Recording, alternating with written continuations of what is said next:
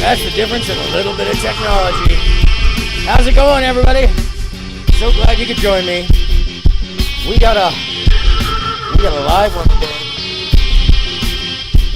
Yeah, getting a little overzealous with the audio there. Sorry.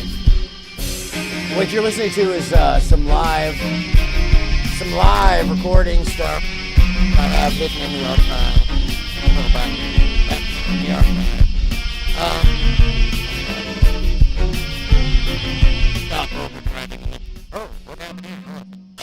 There we go. Oh, sorry. Still working out the bugs and kinks. Yep, that's how we do.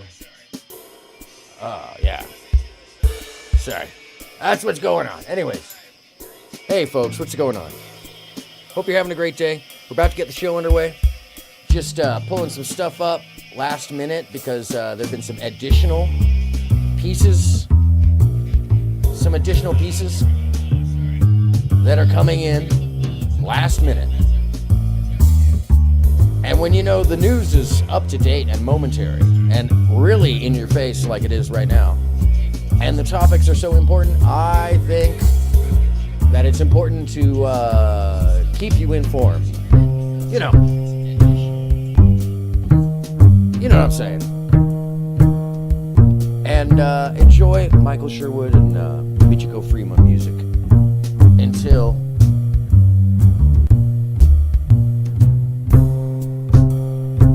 that time. And by that time, you know what time it is.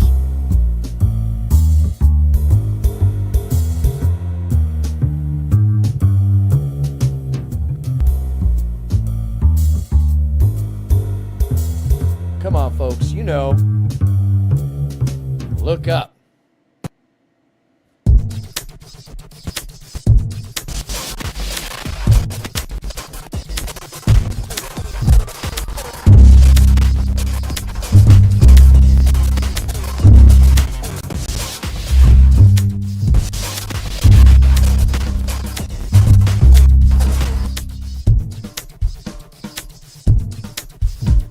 So, you're probably wondering what the heck's going on. Well, first off, I can never get that intro right. Doesn't matter how small I make it, the video player just doesn't like it. So, that's how it goes. That's how it goes. Anyways.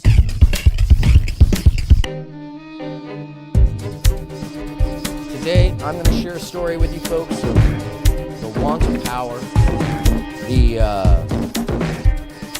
money of influence, and most importantly, what I think is on everybody's mind, the future of the American system and how we're going to address our future presidency. Oh, hey, hold on a second. Let me address the microphone presidency.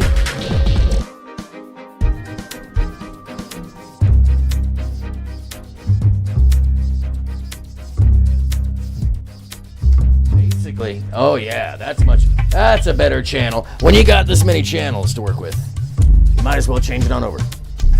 Hi, welcome. I'm right in your ear now. I'm right in your ear, right in your face. What do we listen to? We're listening to the background music that I didn't make. So if I suddenly get shut down for copyright, I apologize. But yeah, and we're also working out, the last little bit of tech that I've been adding. You're going to be hearing a lot more of these sounds and stuff coming up in the future music. I'm finally adding back in my old rig. And by my old rig, I do mean it's ancient. And by ancient, I mean, hey, use the gear you got. Uncle T, call-in show. Yep, we need to talk about my nephew. Call-in show today. Uncle T, who is your nephew? And always down to talk. I'm sure that, let's see. Well, you're not in the participation yet, but we can talk, Uncle T. I'm sure if you've got something to actually talk about, let's see what's up. But let's get into the show, because first and foremost, I want to share. Hey, Emily. Hello. Hold on a second. Let me get you situated, Emily. And we got Uncle T in the house. And yeah, Uncle T. Let me say, I always love when the faceless letters come up. Because even on Mother's Day, I was quite reactive yesterday to a young man who, just basically had a funny screen name and a funny picture. But anyway, that's not what we're talking about today. And let me just do this right, shall we? Hey, what's happening? How you guys doing? I'm AronMSound. He's at home, and I need help. Oh, hello, Uncle T. All right. If you need help, you're, I don't know what kind of help, but I can maybe assist in directing you. We can ask Eva. Maybe if there's something outside of my realm, or we can ask the audience, or want him out, but don't want to argue. Need you to be a mod, basically. Oh, all right. Let me think about that. Hi, Uncle T. Hey, what's happening? I accept that mod. And let me come up with a couple rules. Give me about 10 minutes. I put you'll put your pick. Oh, cool. Awesome. I appreciate that. Yeah, it tends to help. And just if you could do me a favor, make sure not to use here.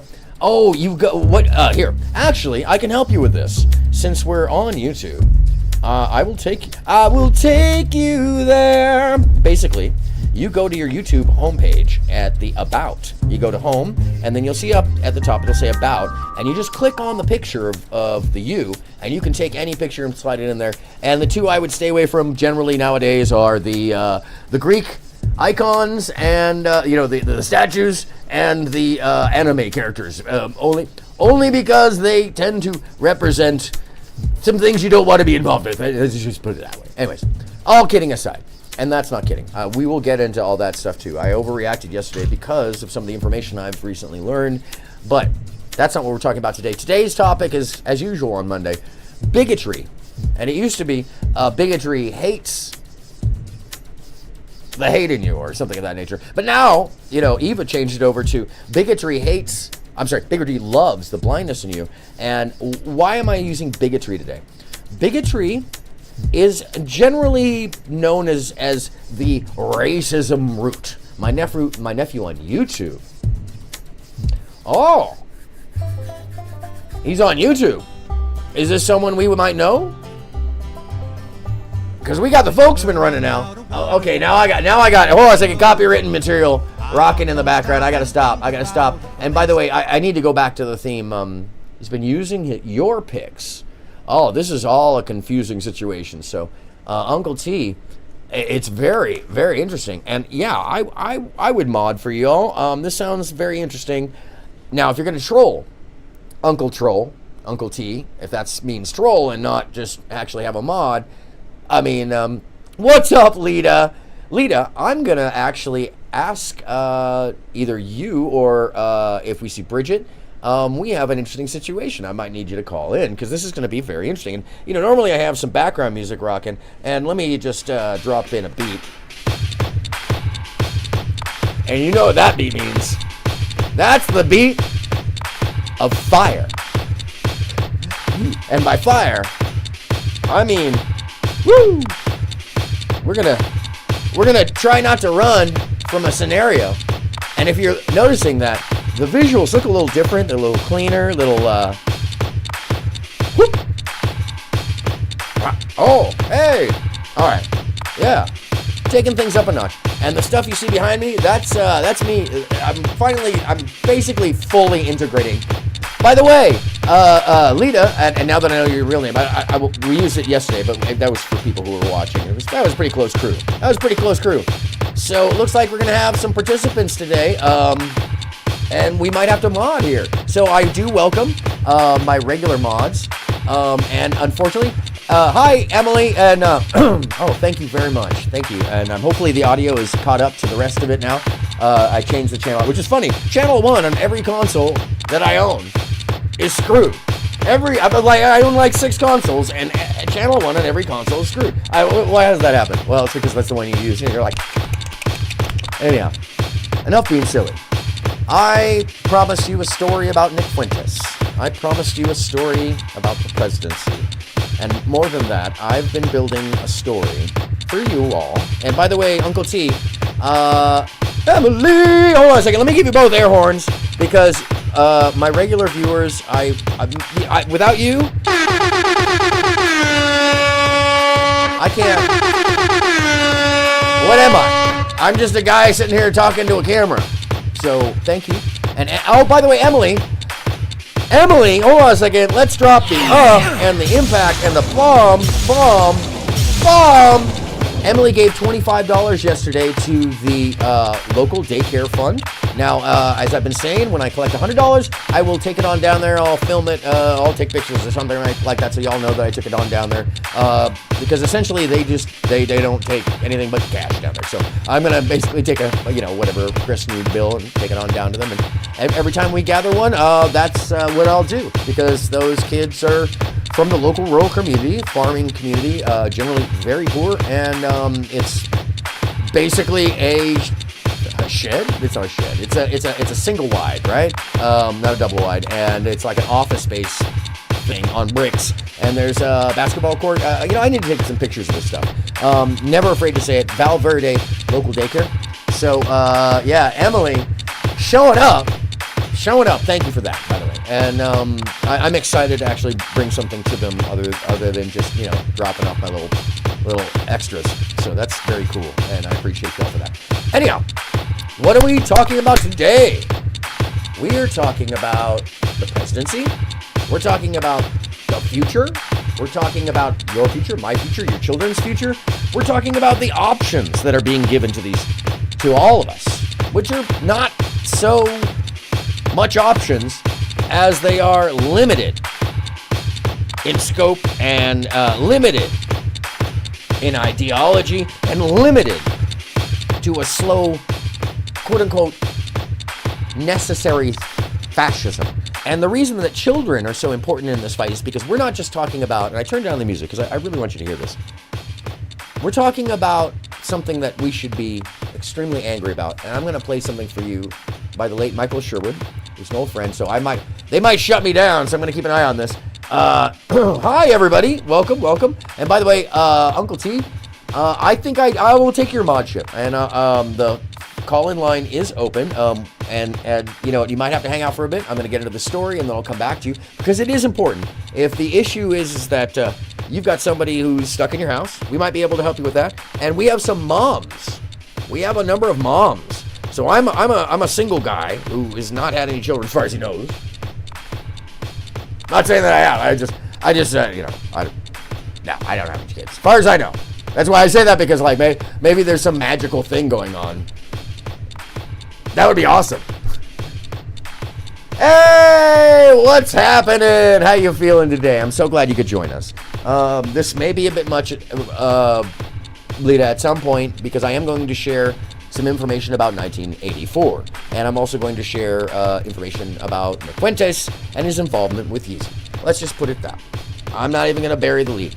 That's what we're doing today. We're going to take just a quick look at how quickly the bigotry world cannibalizes itself. And I say bigotry because they aren't just racists. They feed on the hate of others. They feed on xenophobia. They feed on your fears. And even worse, as somebody who has spent time in a tour bus with the dude, now, mind you, in 2003, so young dude version, the book, yes, the movie, in this case, the movie. We're going to review the movie because it's bite-sized and easy to review, and it's pretty. So I found a great video that just came out, and somebody else who has the same concerns I do, who generally reviews movies and uses that to compare current day stuff. We're going to end up reviewing that at the end and just bringing it to light, so that if there's somebody in the room who needs to see it again, we're not going to watch it outright. We're going to talk about it. We're going to bring the issues and the relevancies and the comparatives to the table. And I think it's important because what we're watching is nothing less than the unraveling of our social being. The running, and the habitus amongst us is so very important to take note of, that we shouldn't give way to the fear of habitus. We shouldn't give way to the betrayed. Why? Well, because we rely on each other's trust. We rely on each other's interactions. We rely on the social behaviors of each other to be honest, earnest, and with each other's generally best interest. Now, mind you, in capitalist society, we might discount that thought. But I'm going to say that we shouldn't give into what I'm about to share with you right now, because I listen to this to remind me that, like my late friend Michael, we can give way to this feeling and feel betrayed by even our closest friends. And by our enemies, it gets even worse. And that betrayal will lead us to an ideology of thinking that everybody around us is against us, right? So this is that constant theme that I bring up over and over. Oh, you're upset with me. Oh, Uncle T's upset with me now. All right, well, we'll get to that too. If you want to hang on the line, we'll get into my little thingy here, and and we can address that. So yeah, I mean, it seems like your concepts keep changing. And by the way, dancers, it's kind of serious. It's kind of serious timing. You really need a dancing cheese right now? Hold on a second. Hold on. I said, thank you. Gosh, union, just trying to make their money. Anyways, you support grifter like my, oh, there it is. See, this is the thing, Uncle T. This is why you don't get the mod. Because you lied from the get-go. And just so we can show the audience the lie and the fact that this is some very odd behavior from other adults, and how it's clear that you folks are so concerned about this message and what it's going to do and how dangerous it is to your very simple idiocy.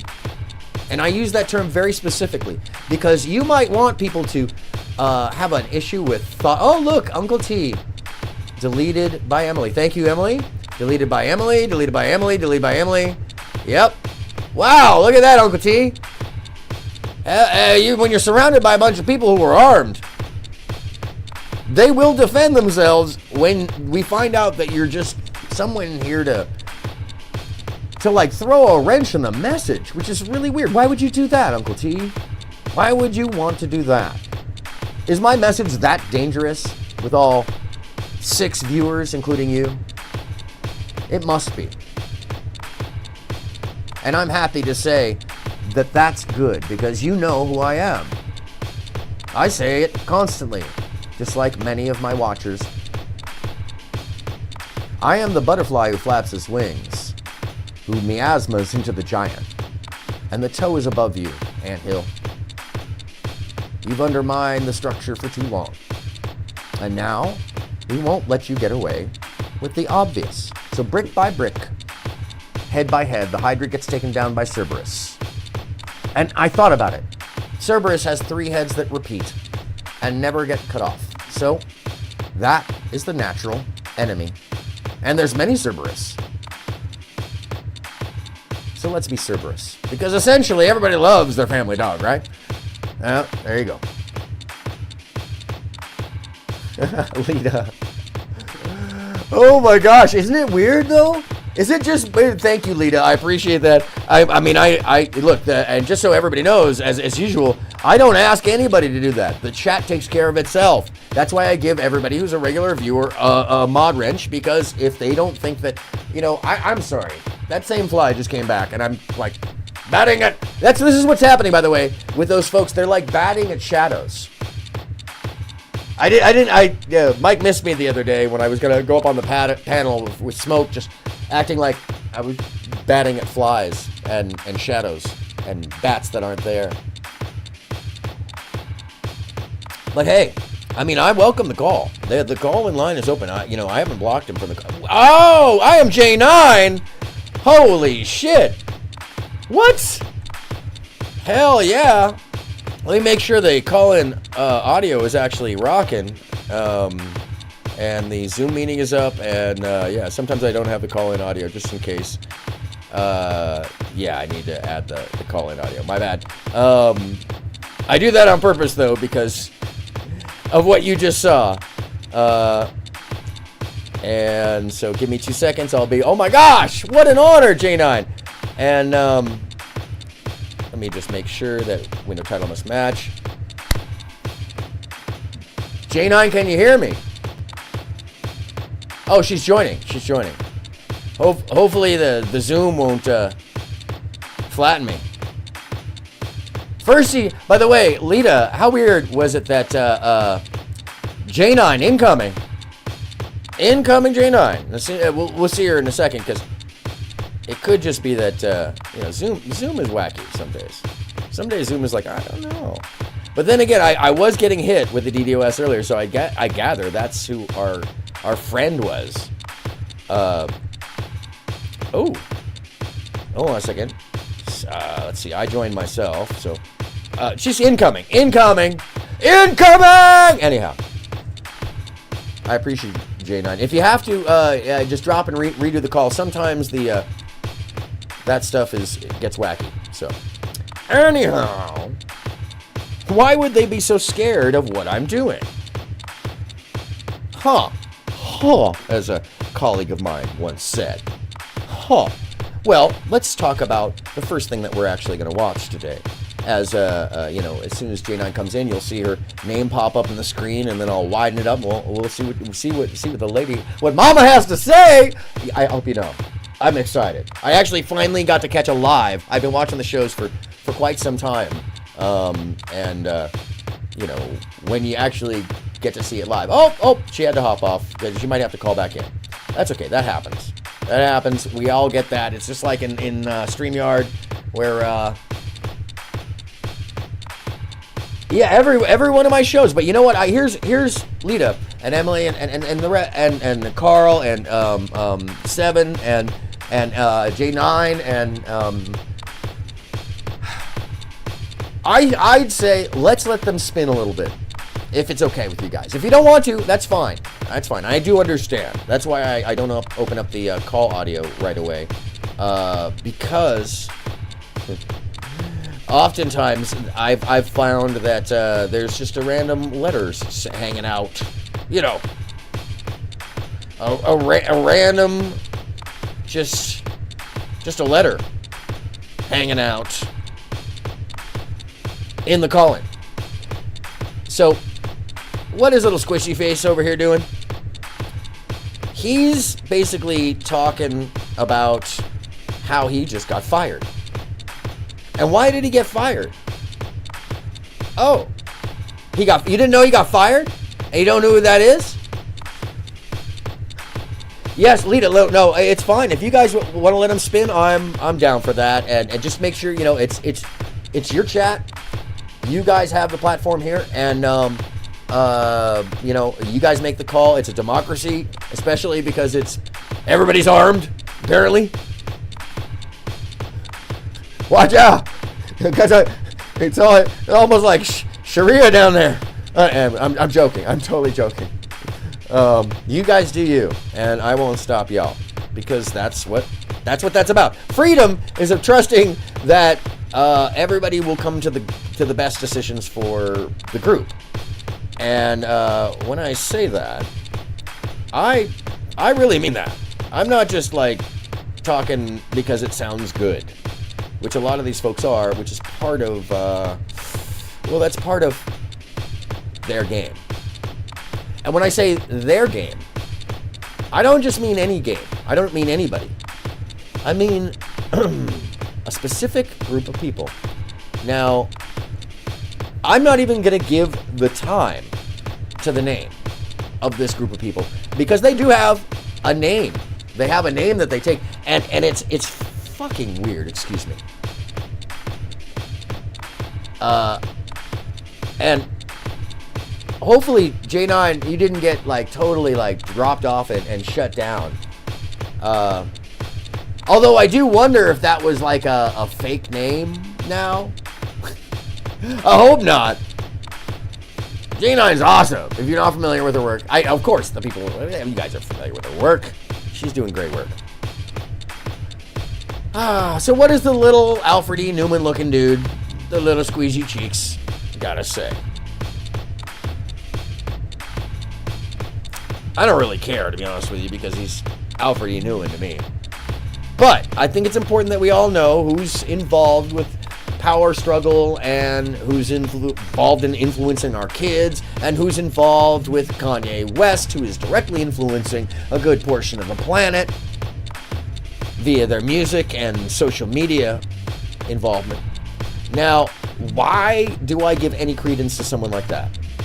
Because I know, personally, firsthand, the person from some time ago. Oh.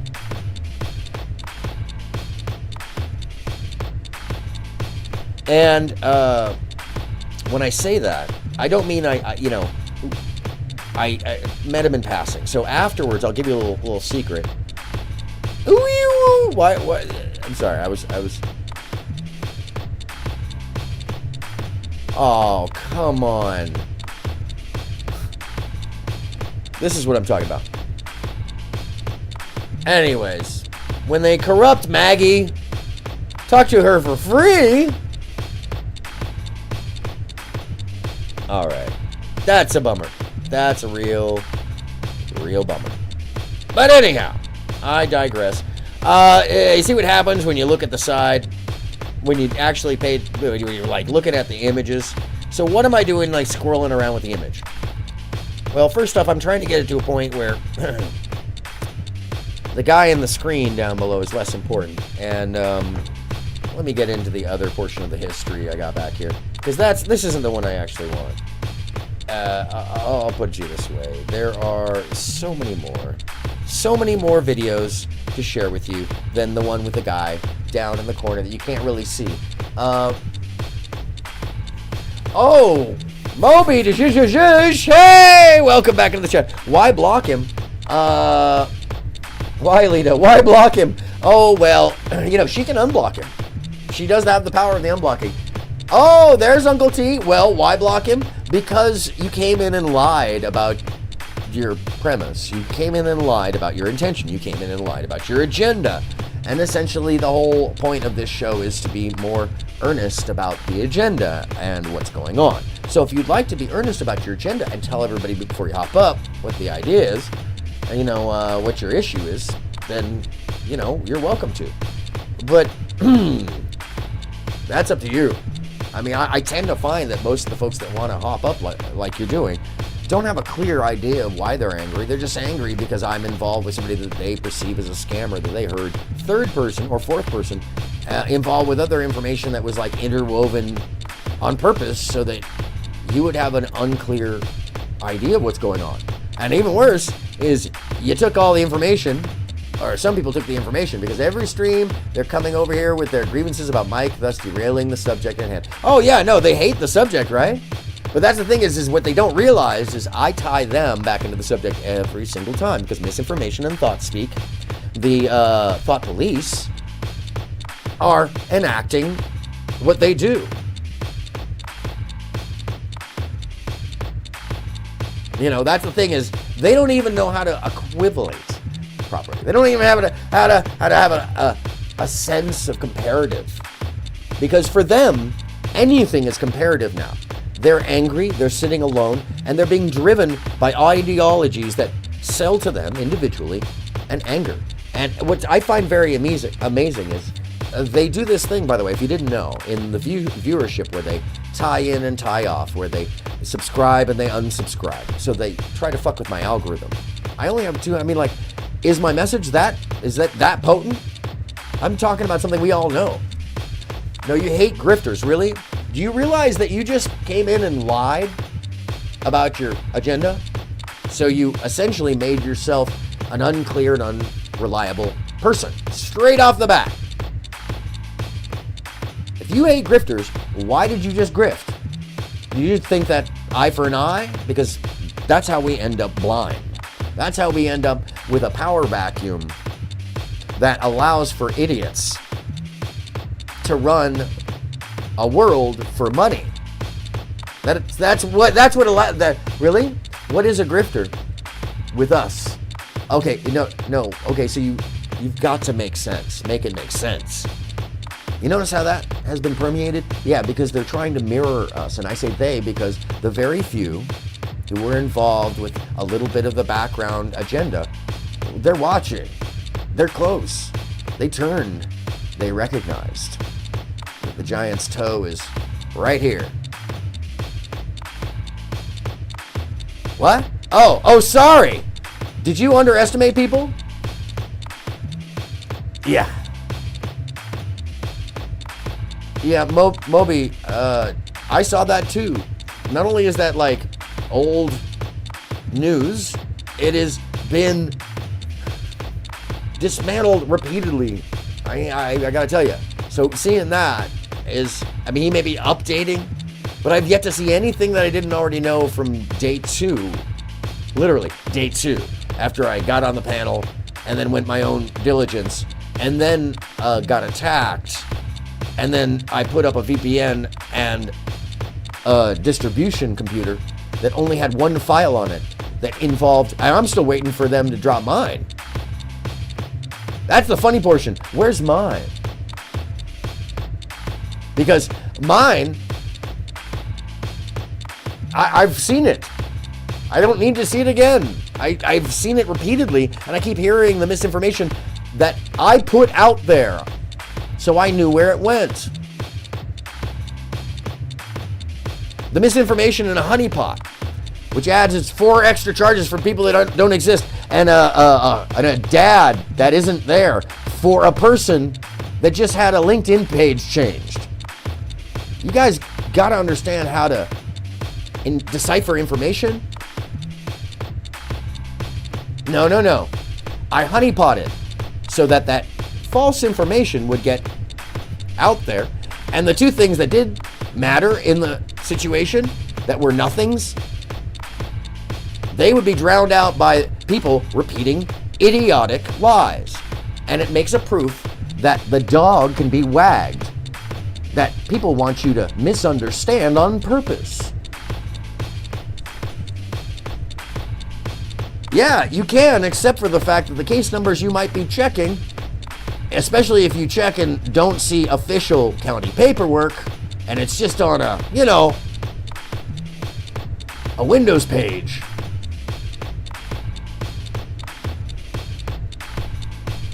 You do you. But I'm going to say that when somebody like me has said it repeatedly, and the one thing that did stick for the guy was a nothing, based off of a nothing that was disproven, and I'll say it, nothing and nothing disproven.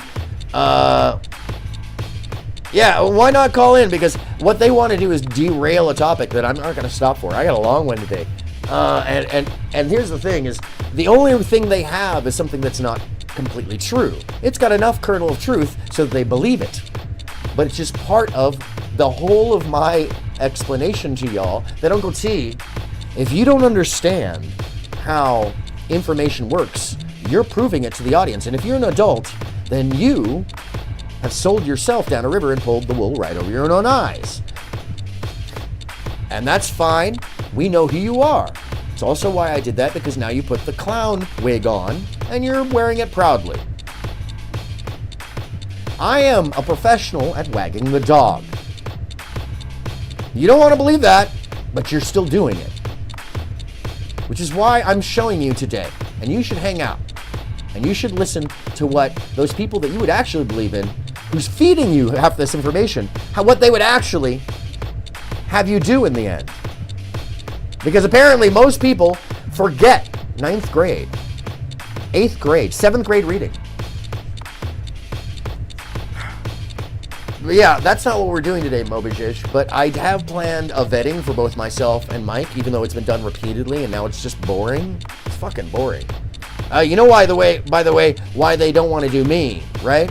Because in the end, it shows a pattern of diligence and abuse by other people against me. Abuse of the system. Which is why they won't share it. Because if you put my information out there, it shows that I've had people use the system against me repeatedly in real effed up ways. Why? Well, because I do mess up too.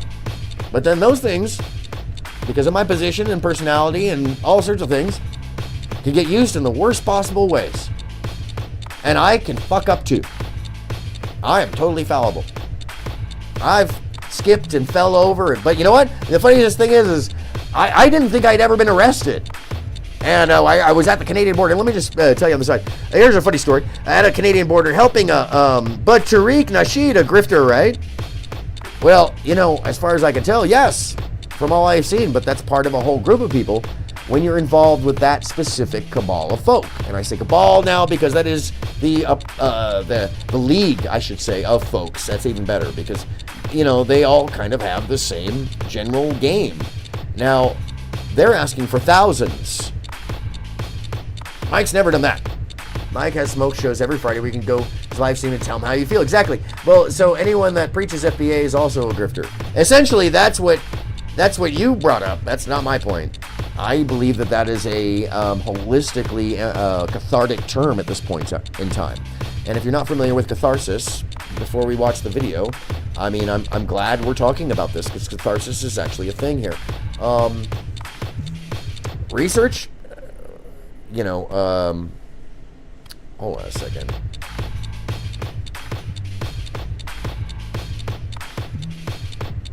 Catharsis is hard to understand for some people. It's also hard to, yeah, Mike's not hurting for money. That's the other thing is yeah.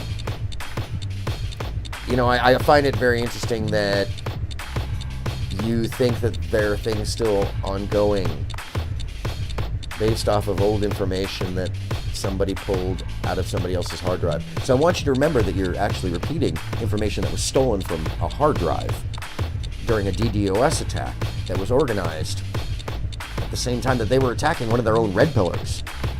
Because that red pillar decided to interview Sneeko and then change Sneeko because they realized, by the way, that red pillar in particular that they physically attacked had been playing them via a sociological experiment the whole time. So you need to get your facts straight. Why you got to pay court fines? Because he went through an issue. You could talk to him about it. I mean, you're on my stage talking about somebody else. The whole point of you doing this is just to try to leverage a conversation to veer away from Nick Fuentes. Do you want to veer away from Nick Fuentes? You not interested in that? You're not interested in Nick Fuentes and the white nationalists and the group around him, including Milo, cannibalizing each other so that they can attack all the money that's surrounding and the power surrounding Yeezy's words and influence? I mean, that's some nefarious shit. Because you got a person who's not all there, frankly, who's influenced by their little tiny bubble of control, who can do whatever they want because they've got enough money. You're not interested in that. You're interested in Mike's fines or whatever. Call him. Be an adult. Grow the fuck up.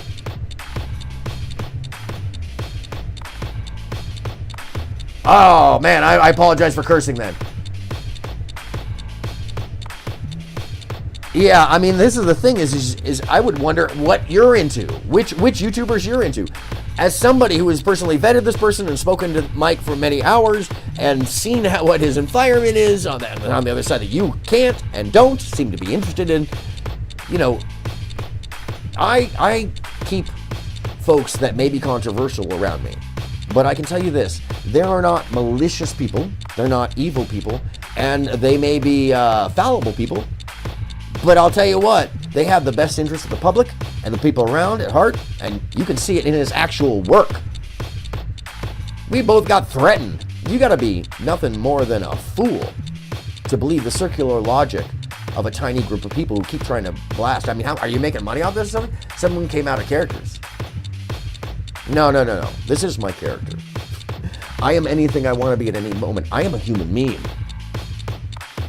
If you want to see me out of character, yeah, that's not my show today. Go make your own show. Call in. Yeah, that's what happens. Uncle T, you were just running up, and I would have you on. You can call in. You can still call in, Uncle T, but you'll be sitting there for a minute until I'm ready to talk. So once you want to actually, I mean, that's the other thing, Uncle T, you know, I would gather you're part of a small group of trolls that I've already extinguished. So you're angry, and you know we're coming. And it's not me. Oh, no. Like Cerberus, we are many and many-headed. And as many times as you may try to throw us off, we will still stand at the gates and tear apart your limbs. Is that enough? Is that a metaphor? It's not going to because it's his pal. No. I'm actually... Okay, so this is the thing you might not understand, folks. I'm not going to turn against somebody that I don't have a reason to turn against when I know the information in hand. You can keep trying, but I've told you the information and it's boring now, and it's not letting me get to what needs to be talked about. So let's first talk about catharsis, because I think you need to understand what catharsis is and what Mike's show is about. Because Uncle T, this is a losing battle. Unfortunately, Uncle T's not talking the truth. If you guys had any information whatsoever, link it down there. I've always offered, play the video. That's not my show today. Once again, make your own show or call Mike. I mean, it's that simple. I'm generally pretty open to these things, but my show does not get wang-dangled by somebody who's pushing like some weird propaganda. You're less interested. This is the thing. If it's lies, then fuck it. Yeah, well, that's the thing is, it is. Fuck it. I'm not interested in it. It's boring. I've already said my piece about it like 2 weeks ago. People freaked out. Look, the response was their shit got taken down. Their shit got exposed. Yet to see anybody actually really truly do that, except for the one person involved with that same group. And even then, the only reason it's sticking is because they keep recutting it. So, other than the smoke show, Mike hasn't had to take down a show. Proof is in the pudding, not in your bloviating or chicanery or your falderall. It's the weirdest shit, by the way. Adults don't do that normally. So what are we looking at here? Hold on a second. Other than that's fucked up. I always feel that way. I have a hard time watching that stuff. I have a funny morality. I can be silly and make fun of myself, but when it comes to like making fun of people that are actually sick or something like that, it's just not very cool. Yeah, I've already done that.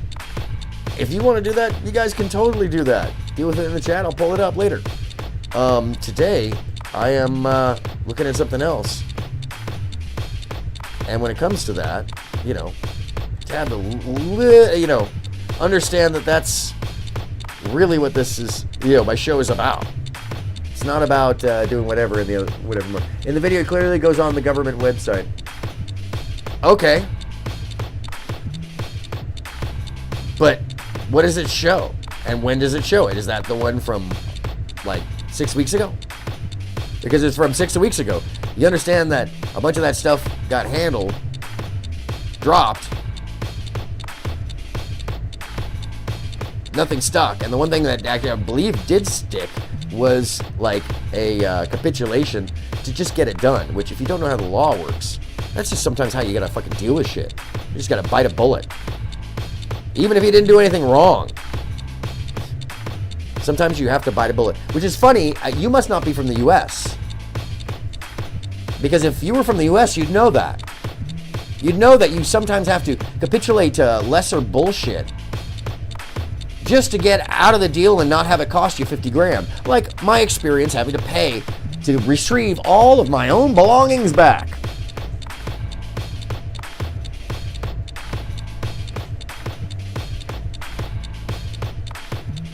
Yeah, you know, I mean, that's the thing is you're talking about something that is boring, has nothing to do with the matter at hand, and I would gather he's probably already paid it because you wouldn't see the fine paid, by the way. Oh yeah, Bridget. Actually, you know what? Hey, chat, if you decide via democracy to oust one of your own. Just let me know at any time if you don't see Bridget. Anyhow, let me change the page.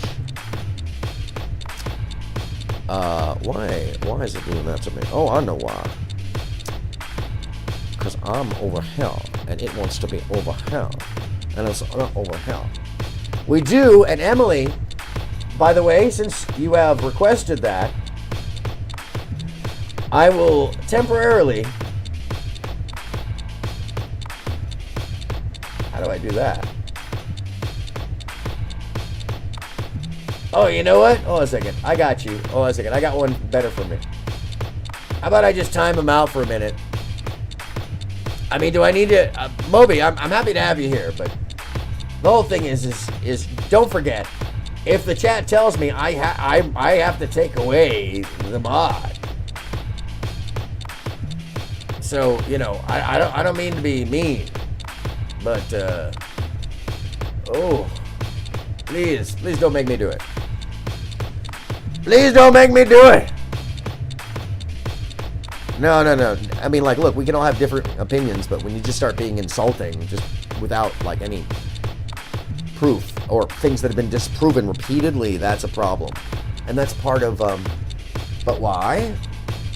Because nobody has brought up current evidence that shows any different than what we've been saying repeatedly. And then once the vetting is done, adults go, okay, that's fact, and let it go. They don't keep looking at the video that's been disproven. Do I gotta get the video struck? Because I will. Because if it's misinformation, I'll go in on it. Is that what we need to do? Adults, let the information go. Emoji, by the way, where are you from? Just have to ask, because if you're not from here, then I gather you don't understand our legal system, which tends to be the case with most people that are not from the US. You can look at it and think that you do, but you don't, because of the way things fucking work over here, and especially if you're not white. The same thing that I might have walked away from, Mike might have had to made a plea deal or some stupid shit. Even after maybe his belongings were stolen. Maybe even after the entirety of an agreement that had been set years before was ignored and people abused the trust. And I'm not talking about him. Maybe, in fact, his money was stolen. Or maybe, in fact, the things that were left in the house, by law, become his in the U.S. But you may not know that. Okay, that's fine. Bye. I'm sorry. It happens. You're welcome anytime, Moby. You still have the mod. Come back, man. Yep, Moby. How old are you guys? Are you guys from overseas? Is that what's going on? Or are you like 18, 19? I feel like you guys are under 25 for sure. And if you're not, we gotta talk. Because that's fucked up. Let me just say. Screwy fucked up. Anyhow, I'm just opening windows over here, and I've stopped looking at what I'm doing. Because I needed to do that. And why? By the way, I don't know if you guys know this, but whoo, look at that. And see how it comes? First off, not a Jew. Heritage-wise, yes, but not a Jew, not practicing. Yeah, they got to be overseas. Let me just tell you first and foremost, I'm an omniversalist. I understand something you don't. I understand a bunch of things quantifiably. Uncle T, I guess you don't. Yeah. So, Uncle T, you're welcome to watch. You're welcome to learn something. But first we're going to start with catharsis. Because the catharsis exhibited by my chat right now in kicking your ass out. Yeah, Lita, you guys have the control, as you well know, and it's your chat. Catharsis. What does catharsis mean? Catharsis means, and I'll pull this on over, because I think it's important that we all read this. The dictionary says it's the process of releasing and thereby providing relief from strong or repressed emotions. Music is a meaning of catharsis, purgation, purging, purification, cleansing. That's a terrible word. Unless you're washing the house. Release, relief. How many other things does this damn thing mean? Many things. Freeing, deliverance, exorcism, ridding, abrasion, deparation, lustration, repression is the opposite. So this is one of the reasons why, look, at some point, you don't want to repress them, but you are exercising them and bringing them deliverance and freeing them and purging them, as well as your own feelings about the matter, right? I hope so. Which is why finally we get to see what the is really going on around these parts, okay? So last night, I found not only does the king of the Cringe Kingdom have his own news channel, but I found out that I can subscribe to his personal news channel, which is just clips that are sent to him from all sorts of other people's channels, so that he can get that up-to-date boom, boom, boom from some of his followers. So, by the way, if you're in the Dalaban DGG or whatever the fuck you guys want to call yourself, I'm going to call you all Goypers. Guypers. Goypers. Guppies. I don't even care what it stands for. I'm not going to tell you. I'm not going to describe what the fuck they're for, to be honest with you, because even describing them makes me angry. And it makes me angry that I had to miss this, by the way, because I want to play something for you. And I may get in trouble for this, because I don't know if this is this has to be copyright written, but I don't give a fuck.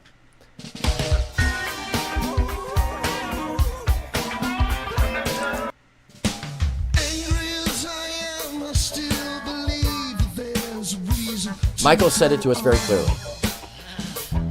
By the way, this is from an album called Tangletown. You can find this. I guess I'm grifting now. You can find this on Bandcamp. The late Michael Sherwood.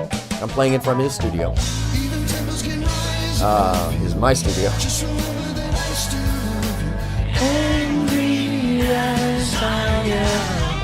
The venerable C.C. White singing background. The call-in line is open. 1984, tried to warn you. Oh, what's this? Destiny's Hater magazine. I mean, I'm not telling you that you should go and subscribe to Destiny's Hater magazine to get the inside scoop, but I might be suggesting that that's where sometimes I get my stuff since I found it. And I think it's important that we share this kind of information with each other, because otherwise, as I am you, every as I am, are we angry?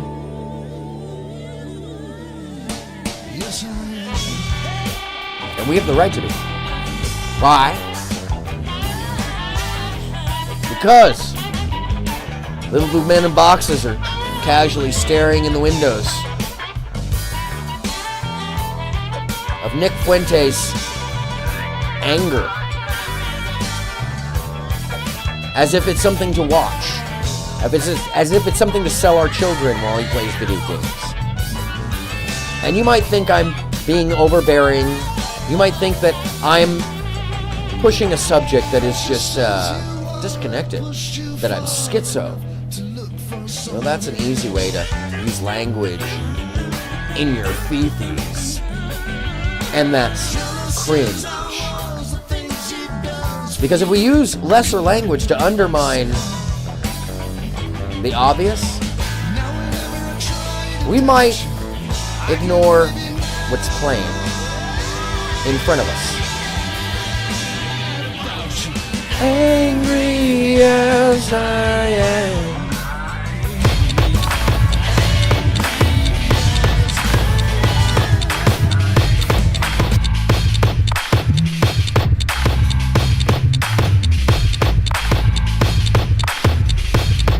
So what is the little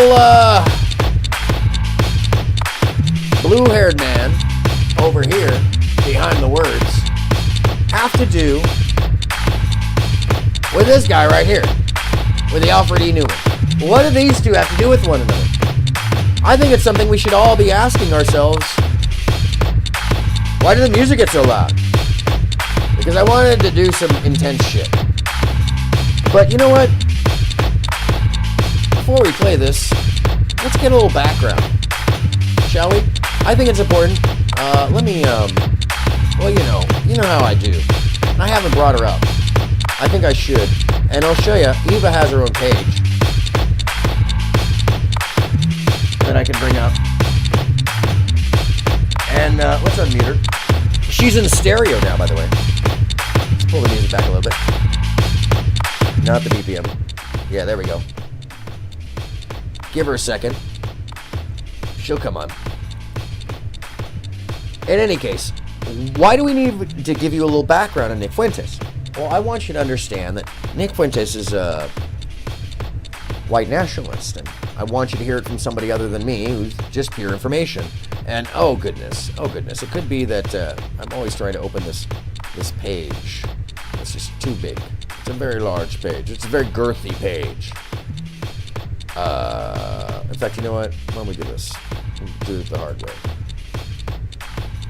And yes, wait out. Get there. All right. Yep. And there you go. Every once in a while. Oh. That one page that it likes to go back to is very large, so. Anyways. What's up with Nick Fuentes? Nick Fuentes, as I've been told, is associated to a number of, yes, please go back to that page. And he's associated to a number of white nationalist groups. He's surrounded by people who are very extreme in their belief process. Not only that, but they're very embedded in the debate bro world. And what is the debate bro world? Well, the debate bro world, hi, there she is. Thank goodness. Okay. That's, let's pull her out of here. She's got her own window. And let's add her to the chat. Eva. Eva has a place with us. And, new chat. Yeah. And let's give her a voice. Shall we? Yeah, I think we should. Oops. New chat. And, let's see. Let's see if she's rocking with us today. Hello, Eva. Are you ready to tell us some facts and figures?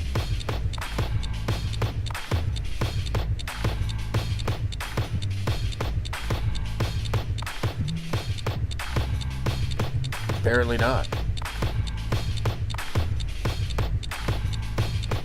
Hello, Eva. Can you hear me? Oh, there she is.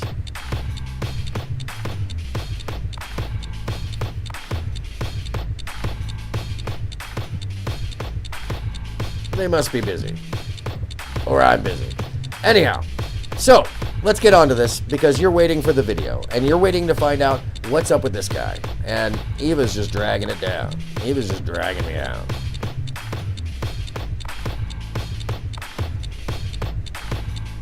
And why? Because she takes a lot of oomph. I screenshot the article. I'm like, hey, I said, is this true? I said, yeah, it is true, bro. It is true, and sad for you. Sad for him. Anyhow. Now we're about to get into it, folks, so don't go anywhere. This is important. Why is this dude sent $20? Can you clear up any of the milder criminal accusations / rumors / drama? Why is this dude important? What is up with this guy? Well, I think we're gonna minimize the call center until somebody actually calls in. And I think, you know what? Let me try pulling up Eva one more time, just because. I'm not kind of wild. That kind of wild person.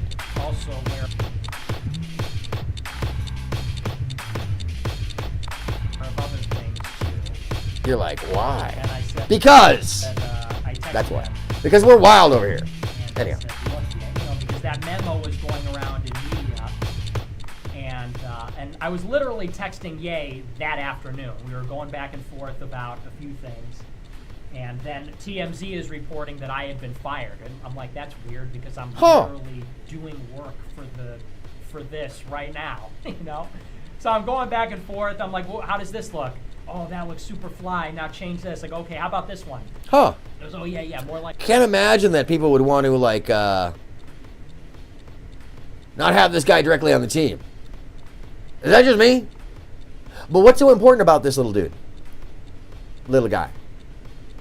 Now, when I say little guy, he's probably actually my height, which is hilarious. It's just his head is so big in comparative to his shoulders. But that's just me being pejorative because he's so sensitive. He's such a sensitive little guy.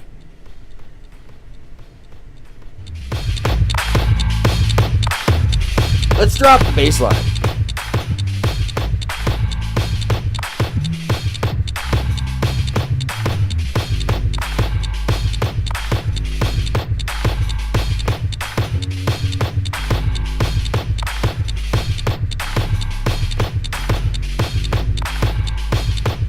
So, what did that say at the beginning? What was this really about? So, he got a text from some unknown, and essentially that unknown... Well...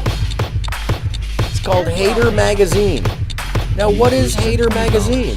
Can you clear up? Oh, isn't that weird? Well, that's the same name as the channel. Huh. And let me just pull away so you can check it out. Oh yeah, no. This is a real thing here, folks. Hater Magazine is Destiny's own news channel. And they apparently... Oops, excuse me. It seems like OBS has just been having issues. Mostly because... Let's get rid of Eva. Anyways, this Hater channel is essentially Destiny's own news service, which I find it very interesting. As soon as I get into that everything locks up. Isn't that interesting? Isn't that interesting? Let's get rid of it. I'm sorry. Sorry, Eva. Sorry, I'm going to have to clear the cache on Eva and bring her up from the... Oh, yeah. It's really, really locking me down. Anyways. Once I get rid of her, she'll be fine. Hater Magazine posts clips of extremists from every corner of the internet. Our purpose is to provide an accessible, TOS compliant. If you're not familiar with that term, it's terms of service compliant. Oh, did they go away as soon as I pulled up Hater Magazine? Huh. Isn't that amazing? They went away. Oh, no, they're back. Hi, welcome. Probably somebody else turning on. But that's fine. That's fine. The call-in line is still open. And I get a ring-a-ding. A ding-a-ding. Criminal accusations / rumors / So, what's the deal with the Hater Magazine? Well, I want to read it again to you because I think this is I think it's, obvious that there's some folks, some intermediaries in the course of this process. Now, stick with me, folks, because what we're going to do today is we're going to take a lot of this apart. Now that I've gotten there, an hour in. But, that's what happens when, things get in the way. Interesting. What the hell? Oh. All right. Are you really trying to get in between? Wow. I just got booted off of Zoom. Okay. Sure. That's what's going on. I'm just going to have to close her down. I'll tell you what. I still have a Zoom line. It's on my phone. So if you want to call in, the Zoom line is still open, and it will no longer be on the computer, so I'm air gapping. Because clearly somebody's upset about me running my show. So if you want to call and talk about that and talk about what you've been doing consistently, why my show drops, why I get bandwidth, DDoS issues, call me. Because, the meeting is the same always the same, and now it's on my frickin' phone, because you can't get away from my backups on backups. All right, children. I wag the dog, and you're just a flea on the dog's back. Okay, thanks. But I'm talking about Uncle T. I was talking directly to Uncle T, clearly. Maybe not Moby but I might be. I don't know. Bye. I'm upset now. See, so they, we're trying to listen to what's going on. So this little section is very telling. Hater Magazine posts clips of extremists from every corner of the internet. Our purpose is to provide an accessible. Our purpose is to provide an accessible, TOS compliant, and safe means for other YouTubers to educate viewers by identifying and addressing hate online. So in essence, they're on our side. But then there's this. Without Hater Magazine, political and live streamers who challenge hate would either have to platform the source website itself or allow its content to go unchallenged altogether. Well, that's interesting. So essentially, oh, you're the saviors, huh? Interesting. Interesting. But who are they? And who watches the watchers? Sent $20. We do. Can you clear up any of the Milo criminal accusations / rumors / drama? Well, Clear up any of the Milo. here's what I'll say. Clear up about any of the Milo accusations. And this is, by the way, this is what we call a loaded question. Here's what I'll And I'm going to roll this back so you can read this clearly because he rolls through it pretty fast. Rumors / drama? It's a TTS, if you're not familiar, it's a text-to-speech. And you know what? I bet you I can get Eva back up without, because now that Zoom is no longer dragging, which is probably what that was. Goodness gracious. I'm going to have to find another service to hold my panels on, I guess. That's a bummer. Zoom is generally so friendly, and I know one of the guys who founded it, so yes.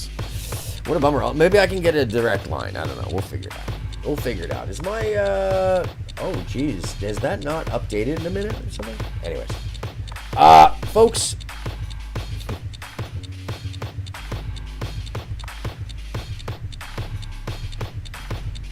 That one page that she's on, by the way, yeah, that's a big page. But she'll come up. Well, here's what I'll say about that. Here's what he'll say about that. Last week, He doesn't have a washcloth in his shower. Brought back into the conversation. I don't know that. First thing I did Maybe was he reach does. out to Ye because I've been aware of this. I'm also aware of other things too. Oh, are you, buddy? And I said, I texted him, and I said, look, Ye, because that memo was going around in media, and I was literally texting Ye that afternoon. We were going back and forth about a few things. And then TMZ is reporting that I had been fired, and I'm like, that's weird because I'm literally doing work for this right now. Yeah. So I'm going back and forth. I'm like, well, how does this look? Oh, that looks super fly. Now change this. Like, okay, how about this one? It goes, oh yeah, more like that. Then I screenshot the article. I'm like, hey, I said, is this true? I said, or should I disregard this? And so we had a quick conversation about it. He goes, oh, well, let me speak to Milo. I said, okay. And so later on, I hit him up and I say, hey.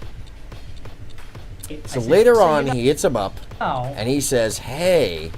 And now I did Milo. give him a warning. And if you don't know who he's talking about, he's talking about Milo Yiannopoulos. I don't know if I'm saying that correctly. Because now I kind of have to protect myself. So what's happening here?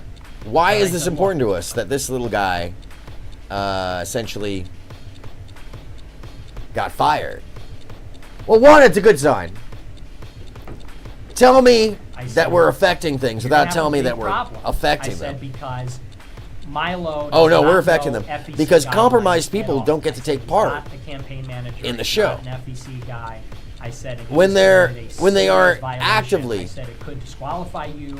It's going to bring major legal scrutiny. So basically, what I'm going to bring back here, by the way, and I want you to pay attention because I've been talking over him.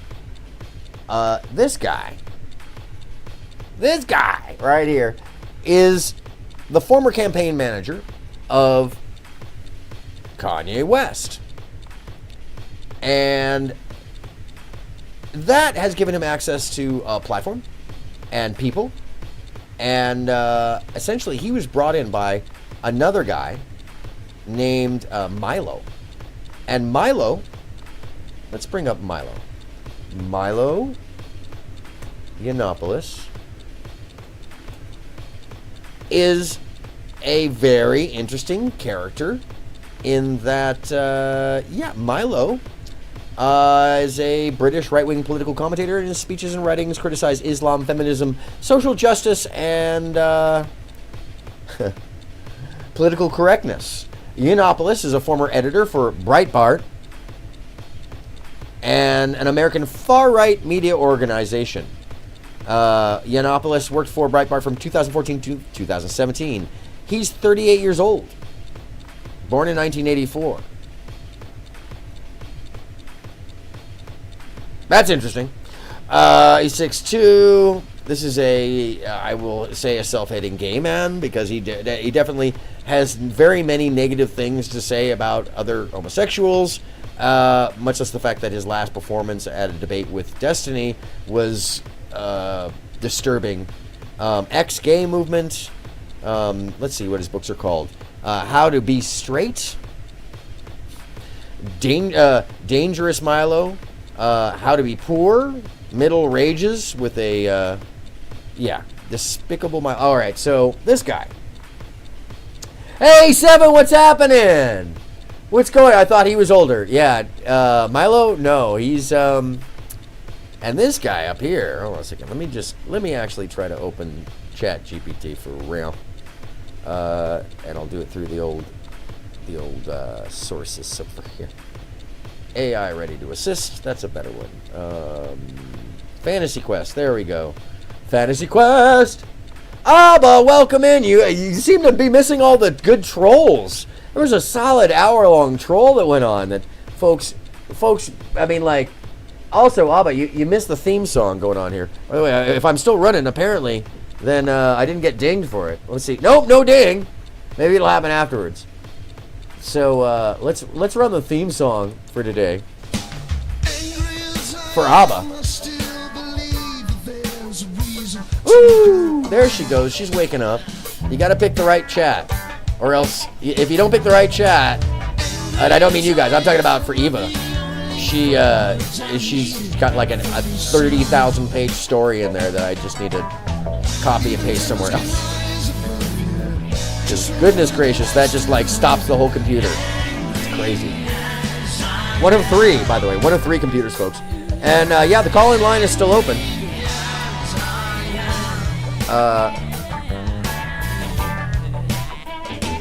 Although I had to spark gap it on my phone. So, if I see it pop up, I will definitely answer. Why am I playing Angry As I Am by Michael Sherwood that you can find on Bandcamp? Well, one, because I'm grifting for Michael Sherwood today. My music partner and friend, mentor, wild man partner. Good guy. A musician. Not as angry as this little young man. Alright. Eva, can you tell us a bit about Nick Fuentes, please?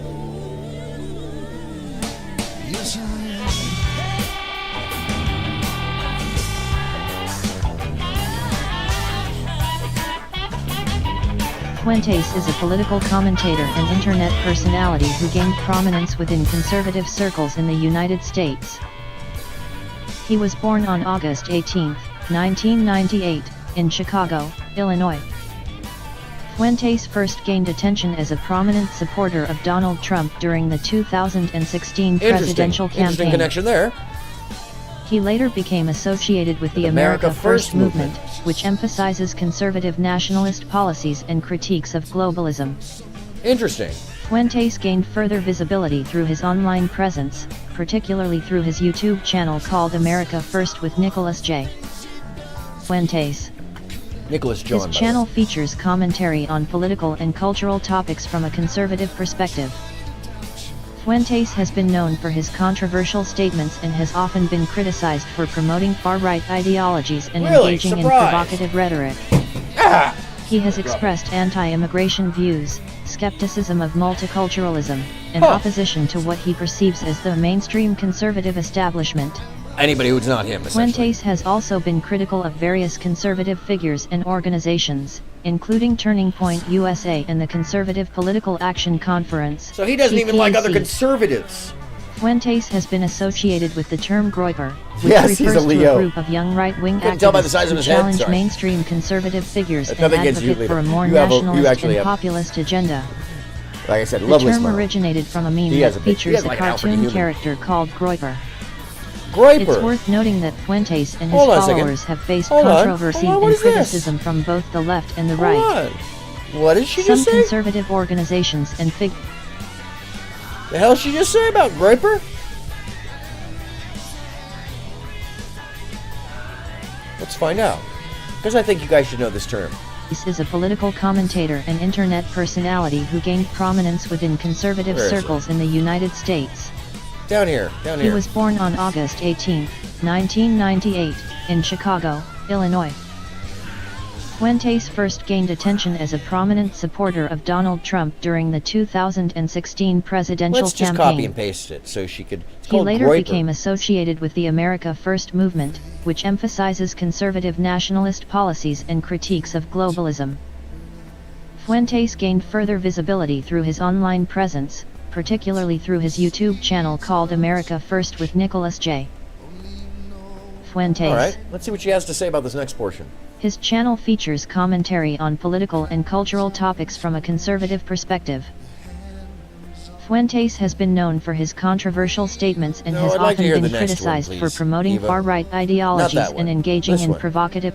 I apologize for the confusion in my Yeah. previous response. Nick Fuentes and his followers, often referred to as Groyper Groyper nationalists nationalists. or simply Gropers, have gained attention knock for her their down so you can involvement see in the this. conservative movement in the United States. The Knock term jaw. Groyper originated from a meme featuring a cartoon jaw. frog-like character called Groyper. Huh. Fuentes and his followers identify as part of the America First movement, which promotes a populist and nationalist agenda within conservatism. They have been critical of what they perceive as the mainstream conservative establishment, including organizations like Turning Point USA and events like the Conservative Political Action Conference, CPAC. Fuentes and his followers believe that mainstream conservatism has failed to address what they see as crucial issues. like I said, they don't such even as like other immigration, conservatives. globalization, and cultural preservation. Cultural They advocate for a preservation. more stringent immigration does that mean? policy, prioritize American jobs and workers, and express skepticism Which towards free American trade workers, agreements. though, really? Is my question. It's important to note that Fuentes and the Groyper movement have faced controversy and criticism due to their association with white nationalist groups and individuals. Huh. Some have accused them of promoting racist, anti-Semitic, and alt-right ideologies. Well, I can't imagine. As a result, Fuentes and his supporters have been disavowed by many mainstream conservative figures and organizations. Please remember that my knowledge cutoff is September 2021. Oh, and no, the that's situation fine. surrounding Nick That's Fuentes fine. and the Groyper movement may By have the way, you've evolved been listening since to then. the album Tangletown in the background by Michael Sherwood. I do not have authorization from his family at this moment in time, but that's okay. Go buy his album on Bandcamp. Michael Sherwood, that's SHERWOOD, his mother, amazing musician in Vegas for a long time. Father was an orchestrator. His brother was in Yes, the bass player. Michael wrote songs for Air Supply and many others, and I wrote songs with me as well. It was a great honor to know the man and to have learned from him. And anyways, these are not conservatives or Republicans. This is a cult. Yes, ma'am. And 7. Oh, let the sun beat down upon my face. Stars fill my dreams, and I'm a traveler both time and space. To be where I have been, to sit with the elders of a gentle race, the world has seldom seen. Ah, mwah! 7. I am only saying. Yes. Thank you for sharing. Oh, my pleasure. My pleasure. I am, by the way, as long as we're sharing it, this is also, say, when I'm having a hard time, personally, this is the song I go to. Beyond Angry. And this is my message to y'all. And I think one of Michael's greatest messages, honestly. Have you ever had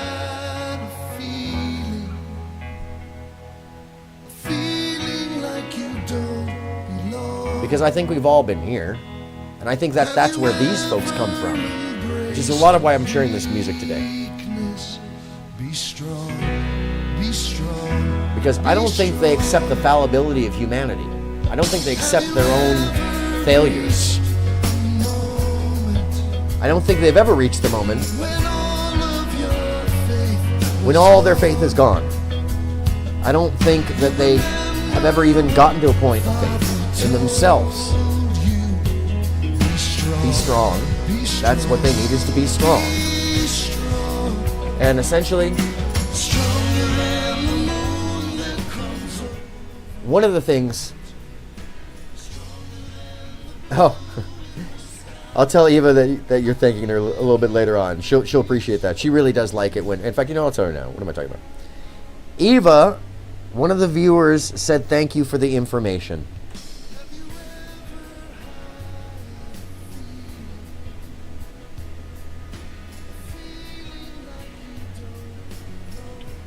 Sorry, I didn't complete the sentence.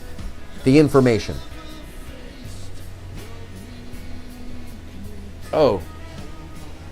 No. Sorry, she immediately is like, oh, I thought I gave you that information. Oh no. All right, so when you do, by the way, when you do this and you just leave it on, oh, she apologizes for misunderstanding. Oh my God, turn the microphone off. All right, there we go. Sorry. She just listens to everything, by the way. You can see it down there.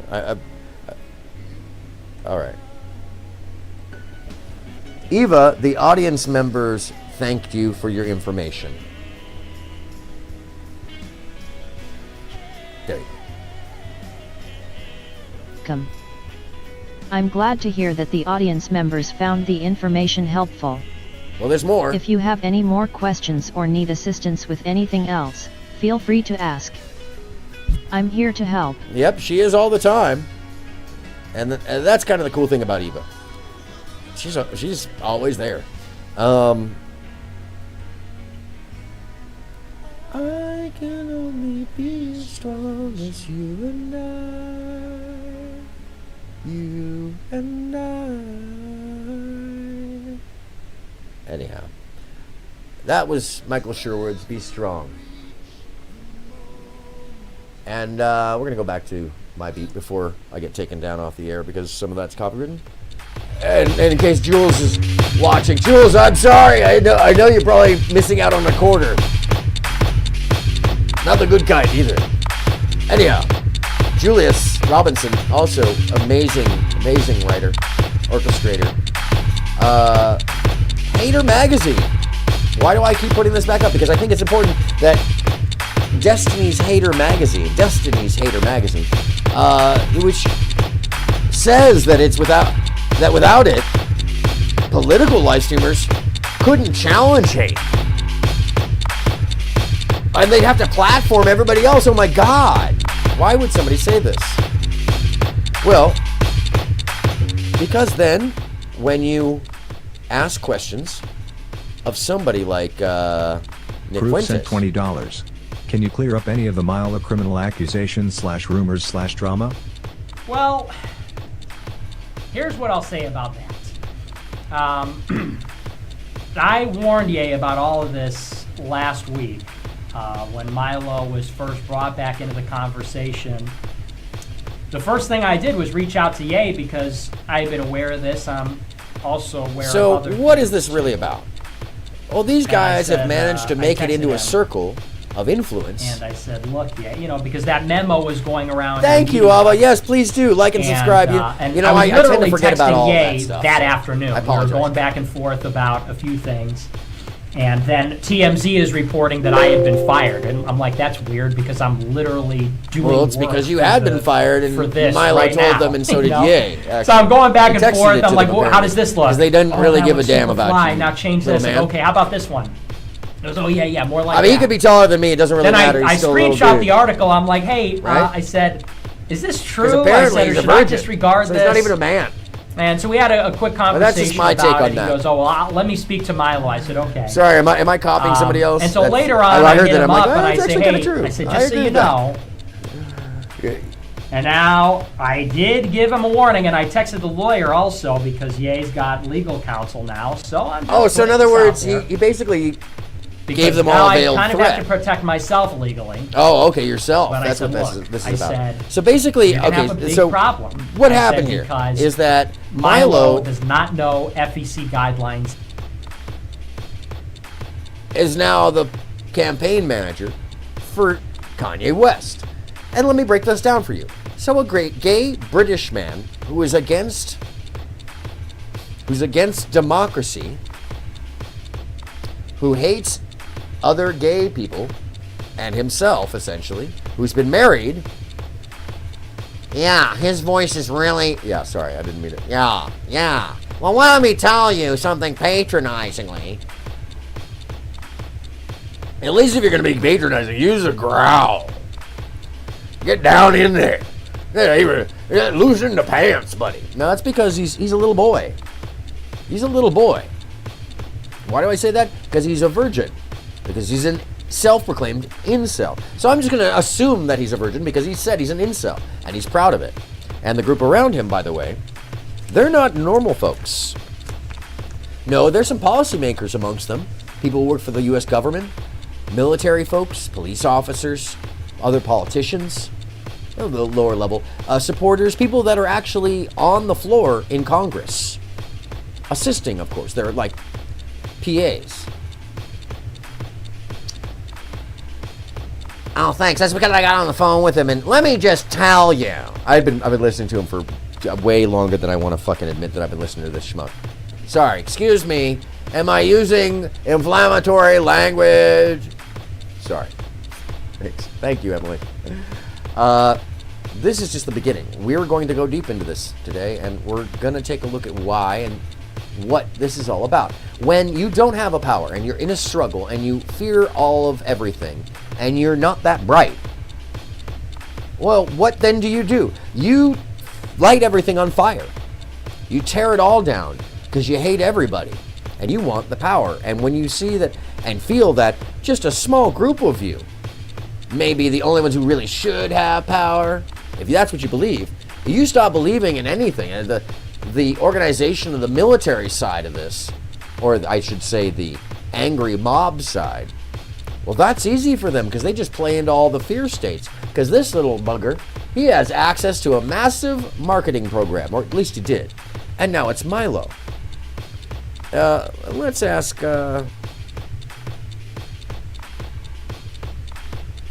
Eva, can you tell us about Milo Yiannopoulos?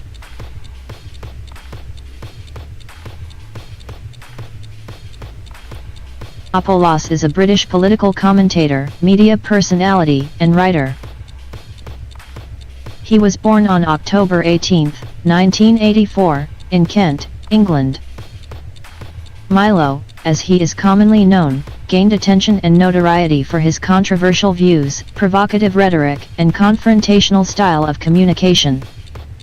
He first gained prominence as a writer for Breitbart News, a right-wing news outlet in the United States, where he became known for his outspoken criticism of political correctness, feminism, and Islam. Milo's style of communication often involved utilizing humor, sarcasm, and satire to challenge prevailing cultural and political norms. Milo Yiannopoulos' speaking engagements at college campuses and his participation in various public events generated both support and opposition. And I want to remind you, his controversial views on topics such as feminism, transgender issues, and Islam have drawn criticism and led to protests and cancellations of his speaking engagements. In 2017, Milo faced significant backlash and controversy when a video resurfaced in which he appeared to make remarks condoning pedophilia. As a result, he was permanently banned from major social media platforms, including Twitter and Facebook. The controversy had a significant impact on his career and public profile. It's important to note that Milo Yiannopoulos has not held a By the way, did you prominent catch public that? presence So in he recent was years, condoning and my knowledge pedophilia. cutoff is in September 2021. Because one of the things that The is in the situation background and of these relevance folks of in the Milo diapers, Yiannopoulos may have alongside changed them, since then. and running the Discord It servers, is advisable and to refer to more recent sources for the safe most spaces up-to-date to information about him. people like this seem to all coagulate around this white nationalist, repressed sexuality, and the people that seem to be screaming about everybody else being a pedo. I'm not saying he is, because I don't know. But they sure do have a lot of these people real close by. And the key to peeping that, by the way, is really innocuous. It's really just like you just think it's a normal picture. But why I got excited yesterday about somebody coming to the chat with a fairly, unusual name, and it turned out to be nothing.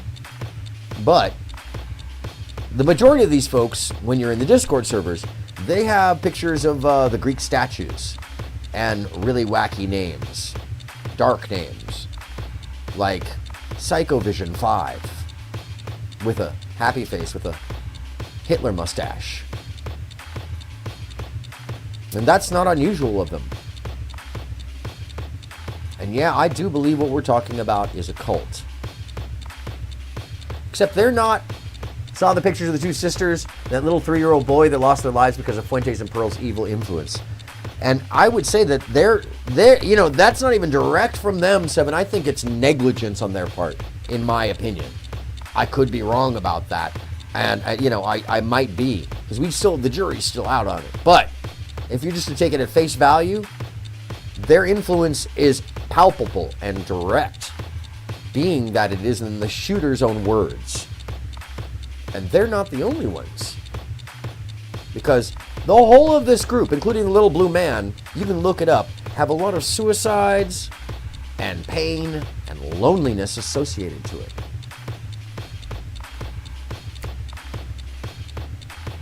And the reason why I snap my fingers and bring the music in is to get you to feel a little bit more about the fact that these folks, they're nihilists. They're extremists. They don't care about meaning. They don't care about truth. What they care about is inclusion in a tiny group of control, which is why this dude made this video. And why the little blue man in the box then reviewed it from his own news service, as we now know he has his own news service. And let me just scroll up so you can see the name of the channel, so you can see that it's Destiny's. I'm sorry. Oh, is it underneath her? Yeah, I'm sorry. Dear, you're gonna have to go away for a second, Eva. I apologize. You're gonna need to go in the background for a second, Eva. Bye. Okay. Yeah. What's going on here? I said he's not a campaign manager. He's not an FEC guy. Well, we're watching I Destiny's said he's committed a hater serious violation. I said it could magazine. disqualify So, if you were It's to gonna subscribe to bring this to major keep legal up with the scrutiny news, if I you wouldn't hold it decide to against run. you. I said There's only this a is gonna couple be videos. They problem. I come and said, go. And it's really conspicuous that he's coming around now when all of this is just starting to circulate. Because Well, it was first only off, last just week a little Laura background. Loomer, He wouldn't have been on the broke the story campaign, wouldn't have been the about manager without. website in the first place. I said, so it's a Without little conspicuous Yiannopoulos, that so. he turns up now. And in classic, this is so classic, Ye takes these messages and puts them in a group chat with the Yeezy business leader, So he's hurt. which I was actually glad he He's did hurt. that. And why am I because bringing up that now this little I'm on guy's the hurt? record, okay? Now I'm on the record, and there's a lot of he said, she said, but receipts tell all, do why? they not? So he puts me... Why? We know why. Because he's having to do a repair campaign for the fact that his words have affected a lot of people and hurt people now. And he's outed. Because one of the people around him, following him, close to him, in the same chat circles, that may or may not be accessible through Discord and certain channels, like, if you follow the crumbs from person to person, maybe in the DGG or something like that, if you follow along. Plus, the other boy was left without parents and a younger brother. That's an atrocity. That's really freaking terrible. and my heart goes out to the family. There's nothing that can repair that. And this person doesn't even have any shame enough to acknowledge it, being that this video was made after the shooting. I hope you know. So he hasn't even really outwardly addressed that his name was brought up more than once on the shooter's own personal site on OK.ru before it was white right in front of our eyes. So as they try to run, well, let me put it to you this way. They're paddling up a river that they want off of.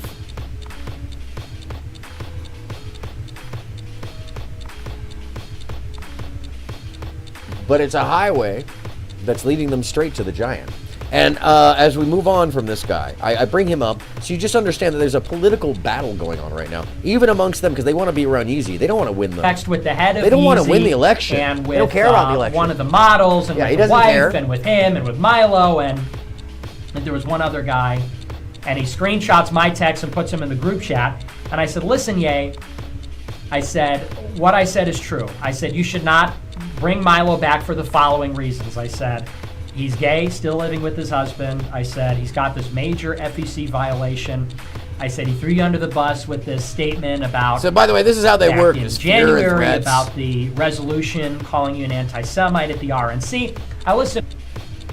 So the association with him and others are what is driving Kanye's belief system, because he's basically looking at other people around him and getting yes nods and okays and yeah, absolutely, yes, boss. Because they want to influence people so that power can be had at all costs, at any cost. And what better way than to have a wild, popular black artist who everybody knows out front saying the wildest shit, so they look crazy. It sounds like COINTELPRO stuff. Well, it's because the practice was clearly taken from that. But it's worse than that. It's just a little piece of their game. And they're not even the game. They're just weird puppet pawns, willing to do anything because they're angry that they don't know how to interact in society, because they're lonely, essentially. Which, once again, the invite to this dude, you know, you want to talk openly about your positions, I'll platform you, because I know what it does. It makes you without a bubble of protection. Well, it makes you get fired, essentially. It only took 1 minute and 48 seconds versus 10 minutes, by the way, folks. Because this is 4 days ago.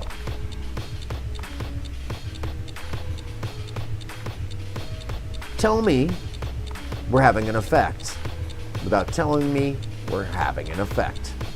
Because the butterfly flaps its wings and a typhoon happens elsewhere. That's one of the reasons why I'm sharing this with you. It's very important to understand that these people, those people, let's make them the other. Because they are. They really are. And Emily, yes, he doesn't care. Why? Because all they really care about is the bag, which he doesn't even have. He's not rich. I've heard it firsthand. This cat is not rich. This cat doesn't make much money. I've seen the information. He's getting paid by his speeches when they allow him to do it. So he's freaked out right now. Because the whole thing that gave him juice anymore, other than his platform, well, that's seemingly gone. So what would someone like that do? Huh, I don't know. But I would say we should probably keep an eye out, because someone like that might get rambunctious in response. Retaliatory, possibly. Well, let's see what else he has to say before we move on to the next things I set of said. videos. So because that's there's what more. I'm There's a telling you. lot I said more you're today. gonna have a problem. We're building an arc, and I'm taking a brick out. So that was that. Today is the first major brick. And I had called the lawyer even the day before and said, look, you're going to have a lot of problems. I'm just letting you know. And anyway, so the story broke this week. The treasurer resigned because, I mean, look, I mean, this is not me saying this. Is not me saying this is some guy. It's amazing how this dude just gets on in there and fucks with something that he's not involved with anymore. It's all there in black and white. I mean, people because can that's say how they whatever work, they right? want. People can go to the media and say anything. Mm-hmm. But the record speaks for itself. There's, literal and metaphorical Almost receipts. done with the chicken biscuits, by the way. There's a big legal problem. And so the treasurer resigned because he took one look at that and said, yeah, I can't be anywhere near this. I don't want to go to jail. Because the treasurer is responsible. The treasurer is responsible for what happens. Whoa. So, you know, I mean... Cool. I'm there for Ye as a friend. I'm there for him as an advisor. Oh, you are. Except you're not. I told him last week, and everybody knows that this is a fucking criminal. I mean, Milo is a straight up So criminal. you told everybody that it's criminal. Legally, he's a dead man and then walking. you got fired. As far as I'm concerned, it's just a matter of who is going to jail with him. Oh, so, you know, Marjorie kind of threw him under the bus. Isn't that an interesting thing? And there were some problems with what she said. There were some problems in the statement by Isaiah Wortman. This is several days after a gunman was found to have him as reference. Excuse me. Chicken biscuit. Oh, so good. He made reference, the shooter made reference to this guy and to Pearly Things. And what is this schmo doing? He's wagging the dog as best he can, but he's not really doing it very well. Because he's picked out a topic as if he's just in deflection. And he doesn't understand that wagging the dog isn't deflection. No. It's in creating the absolute narrative. So then the narrative, excuse me, something in my eye. So the narrative is my lashes. I got long, luxurious lashes. Anyways. Yeah, because the narrative isn't very favorable to him sustaining any career any further. And his associate, by way of management, and online forum, via Discord, etc.,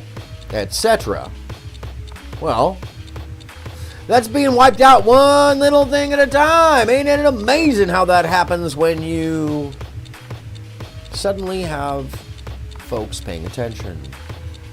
But hey, let's hear more from this guy. See what else happened. Big fan of mine. Isaiah Wortman isn't. And there were some problems in the statement. I mean, maybe they just don't know how much is out there. I guess that's you should really. They just don't know how much is out there, huh? So there's going to be more news coming. Before you make any statements. That's generally good advice. By the way, so I don't know we'll if you guys know happens, this, but or noticed that 3 days after the shooting, Rollo Tomasi was the focus of the entirety of the Red Pill world, being attacked by Sneeko and Destiny. And what's important about that information is that Sneeko has been turned by an unlikely source that was attacked on the same night that I got my first real attack here, and the same night Jason Black got attacked, except the person who got attacked in real life, it's complicated. Well, we've come to find out that John, now seen in front of the camera, with another person who he seemed to have thought was going to protect him, on the whatever podcast. He went and showed his face on whatever podcast with his girlfriend. Why did they do that? Because a week earlier, they had been attacked by Goipers of the DGG. Now, what is that exactly?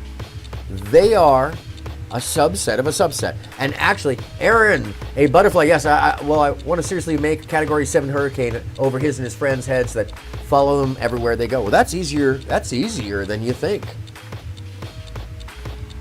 Because they are the trolls. They are the upset circular logic. They are men and women. They aren't just people like that. No, they are the extremists who couch themselves in quote-unquote religious ideology when it's not following any religion, it's not following any belief, it's just little things sprinkled in. And most of them are under 30, but there is a portion of them that are real adults who are in positions of power and money who are abusing these kids who don't know any fucking better. And that's where we got to really do something about this.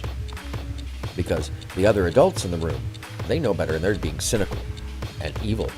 And by evil, I mean malicious. Because we can often boil down evil and good to things that are just childlike, childish, minimized, binary. But when I say evil, I want to be very specific. The definition of that is maliciously cruel, intentionally harmful, and joyous about it. And that's what I mean by evil. Not, oh, you're a bad person. Oh, you fucked up. Oh, I don't like what you think. No. Don't play fey. False association equivalency. No. Recognize what evil and kindness look like separately. All right? That's all I'm saying is it's something that we are currently challenged by in this world. In any case, let's listen to the last of the Goipers a little bit here. We'll move on. All last week and over the weekend, I spoke with him today, and so we'll just have to see what happens. He didn't speak to him. He actually admitted that he hadn't spoken to him, and that he was only in text. I don't really feel good about Milo jumping aboard. Oh, he's talking about Milo. Sort of like the whole point of Yay. This explanation is, by the way, the greatest brush off that he admits. He admits on the air. And you bring in a bunch of highness. It's just sort of like, I don't know, but I'm still there for Yay. He's still my friend and everything, but this is what happens when you bring in a bunch of Zionists? Is that what he just said? He doesn't even know what that is. He thinks he does. But based off of his explanation of civil rights and what that is, and people's perception of it, he thought Michael Jackson proved that civil rights had happened. Yes, no, for as long as they live, Abba, I think this cloud should hang right on over them. I think they should be in the public the rest of their life, too. No, don't jail them.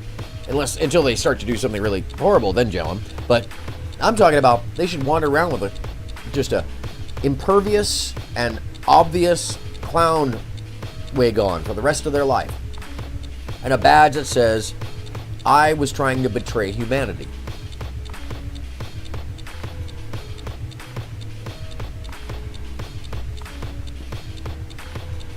Oh, we're getting there. Trust, we're getting there. It's just a long climb because this is a big brick. Just like that guy. Big brick. For a little dude with a big head. It's sort of contradictory, But I'll maybe, depending on how things go, I may release a statement later. But things are very dynamic. They're very much in flux right because now. you're covering up and doing damage control. This week or next and then week, you got fired because you're doing damage control. I'll let you know. You got to trust me. You got to trust me in my discernment. Because now you're directly associated. It's been a tricky thing because for a long time, I've been a little bit tied up in what I can and can't say. Yeah. And it's very interesting. For reason. Months, they said Yay 24 is dead, and you're lying for saying you represent it. Well, yeah, because and then Milo comes out and is like, well, I fired Nick, and everybody's like, so immediately the narrative switched, right? But back then I couldn't confirm it. Now you know that Yay 24 was not in fact dead for the last 6 months. Trying to change the topic from the point, moving the goalpost. You can't talk about these things for reasons that Milo doesn't understand because he breaks FEC guidelines flagrantly. So basically, that, by the way, is a similar form way. I can't of exactly slander, talk folks. about everything that's going on because if it's not true, similar reasons, or it's disproven, we'll just have to wait and see what happens. There's just been so many problems since Milo. This is a classic, like Destiny likes to do this too. Oh, I'm gonna, and then you never see the lawsuit. You never see the cease and desist. You just see people get banned. That's all, because that's all you can really do. Because they don't have a case.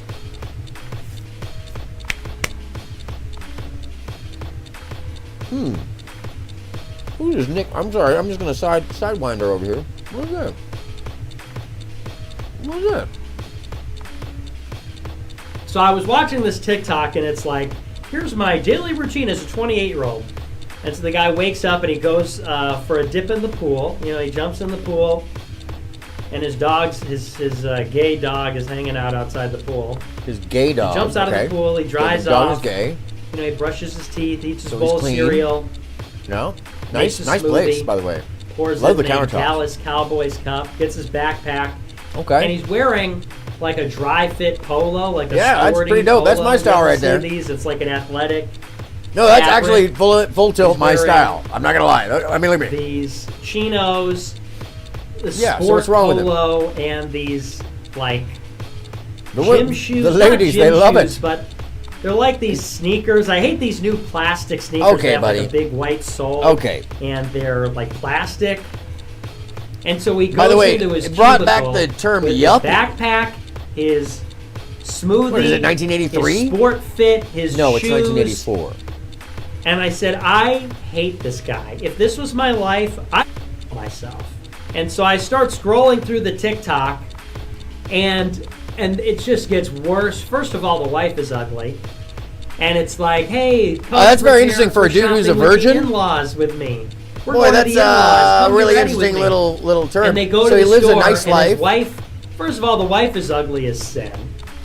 And she's wearing yoga pants in Yeah, public. I think and we these, see like, what's really going on here. Is this guy who doesn't know anything will just bloviate on anything, and then Milo is flying high with that Destiny. Oh my gosh, Milo, that is some embarrassing performance right there.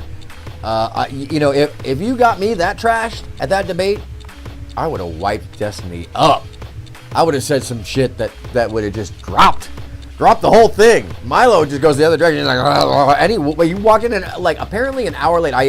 I just recently spoke to somebody who was at that debate, who asked the last question.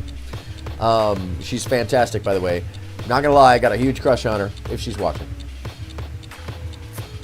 Parasocially, Fuentes needs to be exposed and canceled, Ava7 says, for the murders of those parents, children's, sisters, brothers, daughters, and sons. The blood is on Fuentes' hands, says Ava, and friends, and I want it to never wash off.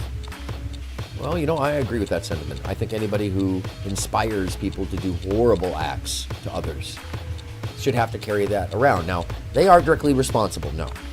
But if you hear somebody telling everybody, like, say, on a radio station in Rwanda, that another group is your enemy when you know that the vote is happening, and it riles up a whole group of people that are ready to go and ready to fight, and then suddenly you stay on the air and you keep pushing that narrative, and then suddenly people do riot and light people's homes on fires and massacre an entire town, well then you are responsible. And we know this in history. That's what happened in Rwanda with the Hutus and the Tutsis. Dude paid by a governmental source who is backed by a politician a radio DJ, locked himself in his own booth and incited an atrocity. It changed the face of Rwanda to this day. One voice. One unhinged, wacky-ass voice. Emily says that she's been to that mall many times. And actually, Emily, it's interesting. I have a friend from the Fort Worth, Dallas area, and he said the same thing. He actually works at a radio station not far from there. Wondered what the police business was that day. And I think we should take that into consideration, that this comes to every single one of our homes every single day, that this is a constant in our lives, that the lonely, the disenfranchised, the angry are getting pushed and called to action by people like this. Inadvertently, negligently. Though I'd say that maybe they may not know, I think there are others that do. And that's why I'm going to lead us down this pathway that otherwise we would call the Arbit Zero. Because we don't want the algorithm taking it down or pushing us into a corner. And the Arbit Zero is where Alice goes. But let me ask Eva a question. Eva, what are the differences between the books 1984 and Brave New World? And what were the messages trying to be sent by the authors?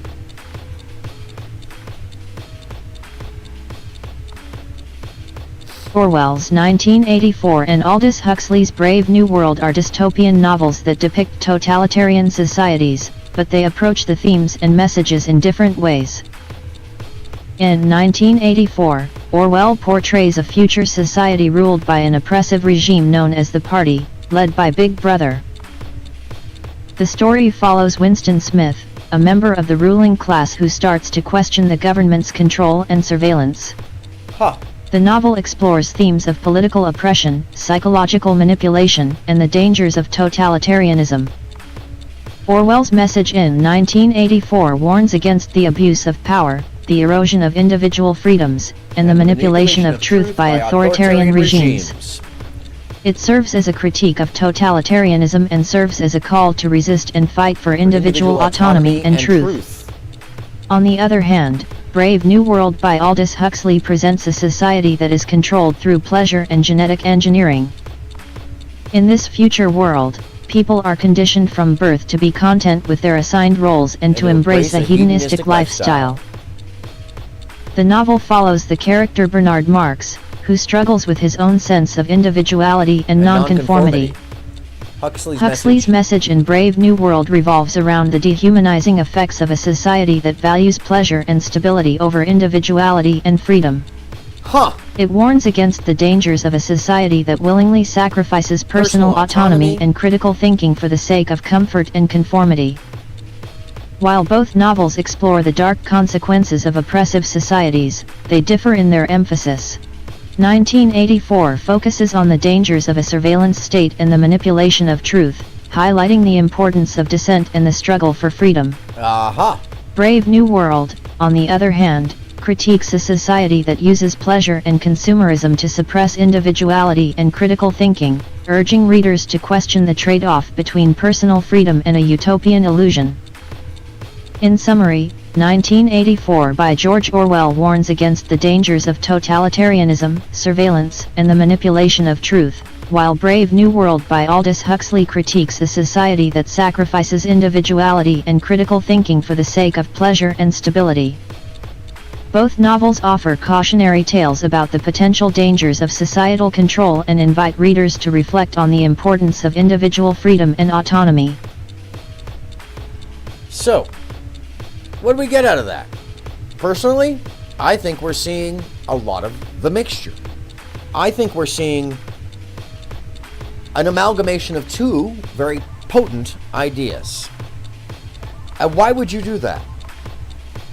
Why would you do that? Well, because if you do that, you can take any side you want and make the other side seem silly at any time, and you could be nihilistic about it, and then you can address each and every person for whatever idea you want. Pull them all apart. Give the comfort to the ones who want comfort,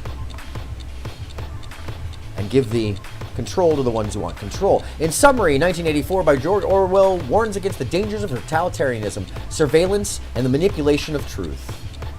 Sound familiar? Brave New World by Aldous Huxley critiques a society that sacrifices individuality and critical thinking for the sake of pleasure and stability. Sound familiar? Sounds like either side. Sounds like the argument of the binary, conservative versus liberal, doesn't it? Because those binaries and those concepts, well, that's easy to boil these things down to. And then if you sell somebody either side, well, you know what side they're on, right? Especially if those sides, well, they've been manufactured a long time ago, and the concepts are in the background of our society. Well, first, the next thing I'm going to talk about here is an example of how when this message fails and the ideology changes, cannibalism occurs.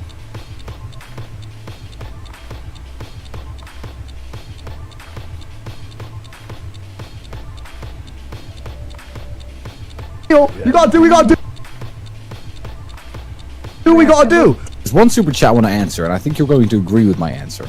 It is, which red pill guy do you think is the biggest dork, etc., etc. They are all talking about me right now. All the ones who've criticized me, all the ones who've criticized Andrew, and they're talking about me. Why am I bringing up the Tate brothers? Despite begging to be in my organizations, begging to be on my podcasts, begging me to be on their podcasts for ages, because me and Andrew are now far more relevant than they could ever dream of being.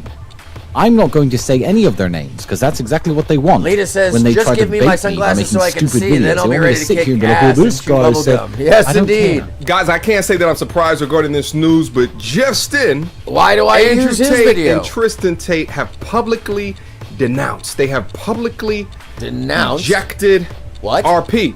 The RP? RP? What does that mean? Well, that is called InSpeak, folks. That's cultured, carefully tailored shooter language. Why?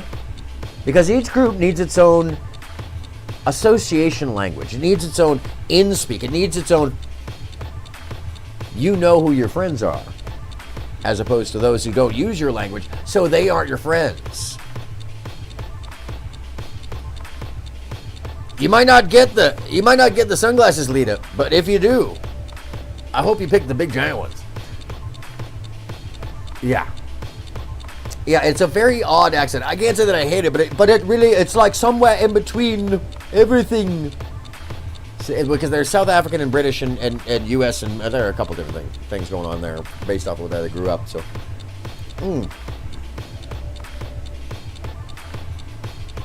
Some people said initially that this is a new stance. Other people are saying that they're just doing this now to separate from the brand image of RP after their stint with the Romanian authorities. But this is actually a position that they've always held and maintained, irrespective of the collaborations that they've done with RP content creators. boy, these guys in really the convince past. themselves. And of we're going to some get into BS. exactly. And the example is this dude right here. The Mr. Simp of the Red Pill world. Like, next to Brian, he and Brian should go out on a date. Just, from whatever podcast, just between you and I. Yeah, because nobody else is here except for you and I. Anyways. But, so that's fine.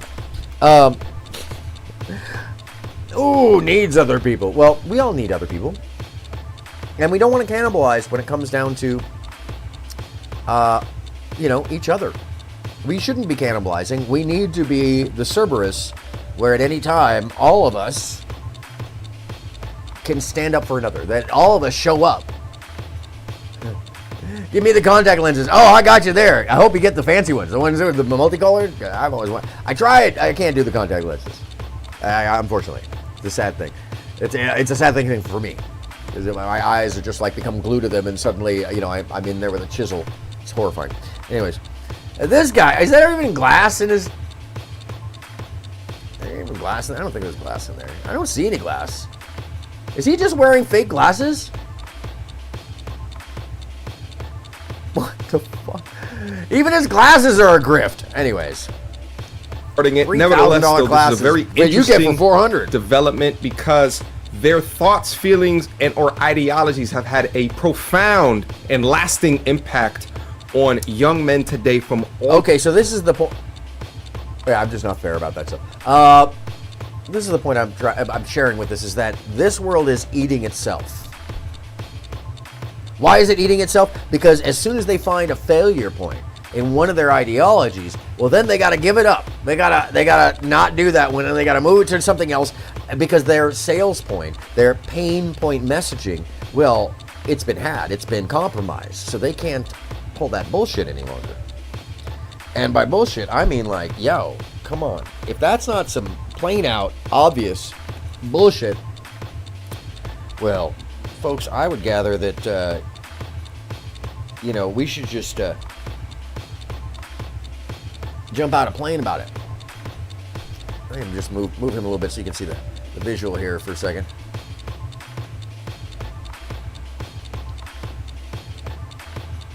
There we go. Where are you? There we go. Yep. Oh, yeah. Yeah, we just jump out of a plane. Perfectly good plane. We're going to just skydive. Because that's what they're doing right now. They're skydiving into the nil.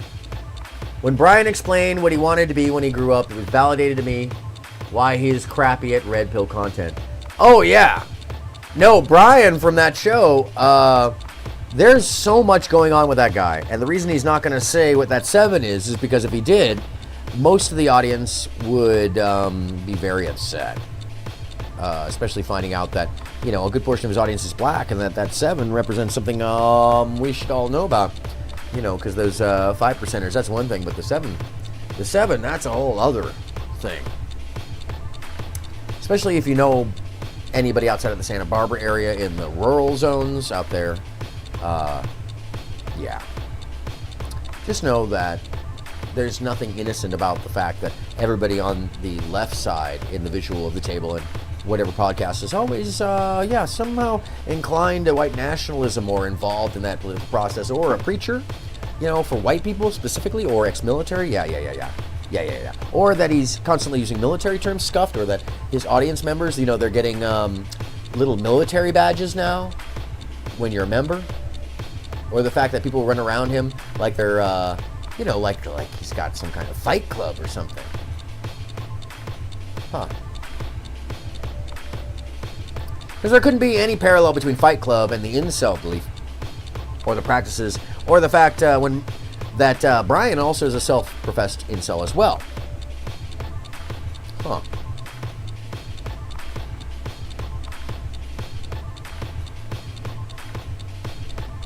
Anyhow.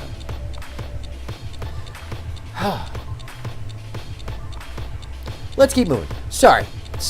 I just had to take a moment.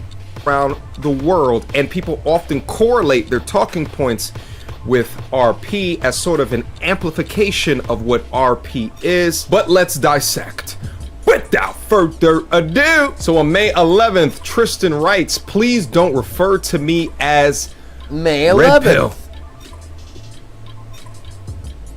3 days, 4 days after the shooter. So you realize what went down here? Their game is up. They got had. It became obvious. So they had to separate themselves from that messaging, and now they got to change it. Which is why they started mirroring a lot of the things that we were talking about, because our messaging is very potent. Because apparently people will just show up to try to undermine, you know, somebody else's show here. Which I'm still trying to figure out, what's the agenda there? Like, are they just trying to throw the show off and troll? I mean, because I will on certain days just take the whole show that direction. I don't care. I'm going to roll it right on back to this, you know, because the whole point of this is to get a bit of the old, well, you know, little of the old Anya, so that everybody remembers what's being said. And polyscopic hypnodation is very powerful when it comes to impressing upon information in binaural fashions, separating the two lobes of your brain off so that there's an inundation of information that's coming at you fairly fast. But when you have a lot of other stuff going on, your central brain, the third eye, everything in the center that basically receives the information from the back of your visual cortex, well, that gets disseminated and stored in a much more subconscious fashion, so that you become an information source just buried right in you. Just right in you. Makes it easier. It's an easier way to learn. And if I started playing binaural beats and stuff like that, you'd be like, oh. You know, because that's not interesting. So instead, we keep just a grinding groove. And, no, they're totally mad at Mike. They are totally just mad at Mike. It's so absurd. Like, what do they think they're really going to achieve with all that? I mean, just being mad at Mike. It's like, yeah, I'm just... Those people are you on the side? Are you for... Now, Tristan is a wordsmith just like Andrew. So when he says autistic, I think that he's doing that extremely intelligently. When you say that someone's autistic, do you? I generally... think that's another one of their... I think that's another one of their code words. Autistic, feefee. I'll make the whole list. I've been building one. Cringe. You know, they've got their own InSpeak, the whole group of them, but it's all the same InSpeak, even though there's all different groups, which is even weirder. But it makes sense. Now, why would Tristan and why would they start talking shit about this? Because they're distancing themselves. Things have been said, and then Rollo Tomasi, who's the leader of this, is also associated to white nationalism, just like Jay Waller might be. And now this is my opinion. I've yet to find the direct link, but, well, when you walk like a duck and you quack like a duck, you might be a motherfucking duck. description of what simping is. I think it's an unfair exchange of value between a man and a woman, usually coming from a man towards a woman. So giving a woman a bunch of free Tommy money, Lahren. giving a woman a bunch of Instagram likes, giving a woman a bunch of Instagram comments. That is simping if she's not doing it back to you. I mean, you'll see me comment, "You look beautiful" on a girl's Instagram picture, So really, and she'll with these reply guys, underneath it's all that, about "I like, miss you, how can we Tristan." make people fear? That's not simping. How can we make That is a people, fair exchange of question value. reality? I'm Question publicly their telling sensibility. people, Question the logic. I've been there. That's what of mine. Yeah. And I get the validation in return. I don't think there's anything wrong. If you were just some guy waiting at the entrance to a restaurant for any woman to walk past and holding the door open in the hope of getting some phone number or something, that really is simping. Yeah. But no, it's an exchange of value, so and being a gentleman polite is and a very, very gentleman important. is Let me tell you a simping, good story but about being their kind version, to, by the way, to waiters and I'm gonna bartenders, bring especially up in why the this city is that you live important. in. It's an Because they're investment. sending two It's an different investment messages to that throw are- money around. I do it here in Dubai because I are spend a lot of polar time here. opposite, or I dichotomous certainly to do one it in another. Bucharest. I was on a date with a are Romanian hypocritical celebrity. of I'm not one going another. to name That are drop her here, cynical of but one another. famous girl, a few million followers on Instagram, etc. And the lights had gone out in the garden of one of the fanciest restaurants in town. So obviously being one of the fanciest restaurants in town, they put a bunch of candles on every table. So I was sitting there as the waiter was pouring our champagne. I said to the girl, I said, "You know what, I specially organized this. I call my friends at the electricity company. I had them shut down the power grid just so we could have candles tonight." And she goes, "Hi, all right, Tristan, yeah, where's my flowers?" As a blasé comment, because she knew I was joking. yeah. She knew I was bullshitting. The waiter, good friend of So mine. if you don't had been know, by the pouring way, champagne who the overheard person in this frame is, I with him, no I would joke, highly 2 suggest minutes that if later, you he want comes to over check with him the out, his biggest name is bouquet of Jay flowers. He Waller. must have taken from behind And me, Jay you know, Waller also from has behind. a YouTube page. But something to know about Jay Waller, and what's important about Jay Waller is this man is worth hundreds of millions of dollars. Why does he have a YouTube page? Yeah, this would be phase 2 for sure. This is a right-hand turn, change the title, change the name. They'll come up with something else, just like Rollo gave them the books for this. They're still going to sell the pain point process. But when you're wondering about funding and money, this person owns a massive engineering firm that does very large buildings. When you're talking about a platform and a capability, this man has private jets and is wealthier than this man. And all you have to do is just a little bit of looking to see that everybody around the war room and this man, well, they have some very interesting ties to a dude we were watching a little earlier, both monetarily, even though they're not paying him directly, and also the fact that they sell these pain point messages, both of them, as he has a class in the Hustlers University as well. They're selling these messages, and people are paying them to get the messages, and there's a legion following these lessons. And this legion can be seen in the chats of Fresh and Fit, Whatever Podcast, Tommy Lahren, what's her name, Brett, with the eyebrows that looks like Ben Shapiro's sister, but it's not Ben Shapiro's sister, even though she's on Ben Shapiro's show. Anyhow, so why do I share this? Because it's really important to know this gentleman, Jay Waller, right there, right here, this guy, in his ear, right there, yeah, maybe his mouth, get it up in there, maybe up in his nose, yeah.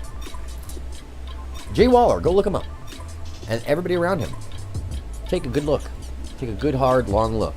Because Abba, if you want the shadows to follow these people, you got to go all the way up to the nasty, nasty tops of the rims, of the trims of the tree branches, so you can climb all the way down. Summer Mother is absolutely opposite of Melanie King. Yes, that is. I would say that'd have to be the opposite, absolute opposite, Abba, Melanie King, of a high value person, because when you steal from people. High value is even more so an important term to remember that, well, it doesn't exist. There's no such thing unless we're selling each other. Anyways, I have to take a brief break, and I'm going to leave this on with some music. It'll take me 2 minutes, so please don't go anywhere. I've got the rest of this, but it's bathroom break time. So, I'm going to leave you for 2 minutes. I'm doing a Twitch thing here, even though we're on... there we go. I'll be right back. And we'll get into the more important portion, the second half, as we round up. Because, by the way, what I'm rounding to is a complete explanation and an example of what these people are doing. And now that we know at least one of them, and I'll bring up the other one, actually. I should bring up the other one that you should know, too. We don't have a name on the other.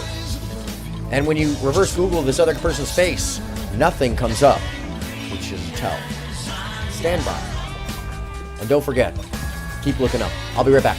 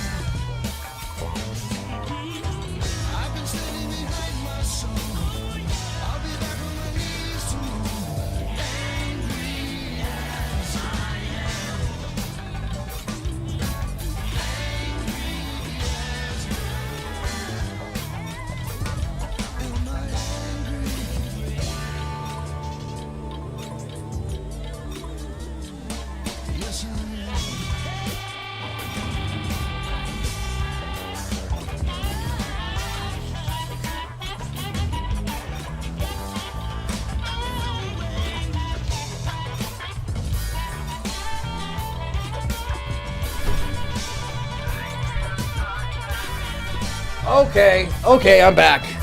That's how we do these things. By the way, but see, my hands are still a little wet from the water because I, of course, wash my hands. So thanks for not going anywhere. I appreciate you guys. And once again, Michael Sherwood, CC White, so many others. The late Carl, what is Carl's last name? He's playing bass on this. So many amazing players that have passed on this. The great Jamie Ches Funk Monk playing drums.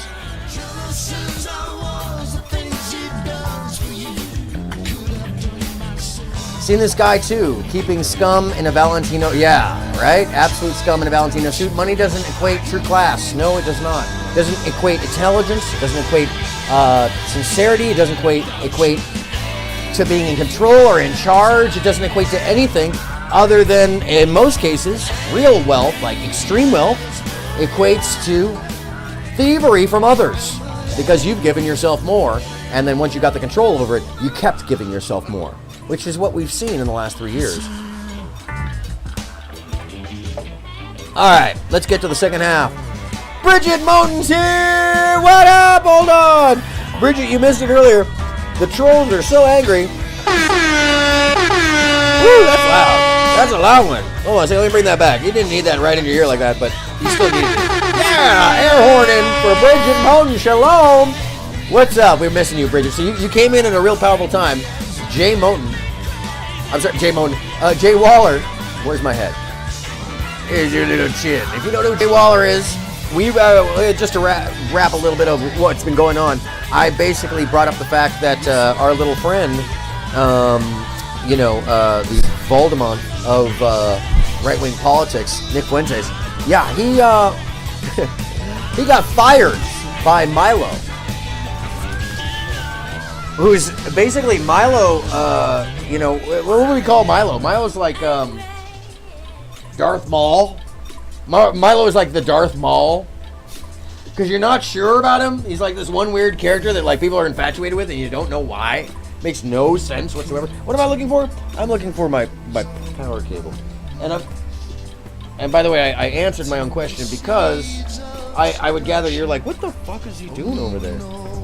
Oh, it's because I've got too many cables, and I put the power cable for the backup power cable for my phone somewhere. And yeah, that was probably not the brightest thing of me to just throw it somewhere randomly. Oh, it's right. Shh. I put it right in front of me because that's how I do organization. Thank you for joining us, Keeson Burke. Oh, welcome, Keeson. Hold on a second, Keeson. Hold on a second, Keeson. You missed this the other day. Everybody who's a return gets a mod. You're officially a mod, and Keeson, because you're a mod, you get the Woo! Air horn, come on, everybody. We're in the second half. This is part 2. This is part 2. And, by the way, Keeson, so you know, the reason why I make everybody a mod is because it keeps the chat democratic. It's amazing. When somebody says the Second Amendment doesn't work. Oh, no, it does, especially when you're talking about a wrench. We just gave everybody wrenches. Not only would we have fewer plumbing problems. Abba, absolutely. Wrench Squad. Yes. Wrench Squad! And people may think I'm funny, but, you know, it handles the issue really where, you know, everybody is basically fair and equal here. And when folks mess around or they show up like they have, and they do seemingly every day, we don't have to really deal. You guys don't have to deal with it. And by the way, since we're here, I want you to hear this song, because what is this song about? The reason why I'm playing this music is because this is prophetic. This song is called Miscommunication Superhighway. This song from the mid-90s, mid to late 90s, the internet is starting.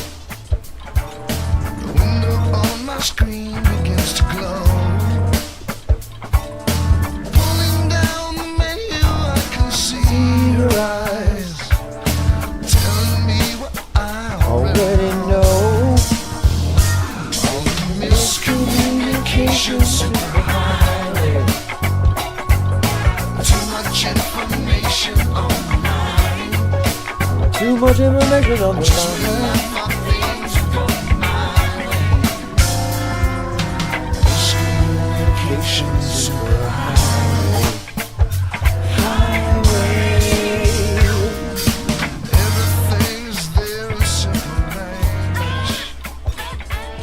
Anyhow, Michael knew what was coming, the Miscommunication Superhighway, and that's what we're on right now. In fact, just in honor of that, let me real quickly. Yeah, there you go. That's the Miscommunication Superhighway right there. Just blurry, fuzzy, who knows what's going on.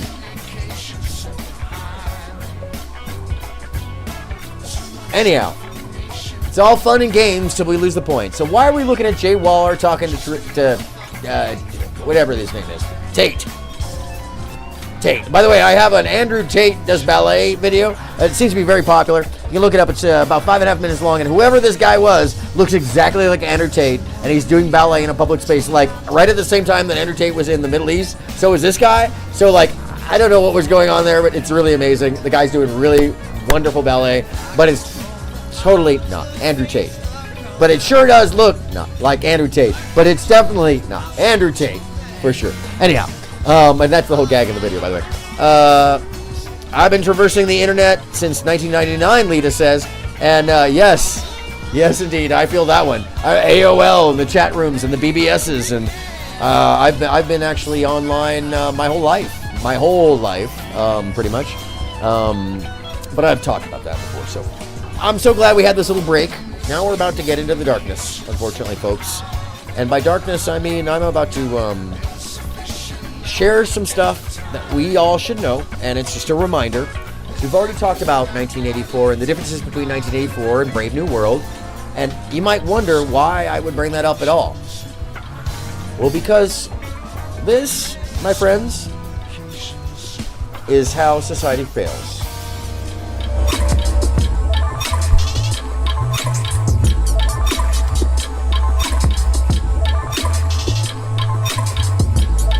Such an engaging show that it's almost impossible to pin down just who Elliot really is. Here? At first glance, he may seem like your typical 4chan basement-dwelling shutter, but that really couldn't be any further from the case. Elliot spends the majority of his free time as a vigilante hacker who takes down criminals the law can't find. Although, as you might expect from having a hobby like this, Elliot isn't exactly a happy-go-lucky social butterfly. In fact, he's pretty much the complete opposite. Elliot has a whole miscellany of mental issues that are troubling him constantly. Anxiety, depression, delusions, paranoia, and a whole host most of others. Because They of all this, seem to have whenever a Elliot similar isn't spending his message. time hacking others, he can usually be found self-medicating himself with morphine. He doesn't limit himself to just this opiate, however, Why would I as be he does sharing this pretty with much every other drug under the sun. If he can't get his hands on any form of narcotics, Elliot completely shuts himself off inside his empty apartment, trapping himself in his mind, withdrawing from society. And in all honesty, there really isn't a whole lot else for a guy like Elliot to do besides these things. And why am I sharing this? Doesn't this sound familiar? He's got mental issues. Oh, hey, yes, thank you so much, Bridget. I appreciate that. If you're coming in or out, make sure to like and subscribe. Uh-oh, did I go away? Oh, the music. Yeah. I apologize. Did I go away? Am I still audible? Or it just was the music was loud. Sorry. Yeah, sometimes I get that groove like really hot in there. And then I'm like so let's just make sure can I get a one in the chat if you can still hear me, and make sure that my vocal didn't like drop away for no reason. Okay, good deal. Thank you. That's always good. I appreciate you, and I appreciate everybody who's here, because we're about to go into part 2 of what's important about knowing that Nick Fuentes got fired, and that they're changing their position, and they're changing their ideology approach, and that they're moving a little bit further away from what we know right now to be the red pill. And why? And why would they have done that? Well, because somebody got shot, and then their figurehead in the face that was really making people fiery has been caught up in that, and it was named in somebody's manifesto. And same with Pearly Things. I don't know if you noticed, but her viewership has declined. Not only in the live, but now if you look, King Riches is oh yeah. Okay, I apologize. Sometimes I get really excited with the music. But when I do that, it's generally because you don't need to hear me what I'm saying at that point. By the way, you know what's funny is as soon as I put the phone in front of me, the addiction to look down, because it's right in front of me. And you know what I say to that? Look up. And this is real. Look up at the things that we're missing. Look up at the images that would burst you. And what do I mean by burst you? I mean blow you out. Keep you thoughtless. Keep you afraid. Keep you concerned and unknowing. Keep you confused. Why would they want you confused? Because if you're confused, alone, sad, and angry, you might sit active in your room. I do like to jam, Bridget. That's truth. I do like to jam. I love it when the beat drops. And I like it loud. That's why I was an audio engineer for so long. I'm used to making it very loud for the audience. Although listenable. So it's always, I like it so that you can talk to your friend, but it'd still be like, you know, so you got to lean over to your friend. It's also an intimacy. Anyway, we don't need to get into that science today. We've talked about that. Anyway, let's pull this back. There we go. And by the way, it's a very slide button. Hello and welcome. So glad that everybody could be here today. It's really awesome to have you. So, part 2. Elliot Alderson from Mr. Robot. Why am I showing you TV? Well, I'm going to show you 2 things about film today. It's partially because this person that I have found is very much got the same messaging. And they're paying attention in a different way. They're looking at popular media to make the expression.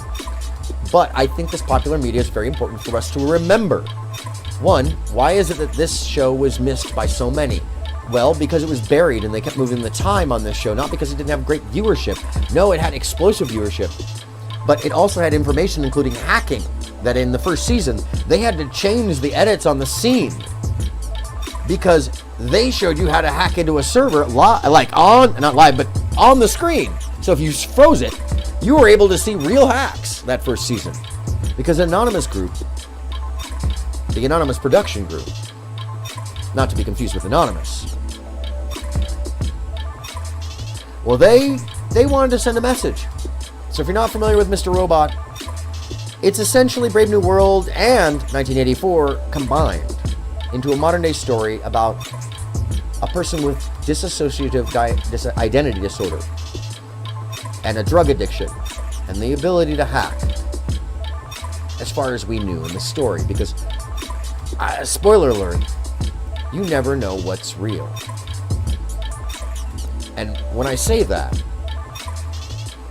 that's the point of the show, as well as the point of the grift the show exposes. In one of the most impersonal places in the Western Hemisphere, New York. The city in the show is this hyper-real dystopian nightmare where everything is controlled by one mega corporation and New York is just their headquarters, where everything is so hyper-capitalistic, where everything is so atomized and impersonal that everyone is seemingly going insane. So when we meet Elliot, he's just barely scraping by off of the highs he gets through drugs and hacking other people. One of the earliest scenes we see Elliot in is the sequence inside of a coffee shop. After taking a seat beside the owner without asking his permission, Elliot starts demonstrating various quirks that are common for an antisocial individual. It's apparent that Elliot has to force himself to make eye contact with others, and when he does, his eyes are dead, fully wide open, and seem to be staring directly into the soul of whoever he's talking to. Along with this, he takes a closed-off posture at an angle and is often shifting uncomfortably in his seat. Ron, the man who owns the store, is the first in the show to experience a conversation with Elliot. Once he catches Ron's eye, Elliot has no trouble skipping the common conversational formalities like a hello or an introduction. Instead of any of these, Elliot immediately outs Ron as a fraud by stating his real name. Your real name's Rohit Mehta. You changed it to Ron when you bought your first Ron's coffee shop. Sound familiar? These folks are actively being told that they can be a hero in their own story. Whatever that be.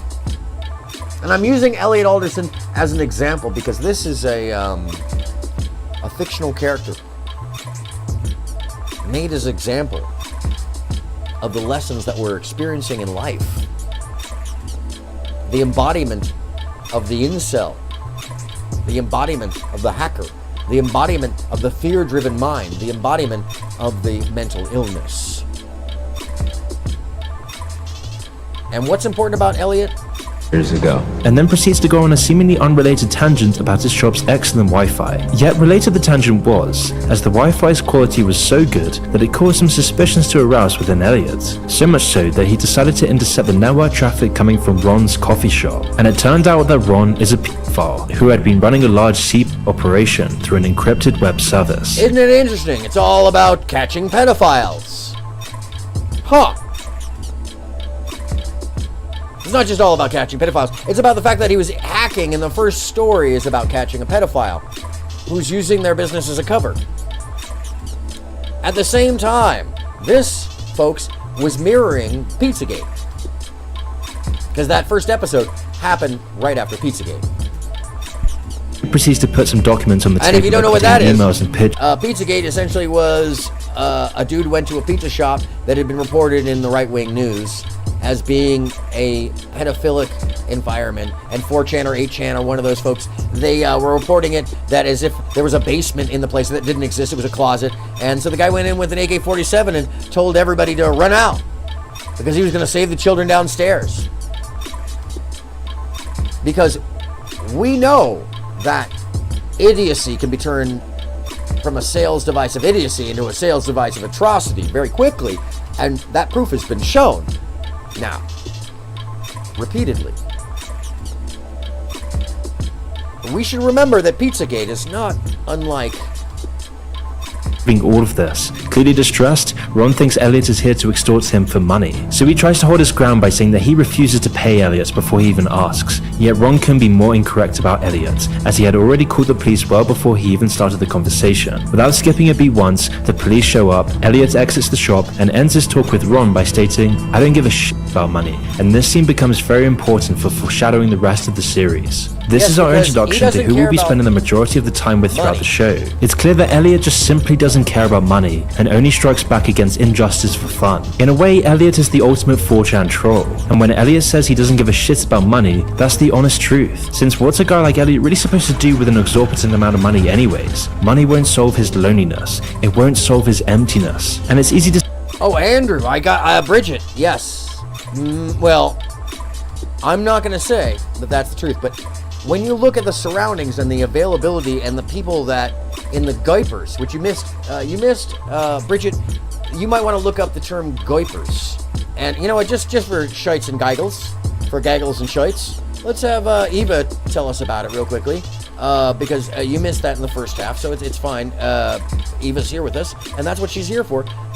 Real quickly, let me get her to express. Eva, would you please explain the definition of diapers?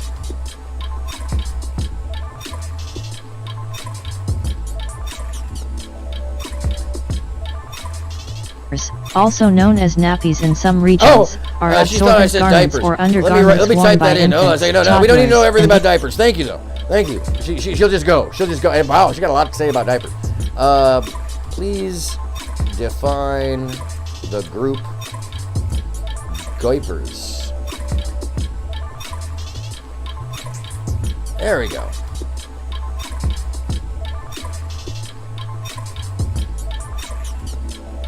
Oh, okay. She doesn't. She wants me to say. Please describe Nick Fuentes' group diapers. She'll be able to pull it up off that. There we go.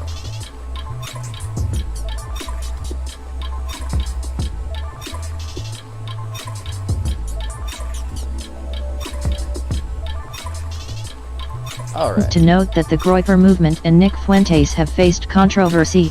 I apologize for the confusion earlier. That's all right.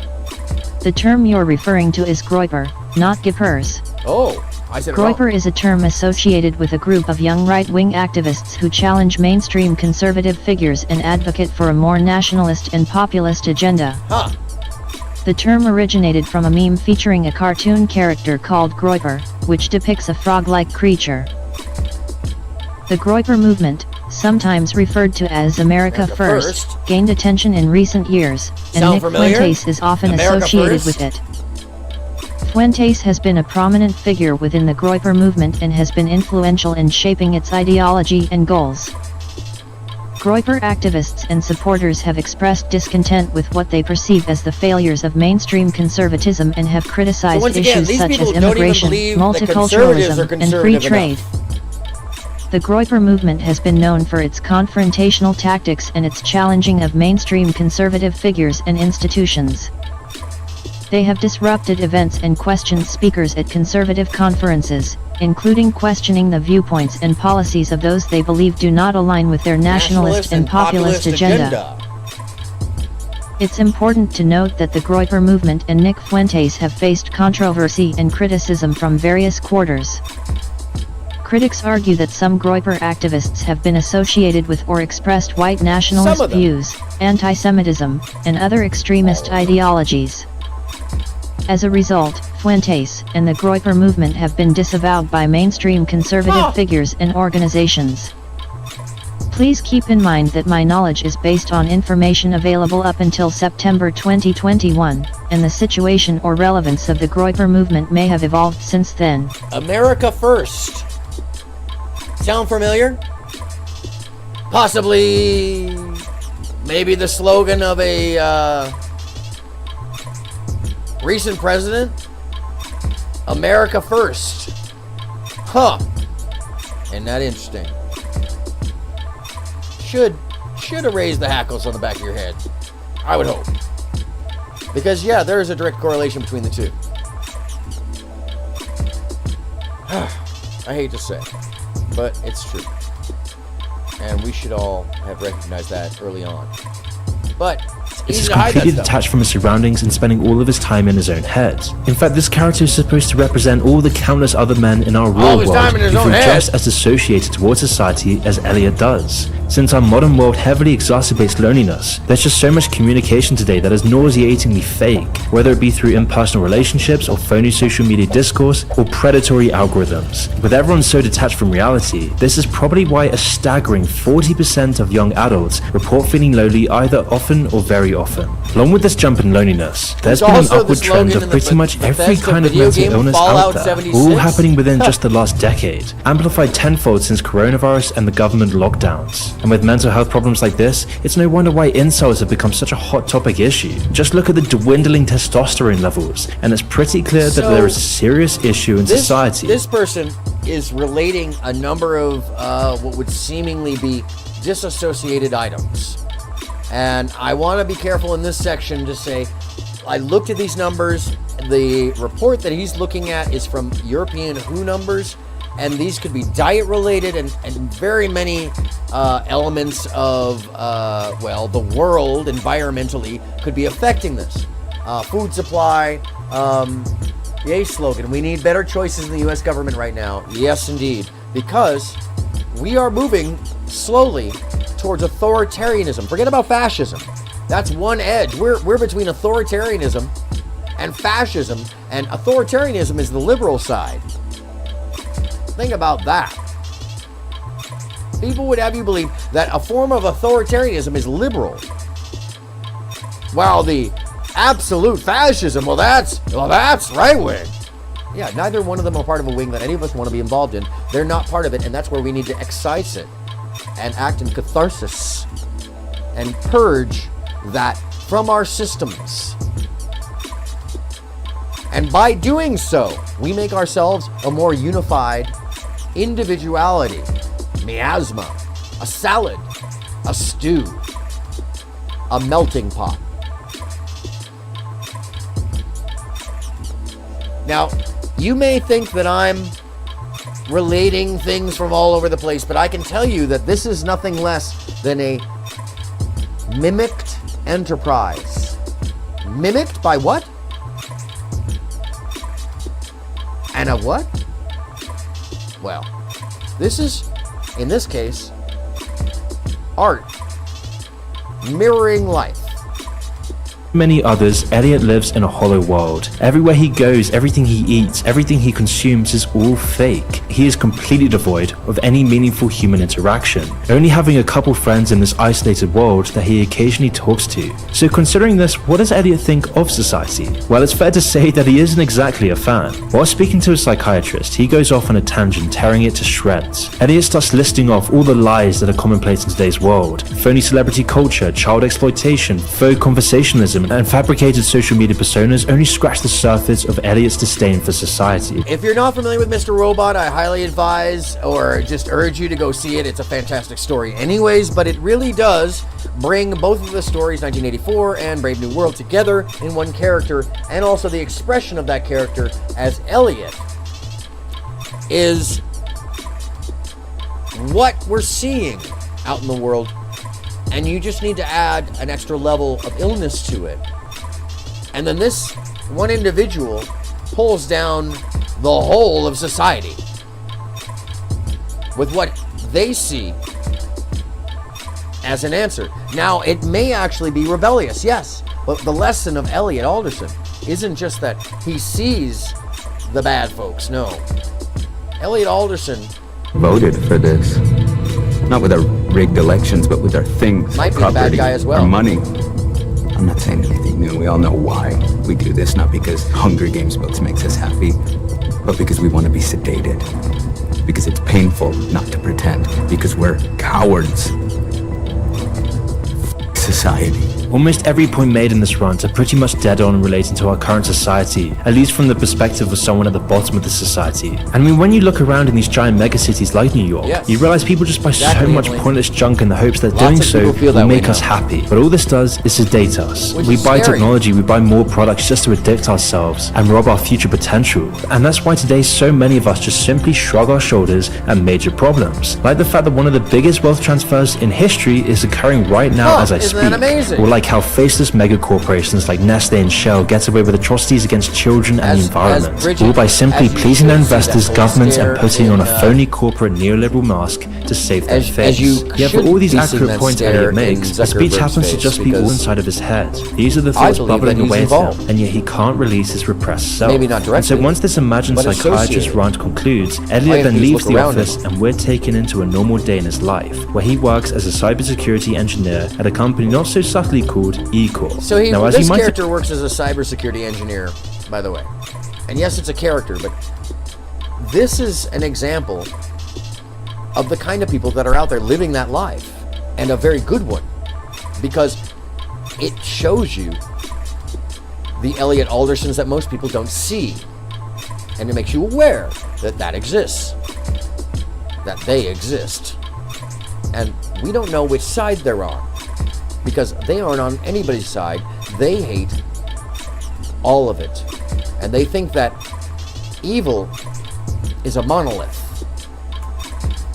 Inferred, the E is short for evil. The name Evil Corp isn't just for show either, as it turns out that the company was responsible Welcome, for a chemical FBA Tether. We're incident just that gave a talking number of about their employees thought leukemia, speak, and yet we're this about to company get into controls cult all of behavior. society, which is Would just you be hinting at these interested in learning information about companies cult like Nestle and behavior Shell, and who have both Brave New committed World numerous and crimes and New immeasurable Order? amounts of immoral acts. Companies like these have free reign to head And into third Goipers? world countries and do Are you a whatever they Goiper? please, whether that be destroying their environments, overthrowing their governments, exploiting their workers, or even replacing breast milk with baby formula. In Mr. Robots, E-Corp is essentially a stand-in for every single one of these types of companies. It's basically just Amazon, Google, Monsanto, BlackRock, and all these other corporate giants rolled into one. And so by the for a way, if you're company not of this familiar with BlackRock, do yourself a favor and check out all the different corporations they own and who's been involved with that and how Halliburton is associated.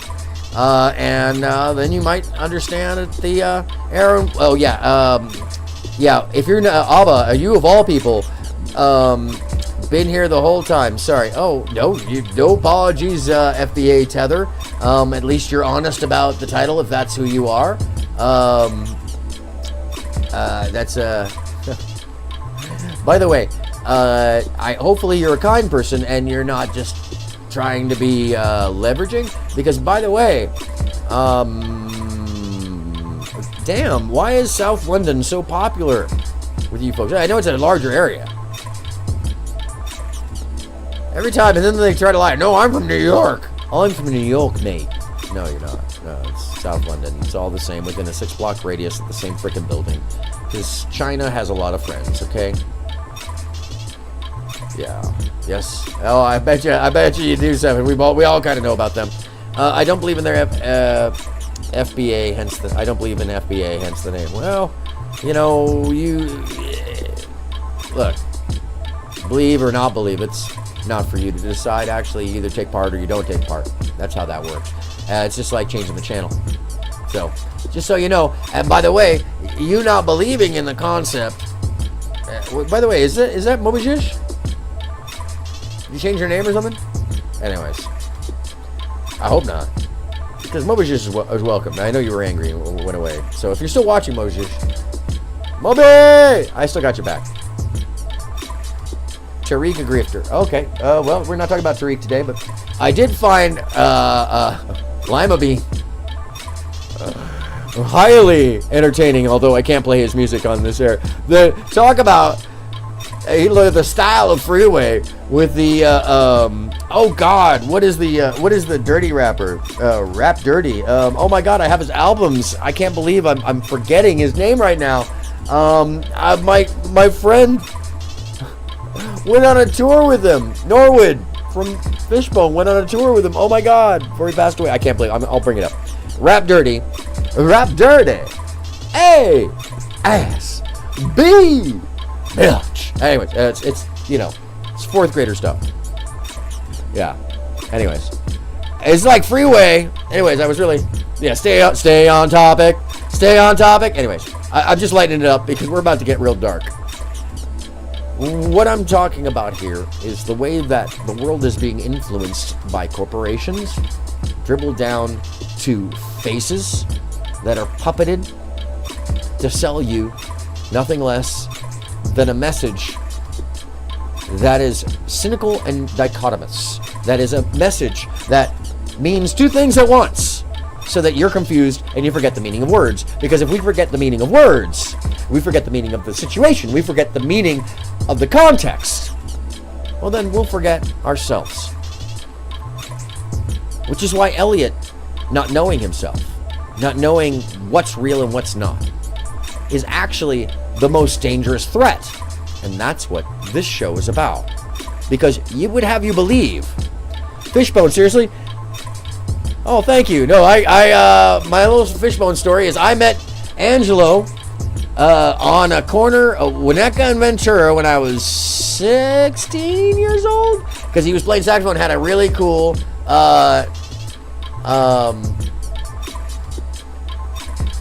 well, yeah, and if you're saying that, by the way, FBA Tether, I don't think you understand it. You must not be from here. There's a lot of cultural implication that's just like understanding the difference between a Yardie and a Rasta. You might think that they're the same, and they're not. Rastas don't get along with Yardis, and Yardis don't get along with Rasta, and they're both labels that each other gave them. Although Rasta is a belief, Yardi is also a practice and a governing structure. But if you don't know the differences, or that white people can be Yardis, then you just don't know.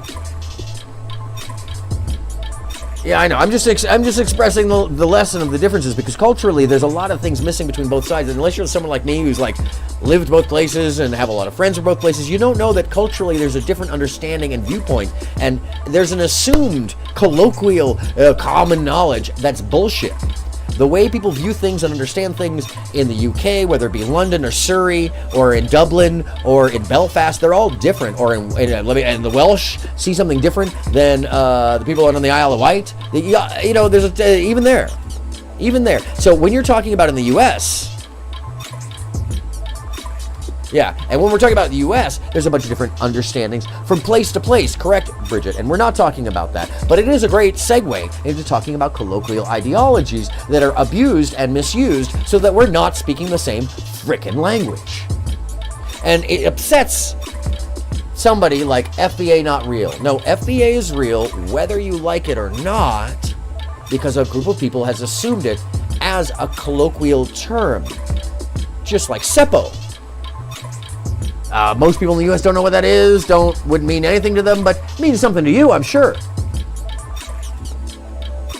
Not to you, about you, but about us. And I use that because it's a colloquial term that most Americans don't know what that means, but Australians and people in the UK do, and North Africa, and anywhere where the Brits have had influence. But by the way, you deciding for everybody else that FBA isn't real and you think it's cute and funny, brah, say that in public, in a group, right in the center of them. The only reason you do that here is because you feel autonomy, individualism, when you are repeating something that was sold to you, and it is not connected to reality. It really isn't. If you're an adult, you need to take a step back and look at yourself, because that belief structure, you're basically saying, oh, you millions of people that recognize yourself as FBA now because you found a title that fits the purposing and the message. And it allows people to choose to be a part of something and or find themselves as a part of something that didn't exist before. And if you don't know the difference between the ADOS organization, which many UK people don't, and the fact that people are starting to identify as FBA so that they can be identified just like German Jews, which most, by the way, the people in the UK seemingly, even though you guys came up with the Ballflower Act, don't know the difference between German Jews getting reparations and the Ballflower Act instilling a state based off of UK entitlement over a religious area. You don't know the difference of that, but you blame it on Zionists, which have nothing to do with the Ballflower Act that gave Palestine to Jews. Yeah, if you don't know the history, sit down, hush up, be an adult, accept that you may not be getting the whole picture or don't understand the whole thing. So when you're touting an idea, you're actually doing something that's called thought speak. Do your research. Tariq Museum. When I come around to it, I will. But we're talking about how someone like yourself is all caught up in this stuff and portraying the exact story that I'm telling you. Are Ingsoc.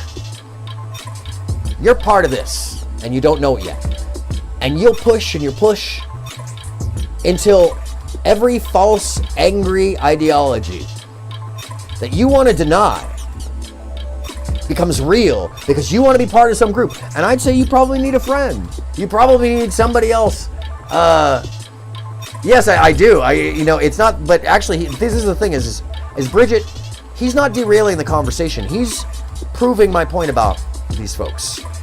They are believing false ideology that contradicts itself.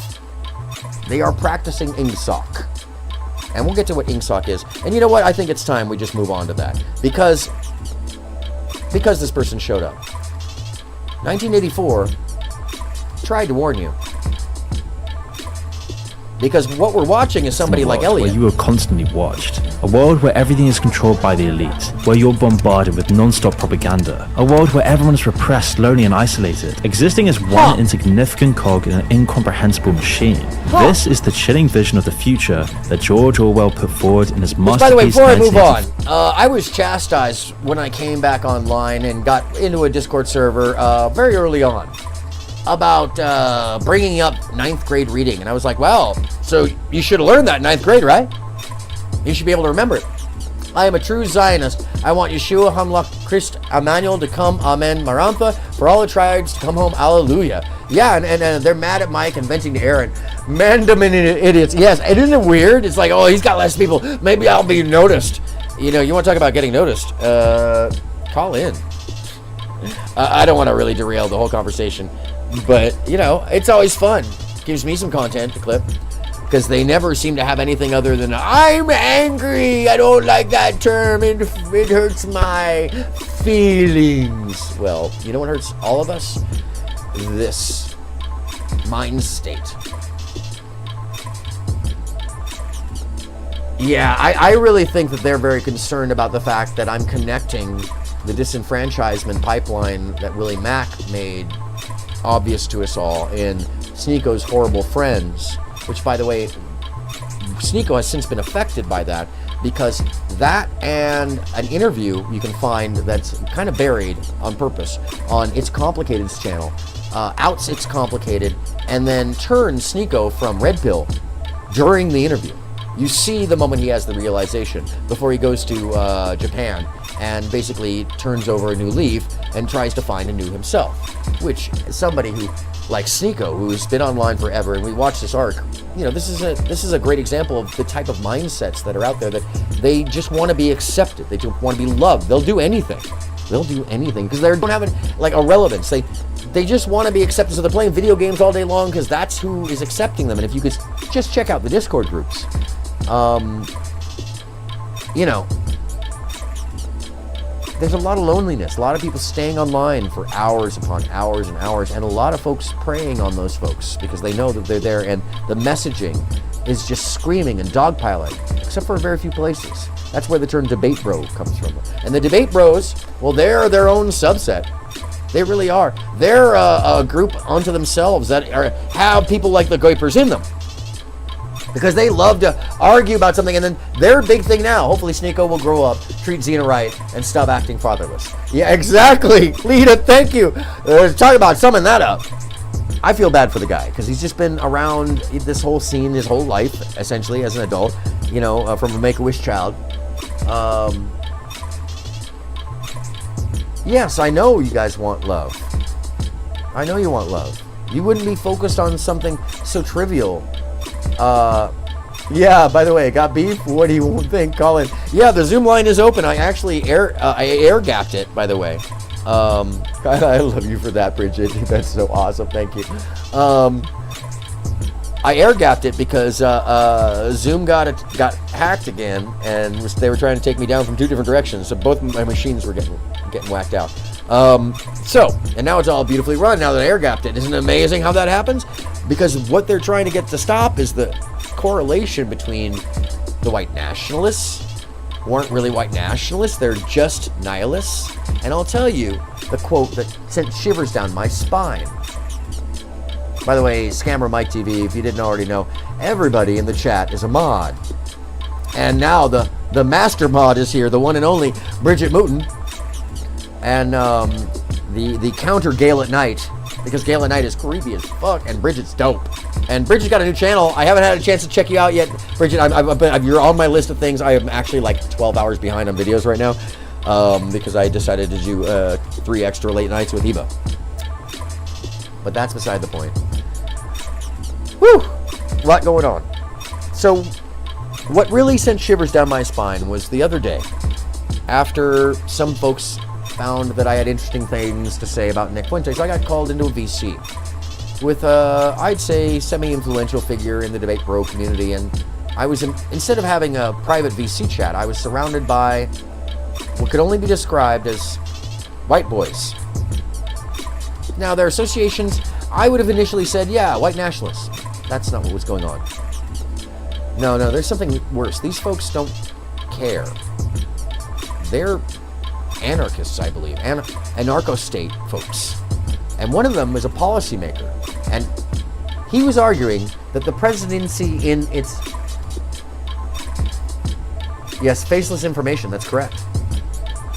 One of the folks in this chat who was most adamant about arguing with me about the subject, which was that I've handed 5 different presidents microphones, and I always joke that, don't meet your heroes. Unfortunately, Obama was kind of standoffish and aloof, just like it's reported. He's just Mr. Cool Guy. He's the coolest guy in the room, and he fucking knows it. And he's incredibly intelligent, but he's also the coolest guy in the room. So, he didn't give 2 flying fucks. Meanwhile, hate myself for this, but it's still awesome because W is cool as hell, just like they say. Clinton, creepy. Senior? Bush Senior? Ooh, power. You can smell power coming off that dude. And affable, like grounded, but powerful. Like the fuck around and find out kind of power. Like, I'm totally nice. How you doing? But these 3 dudes, they will snipe you. Yes. No. Hope you have a nice day. All right. Oh, by the way, Vice President, don't get in the way of his shotgun. Anyhow. But whereas W is like, son, how you doing? Is that my microphone? Has anybody checked it? I don't care. I'm just gonna take the mic up there anyways. Yeah. Oh, Bridget. I actually need to sub. I don't know if I did sub the other day. I watched your videos, and sometimes I do that, and I apologize. It just comes up, and I start moving. I went to the channel, and I didn't sub, and I actually I didn't get a chance to watch any of the videos. That it was untrue what I just said, because I was watching another set of videos around. I watch constantly, and I have a lot of screens going all the time. So I actually do need to spend some time, because I would gather that your messaging is probably pretty awesome. So. Yes. Anyhow, so where are we going with this? Well, and does this sound familiar? It's no coincidence that his predictions have come true in nearly every single way in our modern society today. George Orwell. So let's take a deep dive into the story of 1984 to learn how you're being controlled and if you can ever break free. Now, the movie begins with a quote from the iconic book that it was adapted from. Who controls the past controls the future. Who controls the present controls the past. Who controls the past controls the future. Who controls the present controls the past.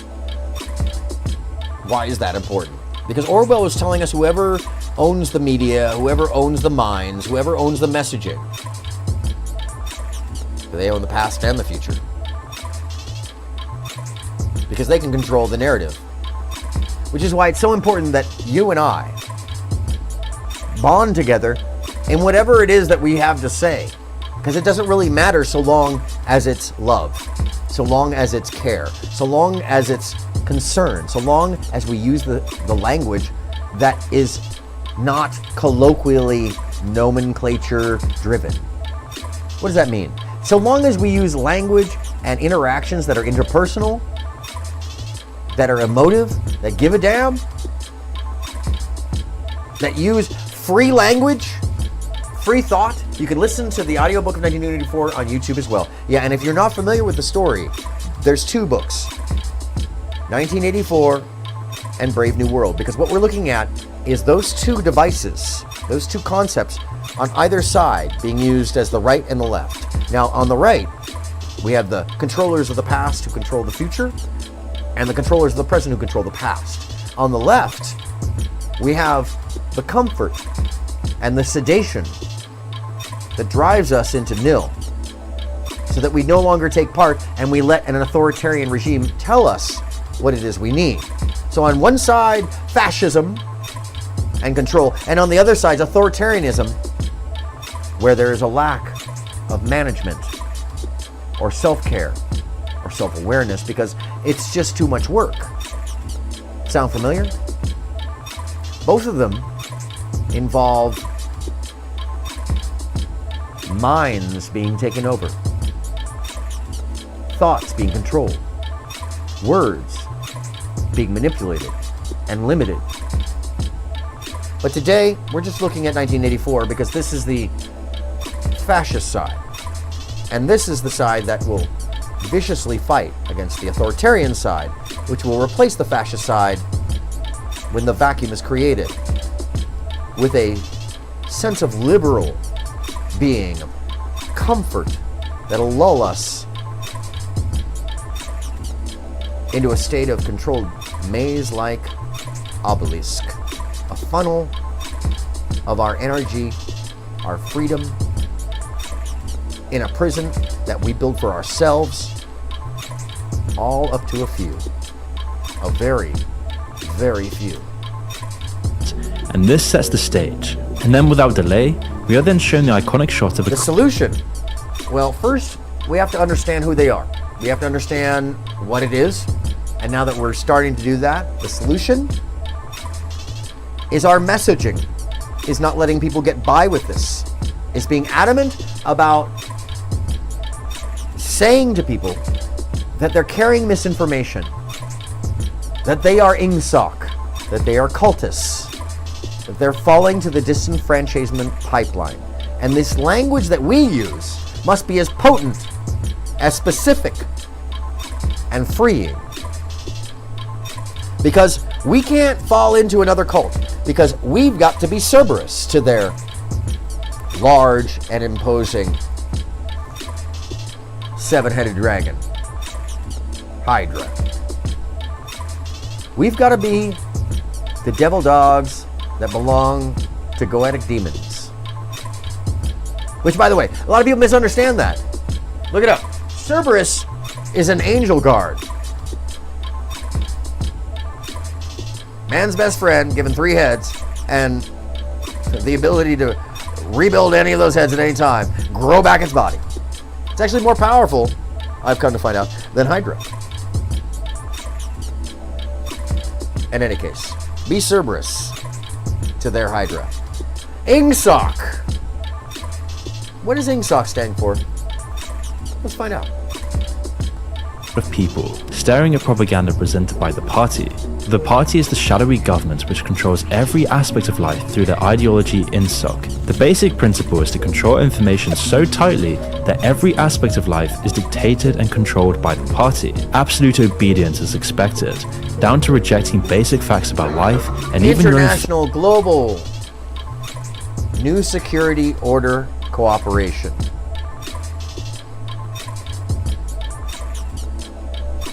Sound familiar? This book was written in the 1930s. Just so you know. thoughts and memories. On the screen, a video player is creating an idyllic image of the country that the West has become. Well, a second, Scammer TV, do you expect to not have accountability or repercussion for being a troll? If you're going to be a troll, at least be a troll like me, where you ask legitimate questions with direct, expected answers, and formulate them in a way that is like journalistic, because otherwise you're just coming off as a controlled mind who's angry about something that nobody's really sure why you're angry about it. What does it affect you? Is it negatively affecting you? No, you're being told information you should probably want to know. Instead, you're upset about, are you watching these other people? Is that what you're upset about? Are you upset because because essentially Lita, does the book have pictures? I will listen and read them both a long time ago. By the way, Abba, there is an amazing version of 1984 that is a like a comic reading. It's done by Crazy Horse, I think. And also there is a Brave New World. But CCP China, Aaron. Yes. Oh, that's coming. No, you already headed it off at the past. Yes. And the social credit scores and the whole rest. Yes. Yeah, China's already here. What do you think TikTok is? It's a tick creator. The fact that nobody notices that, I said it, I actually put it in a post almost 5 years ago. It's crazy to me. ChinaBot here. Oh, are you ChinaBot? Are you ChinaBot? CCP China, Aaron? Oh yeah, that's exactly what I am. Yeah. And let me just be very clear. I'm not just the opposite of that. I have reason to know that they hate me. They hate me. I represent their worst nightmare. I am a free-formed miasma machine. And what does that mean? That means that I'm just a little tiny butterfly who flies all over the place and finds other butterflies. and spreads pollen like a flower. Like a flower of life. Like a saint, maybe. But not a saint, because, well, more like a prairie. But hey, most of that's just made up, isn't it? It's just a story. Or is it a story? Doesn't China own Google? No. China does not own Google. Alphabet is an American company. It is American held, and there are no foreign service ownership over it. Just like how folks believe that Google is a full tilt American company. It may have some foreign investments, but it is not majority owned by anything outside of the U.S. And Sergey Brin is an American citizen, as well as, although he is not in the majority stakeholder, he is one of them. And the majority stakeholders, by the way, well, you don't have to look very far. They're all very American. Graphic novel, Aaron. Oh, yes, graphic novel. Thank you. I can never remember what those damn things are called. Graphic novel is, yes, there is a 1984 graphic novel that's beautiful, actually. I'm very down for that stuff. Yeah, no participants in the phone call, so I guess we'll keep moving, because 1984 is important to remember that this is not bullshit, because two things happened at the same time. Brave New World and 1984 were written within a couple years of each other. And by the way, Dalton Trumbo's Johnny Got His Gun within the same year or two. And Johnny Got His Gun was a reaction to World War I.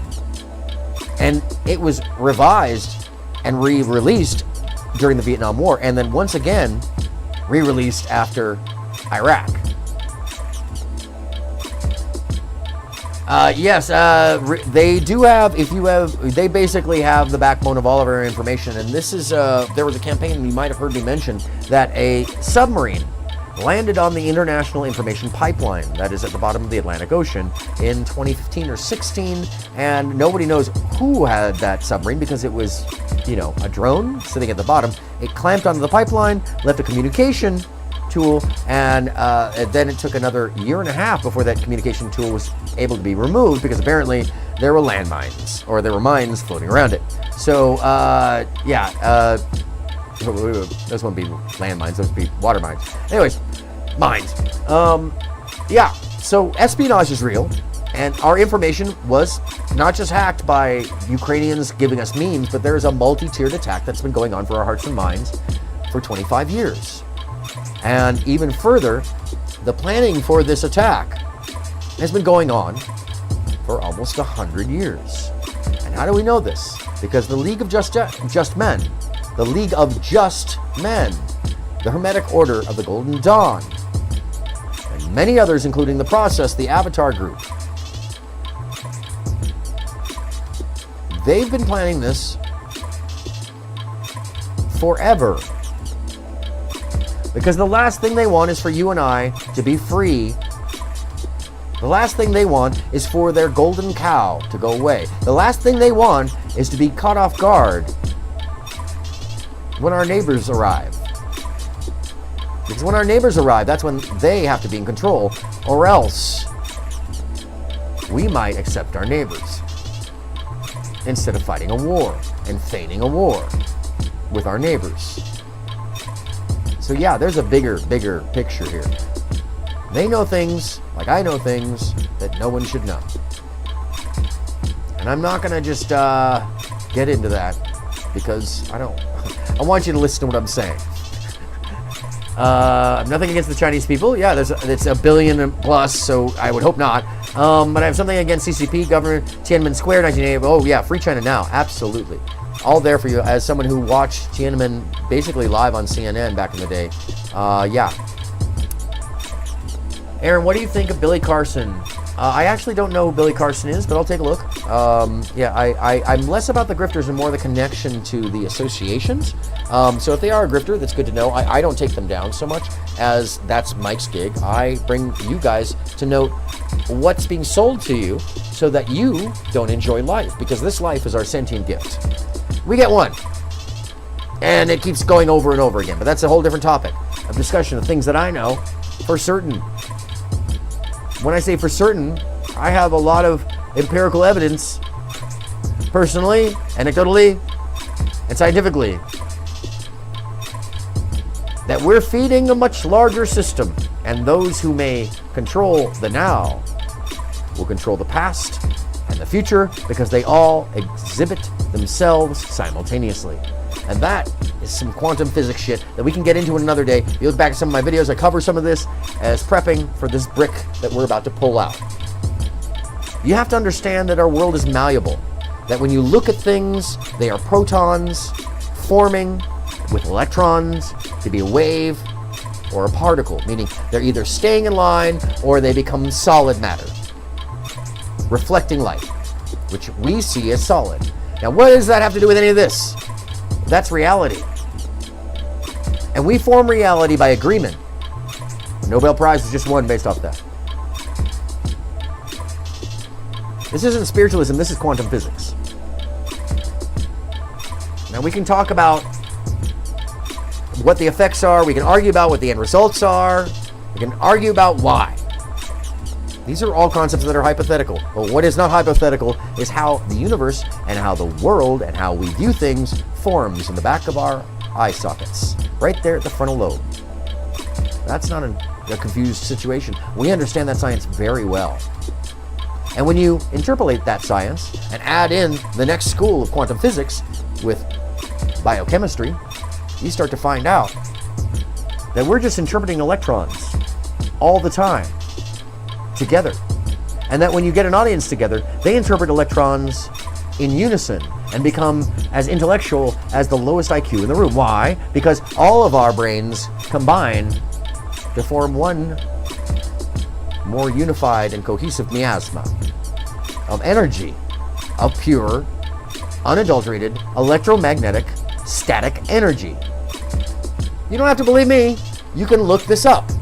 We emanate what otherwise would be known as an aura, which is just an electrical field outside of the top of our brain. But when we do it excited and serotonin levels dump, well, our brainstem becomes an antenna that is measurable and viewable.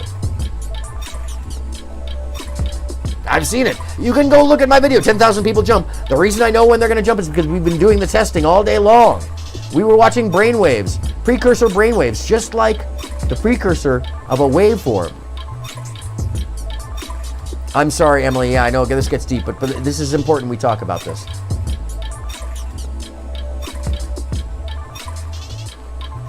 Well, that's the thing.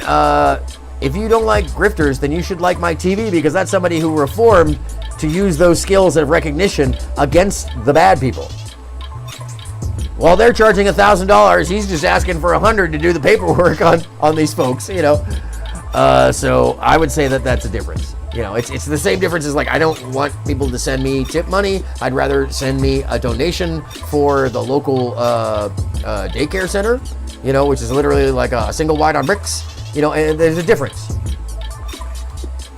We do need to see the 5th and the 6th and the 7th and the 8th and the 9th and the 10th. We don't need to see the 11th, because the 11th is death. Yes, but looks aren't everything. Looks are not everything, scammer. Anyways. Wait, hold on a second. That needs some Sunday fun. Because, hold on a second. That needs some Sunday fun. Hold on. Come on, get in there. What are you doing? Oh, it's off. That's why. It's off. Hold on, here we go.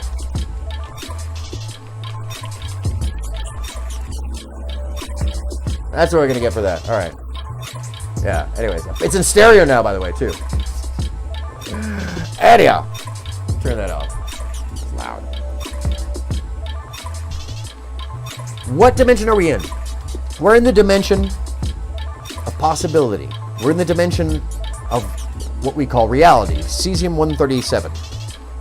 If you're familiar with Rick and Morty, they refer to this constantly. Where do we get this from? That is from the quantum physics measurement that is realized now, although hypothetical at the moment, based off the math, but now realized that we are in the weighted universe 137. What does that mean? We're neither in chaos nor order. We're in a controllable area that allows for us all to form reality. It's why there's no magic. because we are neither chaos nor order. We are somewhere in between. Magic likely comes from the realm just next to us, 136.39 or something, because the gradients are heavy. If you're not familiar with the Tree of Life, that seems to be a representative of what some would call the genome that makes up the background of what would also be known as the Akashic record, the background magnetics, the memory of all that is. What is that memory? Well, that is the formation of reality. Why am I bringing this up? Because that knowledge is being utilized against us all. That simple knowledge about,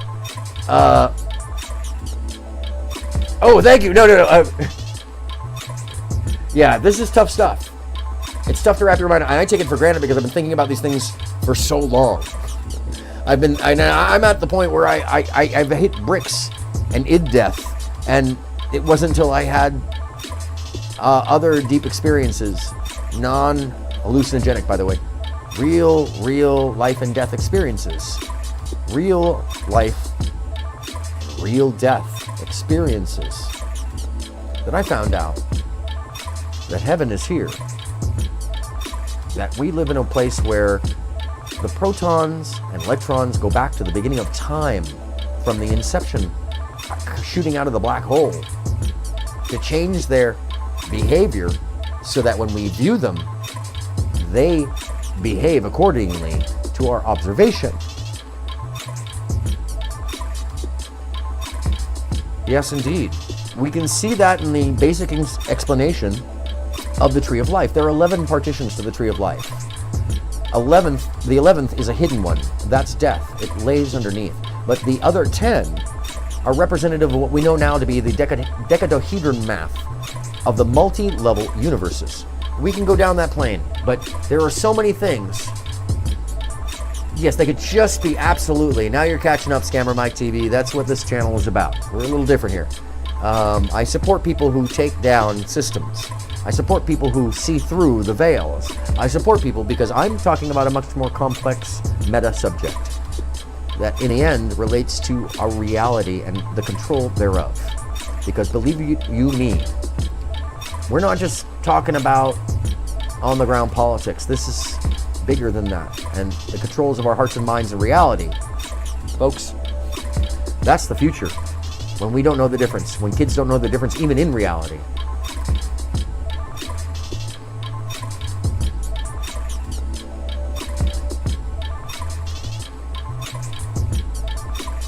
Have seen that already, Aaron. Died in hospital 2016. The doctors called it my time. I know there's an afterlife in the bosom of Abraham. I didn't want to come back, but do good works from a good tree now. So, Abba, one of the things that Aaron is explaining the plot of Donnie Darko, guys. Yeah, essentially, there's a portion of this that Donnie Darko gets right, which is why so many people like that stuff. It's a little more metaphoric in Donnie Darko, but OA, Original Angel. I was shocked to find that if you take away the dancing wackiness and the performative stuff, they hit the nail pretty well on the head of what most of us experience or have experienced in those matters, where life is never ending. There's multitudes of it going on at the same time, all defeated in the process, but I'm digressing from the point here. The point is that reality is malleable because of the processes we're in, because of the way things work. Reality can be adjusted by thought. Why do you think prayer can be so powerful en masse? Why do you think so many people tribalize together? Because reality becomes... I don't believe people are crazy as well. Like, what is normal? Oh, yeah. This is a thing. Mandela effect is a thing. We are experiencing reality together, conjoined, which is why 1984 politics and concepts and wagging the dog works. Rule, Oceania. This is one of the 3 superstates which make up the world of 1984, with control over the Americas, Britain, Australia, and some parts of Africa. And this is when we're introduced to the concept of Big Brother, and a man named Goldstein, who attempts to persuade the people of Oceania that they are being duped. But despite the truth in what he's saying, it's drowned out by shouts from the audience. Ingsoc has conditioned them to reject the truth entirely, to the point they don't even want to hear it. Throughout the demonstration, you can see the Inzog salutes, something that was borrowed from historical totalitarian regimes. And after this propaganda video reaches its climax, the crowd is pacified by the symbol of Inzog, alongside the face of Big Brother. Any of this sound familiar? It's afterwards that we're introduced to our main character, Winston Smith, who is working in an office cubicle for the Ministry of Truth. His job is to edit past broadcasts to reflect the current reality that they're pushing. So if the sugar ration has been reduced from last year, he will then edit last year's paper to imply that it actually went up instead. And then once he's finished with his day's work, Winston makes his way back home. One of the things that's important the propaganda here is is already being played in his house. This time it's a man being shamed for falling under Goldstein's influence. The man has been charged for attempting to persuade the public that they're not at a war with Eurasia, but rather Eastasia. This information control and erasure is central to Big Brother's control of the people, as over time, the party has rewritten reality to suit their needs. Now Winston is a key part of this process, but obviously this brings up contradictions, and that's where the concept of doublethink comes in. The idea. So before we go down the doublethink, we've already seen the doublethink.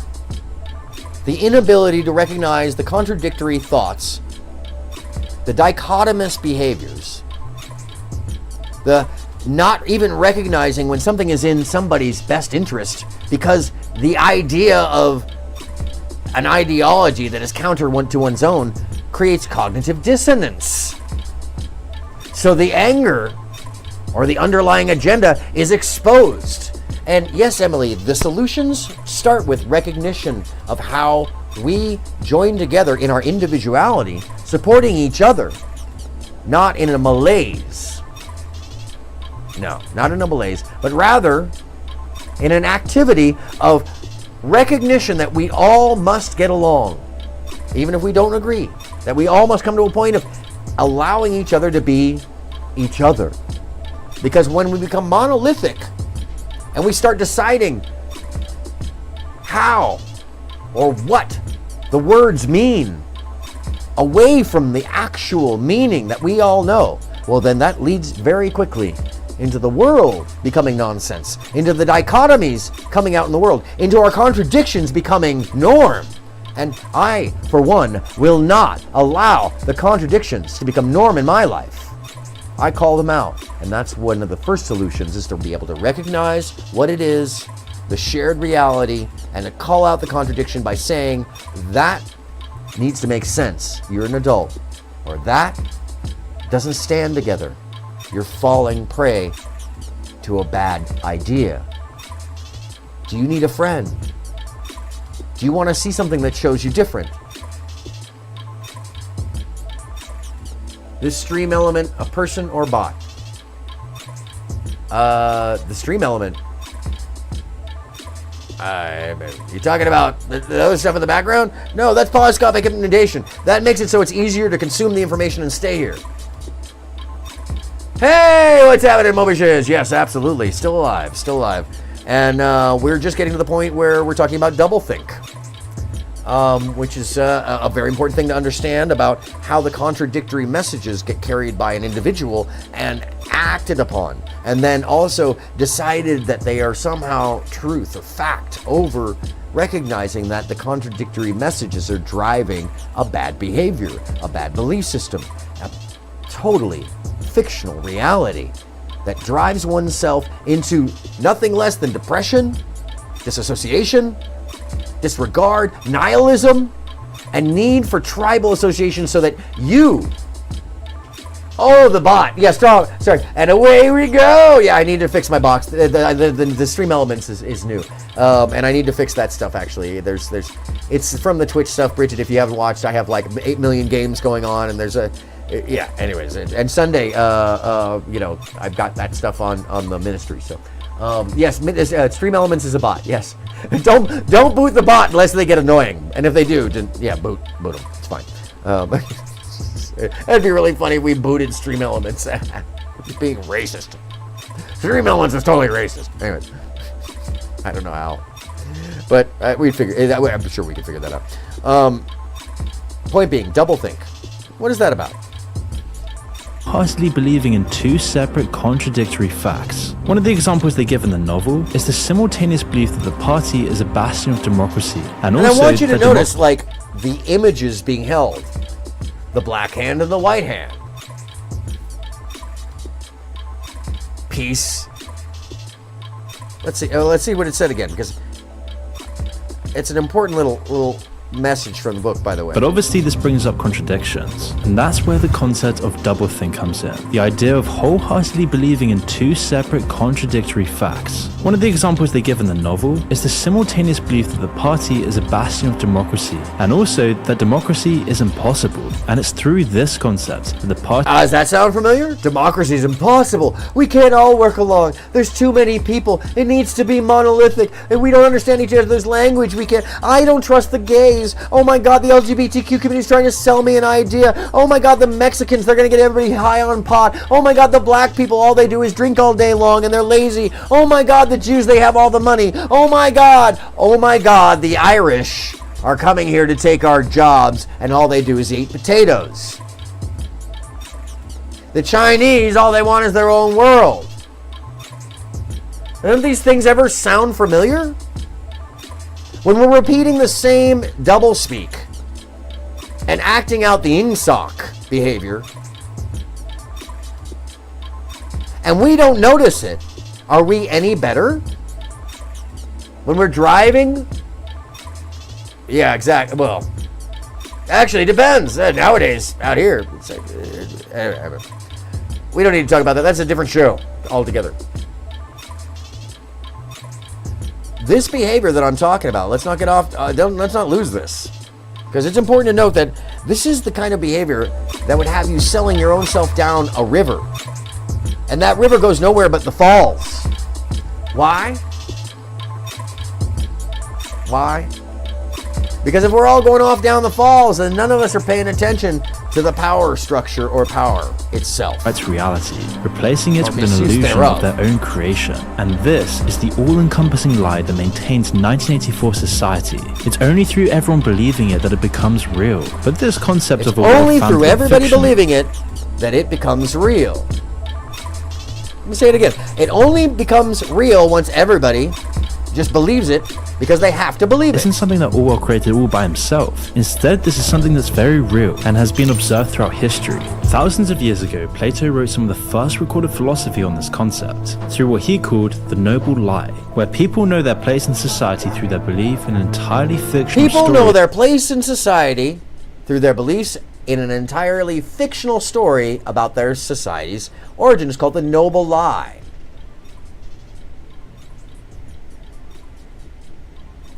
And actually, 7 brings a good point. We're all mental slaves right now. We're mental slaves to this concept. We're mental slaves because we're talking about this. We're mental slaves because we're in a battle over this. We are mental slaves to ourselves because we're all essentially in a prison. Now that's the pain point messaging that I'm selling to you without a cost. Because it doesn't cost anything for me to tell you, step the fuck out the cage. You don't have to be that way. The freedom and the answer is calling it out when we see it. Asking people if they need friendship, connecting our friends and connecting our society again, and not seeing others as other, because that's xenophobia. That's a form of bigotry. You may dislike people. It doesn't mean that you should hold them down. And if you're doing that because of your religion, that's even worse, because most of the time the people that do that because of their religion aren't really reading the scriptures or the Bible that they claim they are, because the base tenet is love thy brother. The base tenet of life in itself is to enjoy what we have here, not to try to hoard it for yourself. Because in the end, that's never going to work. There's too many of us, and there's lots of different cultures that most of the people that are doing that don't even understand. And yes, we do need to pay attention really closely to this, because the noble lie is an entirely fictional story about a society's origin that is kept and carried, not unlike our own, but at least we have a history of questioning authority here. But that's starting to get drowned out too, which is why I think that these folks don't like me, and why they want to stop my message, because I'm questioning all the authority and wiping away, and I keep moving on, because I tend not to come back on the subjects and go through the algorithms follow the leader pattern. No. That's why I think I scare the frick out of those people, because they know that I'm relentless and tireless, just like you all. And I know you are. because we're all here together. Let's keep watching this, because I think there's more to learn before we wrap up today.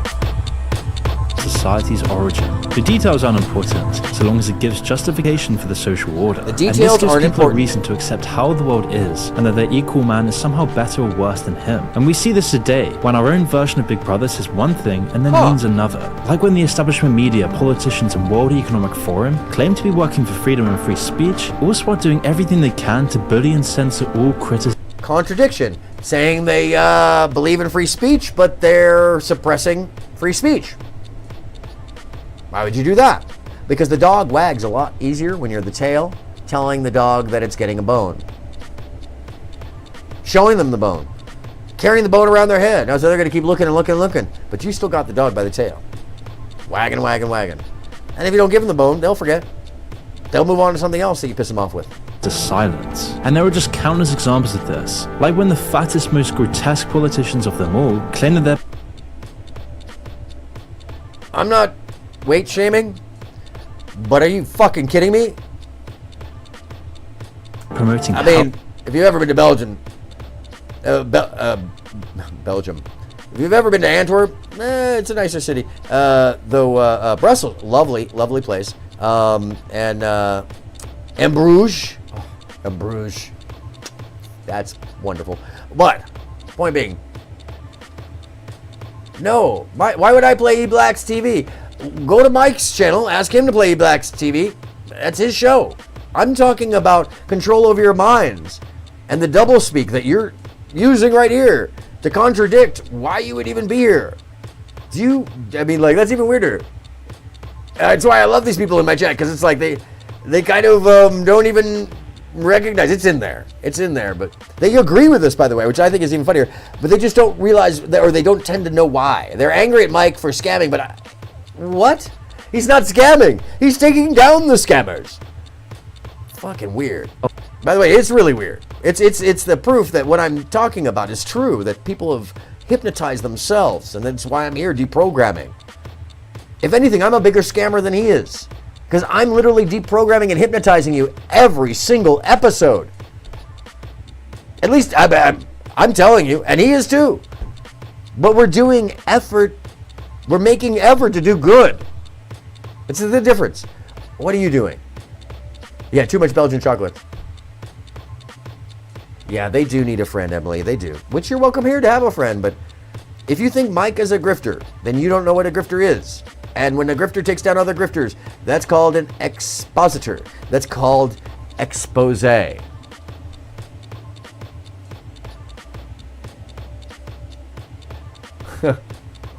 Yeah, Lita. By the way, you know, Mike, Scammer Mike TV, let me just tell you something. Clearly, you're part of the same 4 people that come here. I thought you were okay, but you with the scam. No, I'm not with any scam. Unless you want to call me hypnotizing a scam. But I don't make any money off of it, so it's not a scam. I'm not taking you for something that's a lie. Neither is Mike. He's literally doing what he says he's doing. So I think you're confused, and this is part of the contradictive thinking. You literally want to take a dude down because you think he's a scammer when he's taking down scammers. This is exactly what we're talking about here. Contradictory thinking. You're already hypnotized by the wrong group, so stick around. You need this. And yes, they are annoying as fuck, because we're surrounded by them, but we do need to have the compassion and empathy for them, in the sense that if we don't turn them back to some kind of reasonable behavior, in making them see that they're far off track and buying into a totalitarian nightmare, that this little behavior, they would say nihilistically, it doesn't matter. Oh, what happened? Did somebody actually get busted? A wrong button get pressed? I've done that before. Oh, he still hasn't come back, by This concept the has way. evolved over time as people realize that all of society's institutions are built upon a necessary fiction, and this is known as the habitus. It's the thou you need. The habitus.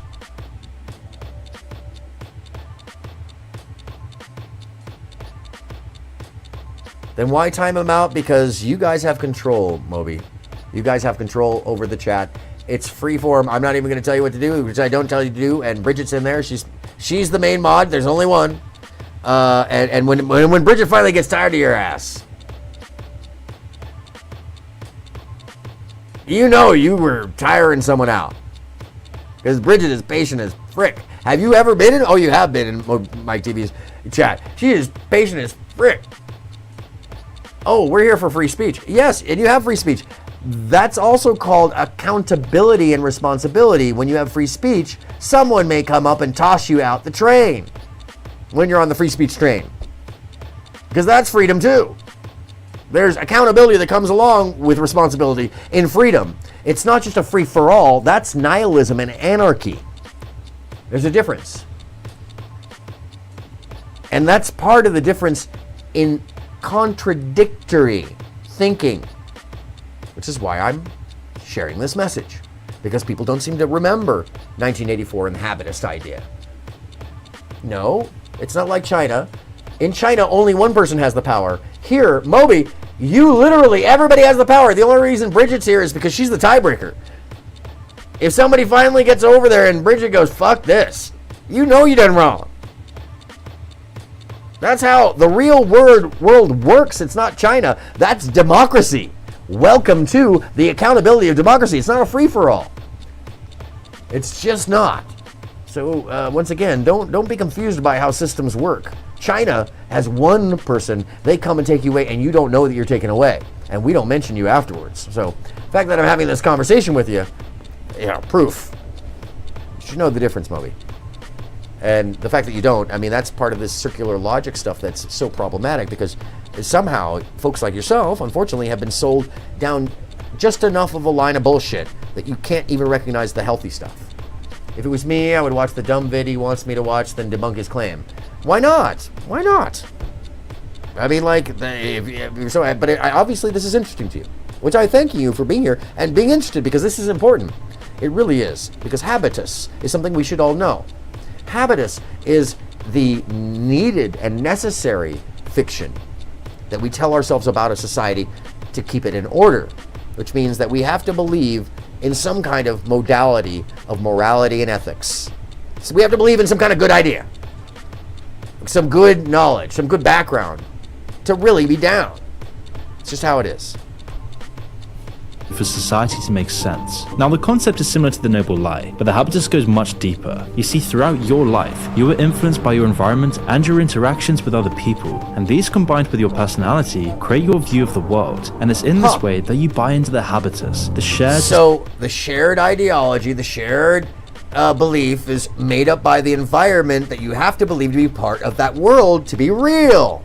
Now, if you include that with the way that we see reality, protons forming, the electrons forming as either a wave or a particle to make physical reality or not physical, and it does it by going all the way back to the beginning of time and reforming, and that's kind of a misstatement of this is the best way to explain it, that reality forms all the way back at the beginning of time. Once you've observed it, it doesn't change in front of you. It changes history, which is how we know that time doesn't unfold. It just is simultaneously on every reality plane. And those that know that can control that with our thoughts and perceptions. And once you know that, you realize that habitus isn't just a shared idea. It's a shared reality that we make together. That's very important. Very important. Because if you know that, then you can make other people's realities en masse.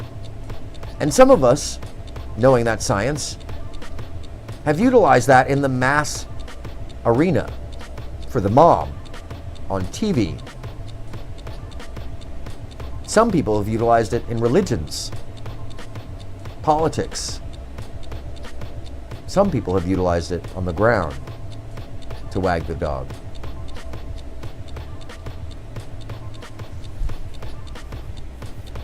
Yes, Emily, this is quantum physics interpolating into actual physical reality. Yes. I don't understand that because I've seen what he's talking about and it doesn't look good. I'm a very educated man. Okay, I don't watch and believe. It's simple. Use the case numbers. And you will use the case number and you will see. I guess he's saying you're an educated man, but I'm not going to make fun of you because I have huge thumbs, as we all know, and I constantly typo. Slandered information not allowed. Right, proof grifting by Aaron or Mike with receipts and unedited video, evidence or paperwork records. Yeah, I mean, that's the end all be all. We've all seen that paperwork, and we've also seen the honeypot that was used and reused, and the video that was used. And why is it that nobody's paying the $5? Because if they pay the $5 today or whatever, the $4 today, that information's gone. Because it's wiped, because it's done, fines paid, whatever the problems were, done. So let's move on. Point being, you are carrying contradictory information out and saying it out loud and exposing yourself and telling us. Yeah, me too. My thumbs are huge. By the way, I'm constantly typoing and just apologizing for my typo. And I think my iPhones have all just decided that that's how I type. So even if I try, it comes out wrong. The heart to the right blocks, the button to time out people. So, oh no, Emily, don't go anywhere. Oh no, yeah, by the way, I did that to somebody the other day. I was trying to give them the mod and I timed them out for 3 hours. I was like, no! It happens, it's too close. I got it right, YouTube, that's too close. And if you got thumbs like mine, huge compared, look at the size compared to that's like the size of my head. There, the size of my head. Yeah, thank you for coming back, Emily. Guarantee Bridget, I did it myself the other day. All right, so habitus, the shared reality that we make for each other. Why is thoughts and prayer so powerful to some? Because prayer is powerful. Why? Because it forms reality when you focus on thought together. Why is the Om Mani Padme Hum so powerful? Because you are chanting of physical vibration. Why is it so powerful these ideas carry on? Because ideas are reality. Now, it's a simplification of the concept, but there is a truth in here. And it was basically known all the way back when the Akashic record of Hindu belief was brought up. Of how the world should be. Yeah, exactly. Into the habitus. It's come down from Except, above, by the way, this is beyond that. This is Higgs boson conversation. We're talking about the Higgs boson and the Higgs hypothesis, as well as the Planck theory or Planck model. Guilty to something lesser, and he has to pay the court fine. Stays on his record. Yeah. So, by the way, that's how our system works over here. I can always tell somebody who's not from here. The system works in a way that if you get arrested for a bunch of things that even are not true, to get it out of the way, you may have to take a penalty for a lesser crime, because otherwise, if you go to the court to deal with a judge, you might end up spending your whole life's savings trying to prove your innocence, when all you had to do was take a lesser crime that doesn't fucking matter later, except to somebody who doesn't know the difference. So, by the way, that's the way our court systems work, and especially for people of color. So keep telling us how much you don't know about it. I'm sorry. That's just not to be patronizing, but that's a real thing. And I'm so tired of having that boring conversation. It's very interesting. I want to know more. Sounds empowering. Oh, sure. Understanding how to form a reality. It's a conjoined effort. It doesn't happen alone. Some of us are lenses, so when you stand next to us, it gets amplified. Some of us are actually what I call golden children, which is that when you concertedly think about things, they happen. Do you know about the Haitian king who saved slaves?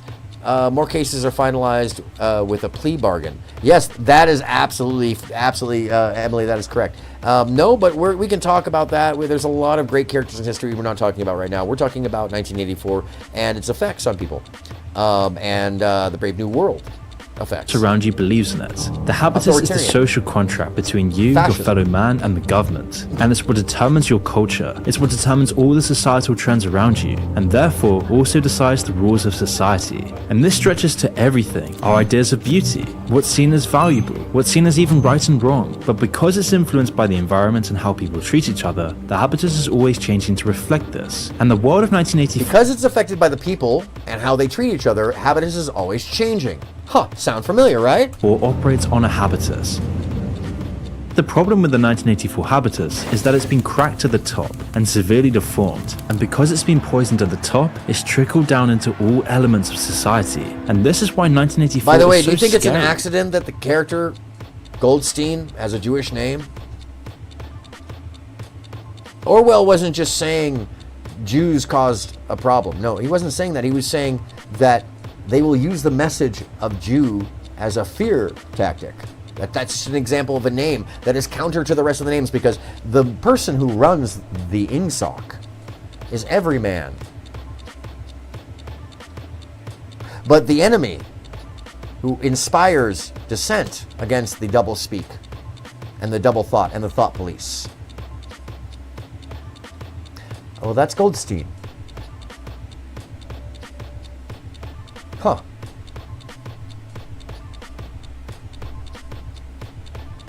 Can't imagine what that really means. Oh, it's a message. Oh, go ahead. Go ahead. You're all good. Sound vibration. In the beginning, there was word, need to be spoken into existence. Right. Sound, vibration, and reflection. That is as true as it gets. We are made up of particles. Vapor. In fact, 1984 is far more unsettling than any dumb horror film because it's so realistic. And we it's all turning instinctively into be know true. what the future could be like because we're so close to it today. Our society... Oh. The internet is saying, hold on. Does that mean somebody's calling? No.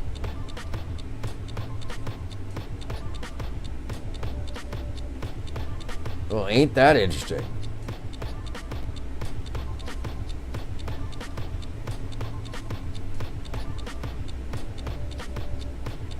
Oh, I know why. Holy moly. Oh, thank goodness I'm still online. There is a backup to the backup, by the way, but it's about to come back up. So the backup is back up when it's back up. Anyways, I have to look up and play City Skyline while we were listening. constantly watched. A world where everything Okay, is so where were we? We're over here. criminal just through his own memories. And upon waking up, There we are. top is trickled down into all elements of society, and this is why 1984 is so scary. In fact, 1984 is far more unsettling than any dumb horror film because it's so realistic. Yes. We all instinctively know what the future could be like because we're so close to it today. Our society... Ain't that interesting? Is that the same spot or what?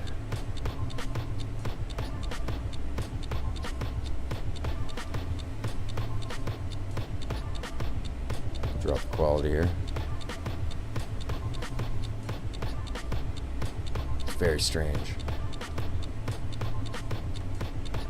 I mean, it's not. I've seen this before, and I'm not being attacked right now. There's no DDoS happening. But it sure is strange that it doesn't want to tell us about this. Oh, man. Isn't that how it goes?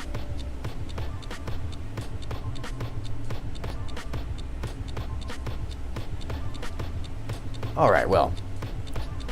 I A have world to. where you are constantly watched. A world where everything is... A world where you're constantly watched. So it'll let me go after it. Which is very weird.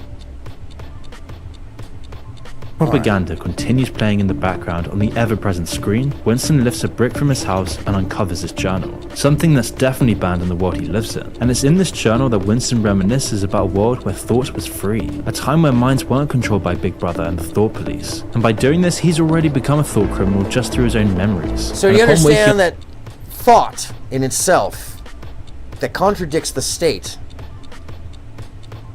is what they call a thought introduces crime? us the concept of thought crime. Now, thought crime is the act of going against the habitus of the world, even in your deepest thoughts. Just considering rebellion is already rebellion, because it's something outside of the party's reality. So do you The understand? party- Just considering that thought is rebellion against the system.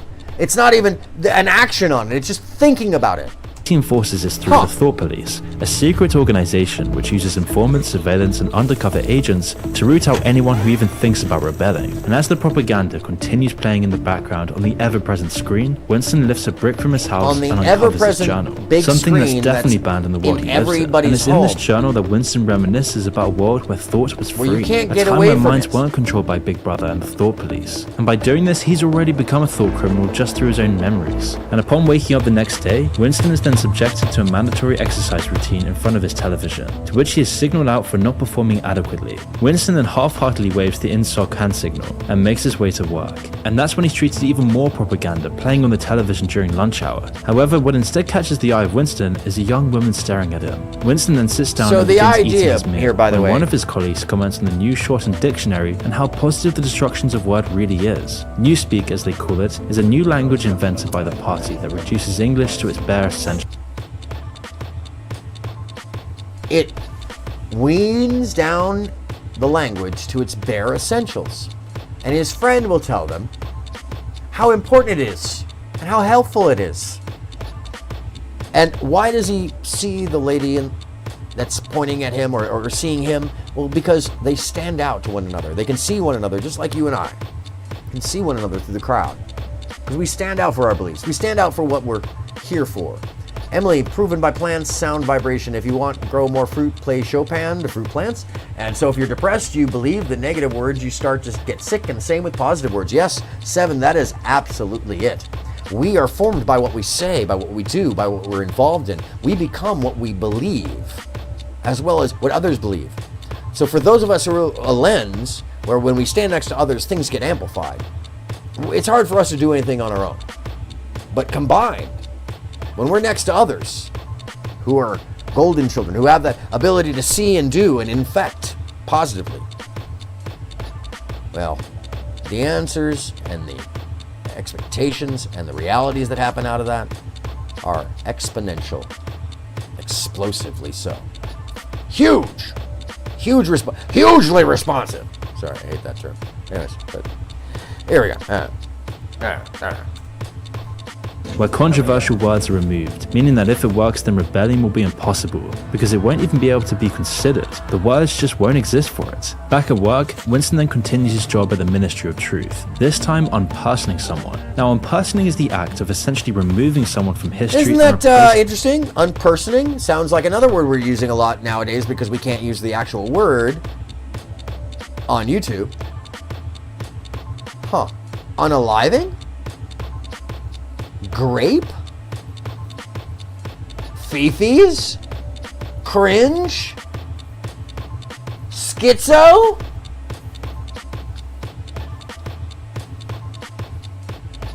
Come on. Comprehensive thinking and cognitive behavior. Cogent conversations. Empathy. Happiness. These are things that folks, I think, want to wipe away from our lives. They keep us all arguing. They keep us confused, in a malaise state, or angry, accepting one side or the other.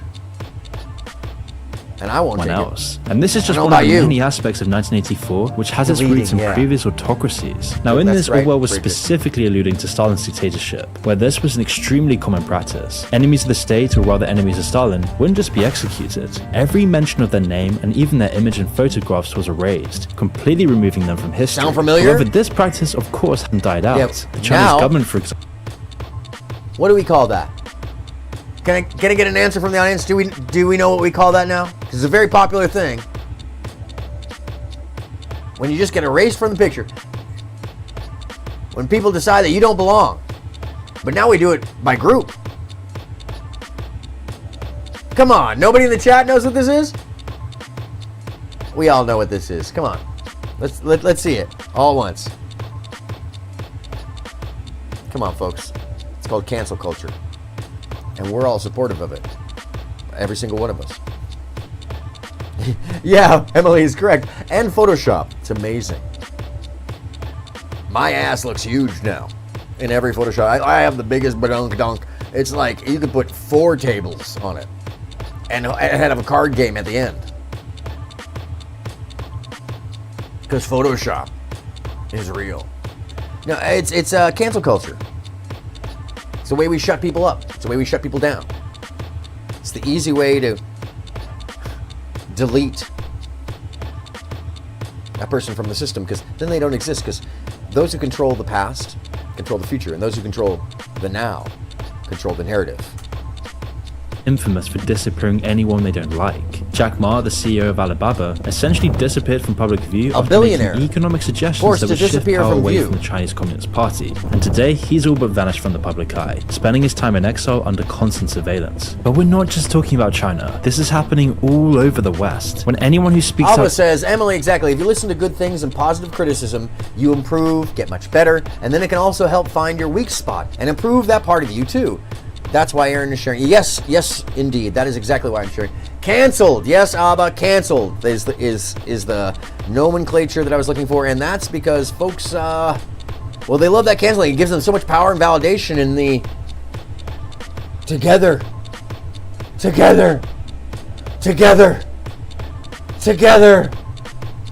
with the light in their eyes, blinding them. Together. But that also reminds us of a picture I tend to share, right? Agenda set in place by Western governments, they are then often censored or bullied into silence. Whether it be Julian Assange or Edward Snowden talking about the government's Yeah, crimes, Emily, or actually, you got a solid taste of that, didn't you? I'm sorry to say. That's, yeah, no, she definitely got a solid any taste other of it. supposed thought criminal who's been cancelled on social media for talking about COVID and its what my origins. notification Anything says. deemed a thought crime and you can be cancelled immediately. I mean, it's gotten to the point now where FBI don't and look at other that. My government TV is intelligence live. agencies are I'm totally on this infiltrating and time right working now. in I conjunction normally with cut it all short, the but- big social media Hey, sites. welcome in, by And the once way. they have control of sites like Twitter, they can then censor any narrative they don't like, shadow banning or completely deleting people from the sites. But it's not By the just way, social what is media shadow companies. banning? Shadow banning is when, you know, they make it so that you don't get your subscribers. Or somebody opens a channel that sounds or seems similar to yours and they take your subscribers. Like a channel called AronM with 17,000 subscribers in one video. That was formed way after mine. Very strange. But that's beside the point. It could also be that the algorithm doesn't place you or your live up at the top, or that perhaps your shorts won't get seen, or perhaps you lose subs on a random and they don't even know they've been dropped, and then they come back and they get dropped again. Yeah, it's computer programming. It's not accidental. People program this stuff, and the algorithm, that takes work every day. Somebody has to get in there and program into it.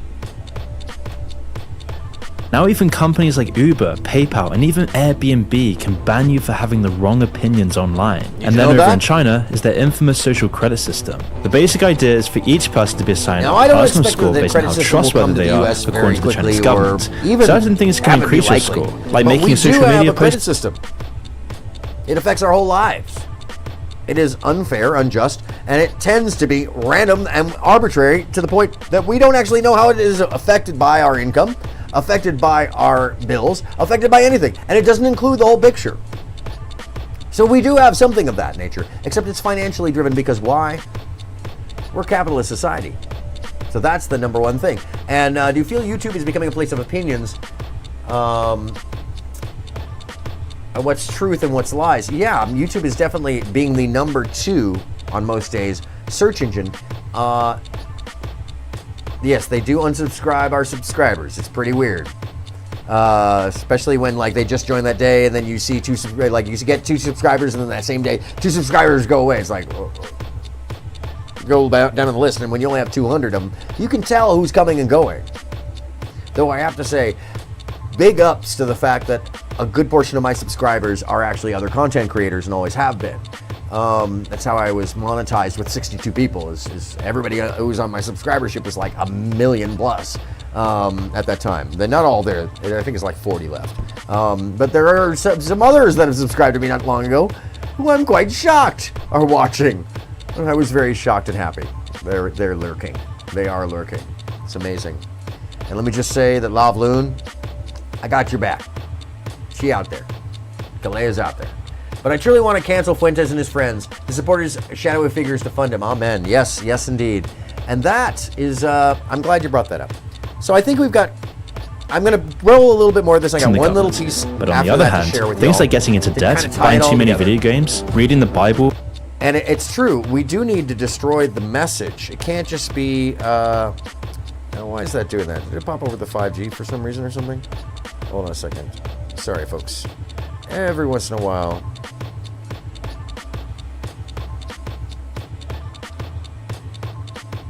Oh, that's weird.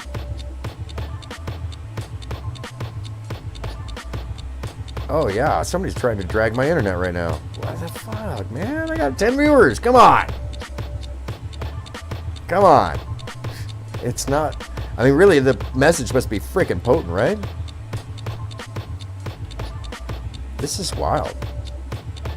I mean, seriously? I have really good internet. Why is this doing It's that? in a world where you are constantly watched. Why is a it world not where letting us get everything to is the video controlled by the with elites, 1984? where you're bombarded with Wait, this is non-stop... creepy. I'm not gonna lie, this is creepy. When this shit happens, this is creepy. It's like it won't let us get to certain portions that are really important topics. Meaning it's going to take longer and longer before workers can ever receive a pension. Even though the majority of France hates this idea, this was imposed anyway, as democracy in Western nations is becoming a facade. In fact, democracies aren't even obeying the people anymore. They obey corporate and financial interests rather than the popular vote, the World Economic Forum over the people. And that's why our freedoms are slowly being stripped economically and socially. Because if everyone had social and economic freedom, then the whole system would collapse. And instead of new parties emerging and addressing these protests, And what does he you're mean now by seeing that? the So militarization. why would the whole system collapse if everybody had economic and personal freedom? Well, because the system is a habitus controlled by a few. 1,400 people have the majority of the wealth on the planet. Of the police, more surveillance, more distraction. And it's following this agenda that people like Bill Gates are claiming at the World Economic Forum that during our current worst cost of living crisis and the ongoing fuel shortages, Bill thinks that workers should now also be paying carbon taxes. All whilst behalf people of like them. Bill Gates are using the most carbon of all. They'll preach things like private property for the average person will be a bygone relic, all while snapping up record amounts of farmland across the Why isn't that US, following their convenient for mantra of them? you'll own nothing and be happy. And all you're left with is again more distraction, more noise, more misery, more tension and more depression. No more family units, less farms, less freedoms, and no more rights to pursue happiness. And this is just one of the reasons our habitus has been violently shifted towards consumerism and hollow material wealth, because we're being starved of it. And it's the perfect means to keep control in society. But how did things ever get this bad? This has never really happened in living memory. Well, what Orwell didn't foresee was that pleasure was just as useful a tool to keep the masses numbed. You see, as they slowly siphon the wealth... Which, by the way, so the other side of the coin from George Orwell is Brave New World.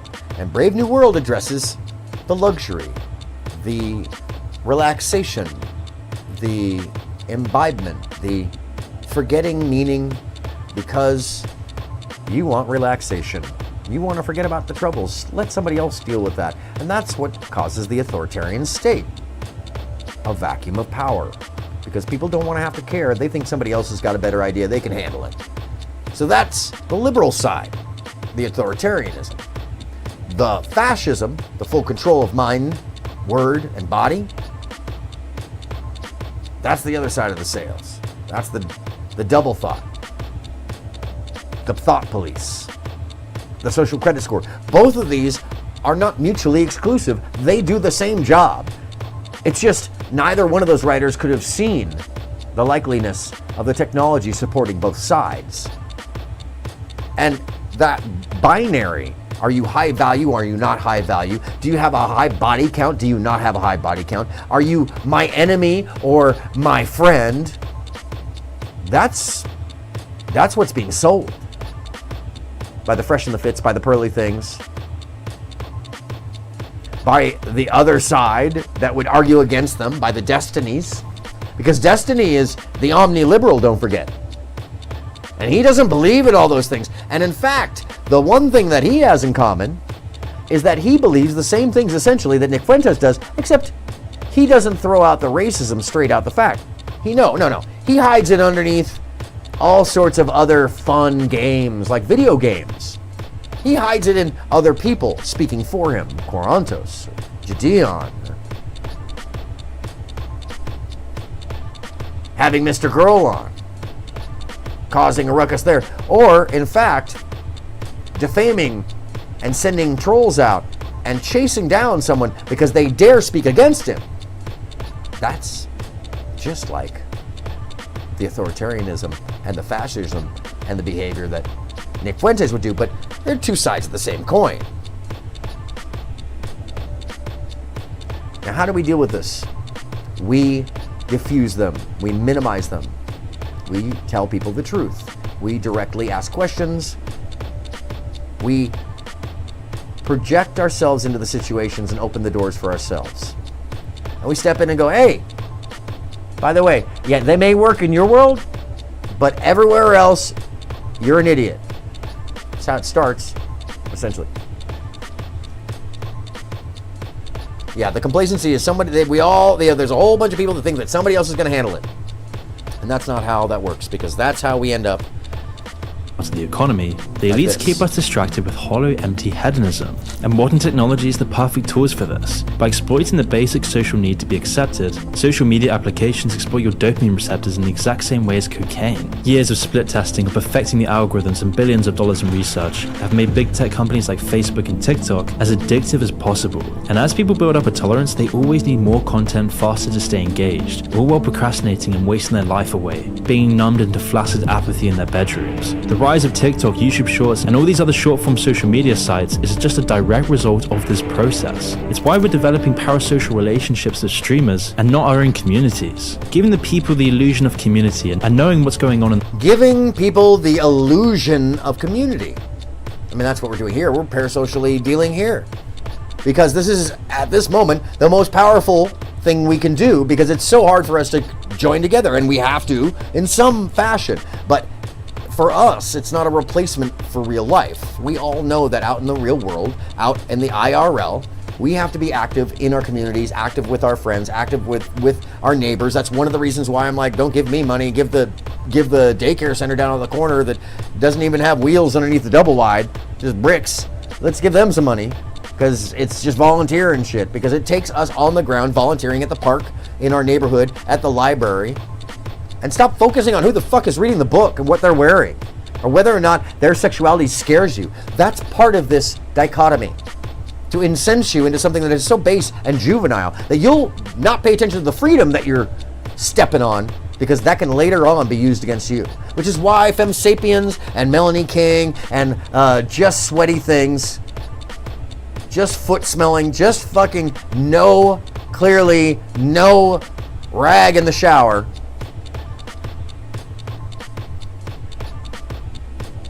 yes, exactly. That's why they support crackheads and drunks, and they don't get them the help they need to live another day. They don't want them to have help. They just want to point them out so that everybody ends up in fear. Because there's a fear sales point for everybody.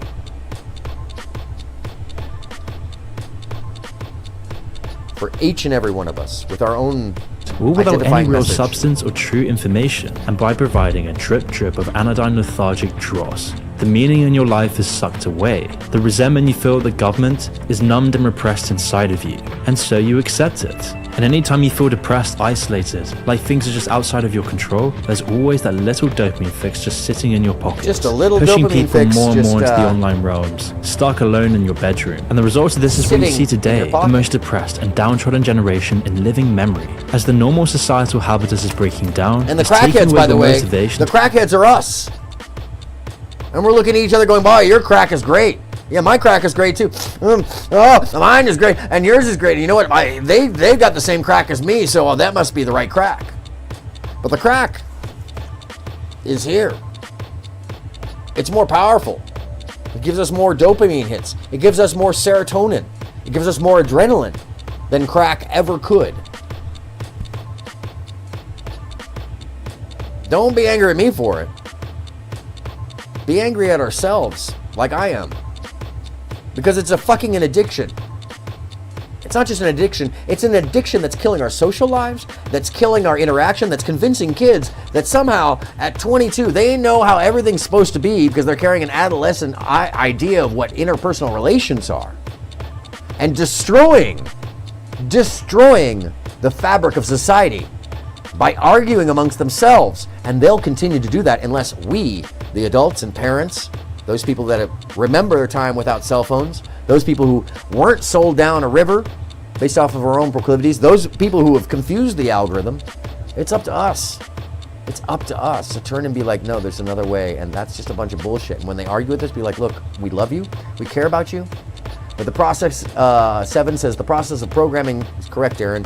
Thank you. I appreciate that. Yes, true social interaction instead of virtual world meta, keeping us all under control. That's, just crusty things. Yeah, absolutely. Oh my gosh.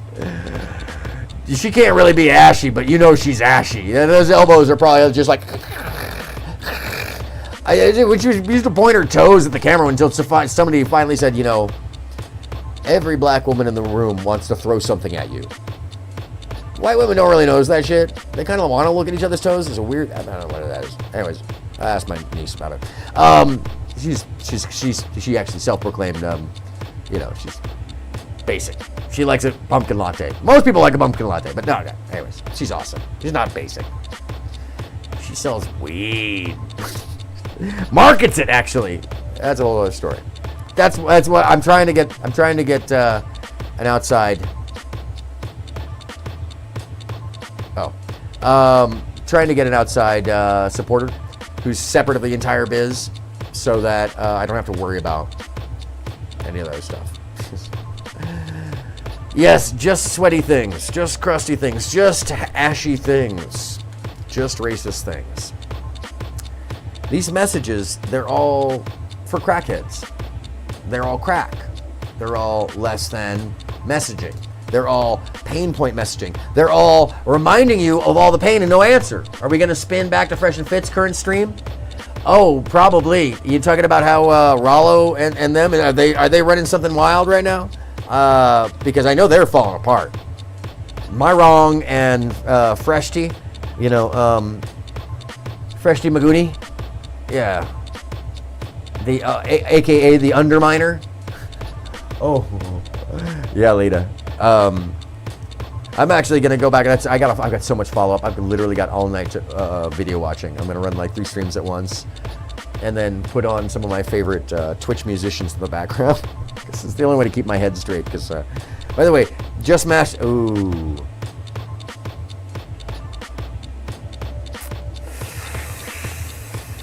I didn't say it, but boy, it came from a heavyweight. I'm uncomfortable for her. Those of us who know. I'm uncomfortable for her. Boy, what a way to not like a friend anymore, huh? Anyways, boy, got deep, got dark, real quick. Got real dark. Go out in the world and make something of yourself. You don't have the energy to call out bullshit against your government and the people preaching their agenda. Responsibility, duty, purpose. These key pillars that have motivated men for many. Responsibility, duty, purpose. Responsibility, duty, purpose, accountability. I talk about them all the time. Our words matter, our actions matter, our associations, they matter.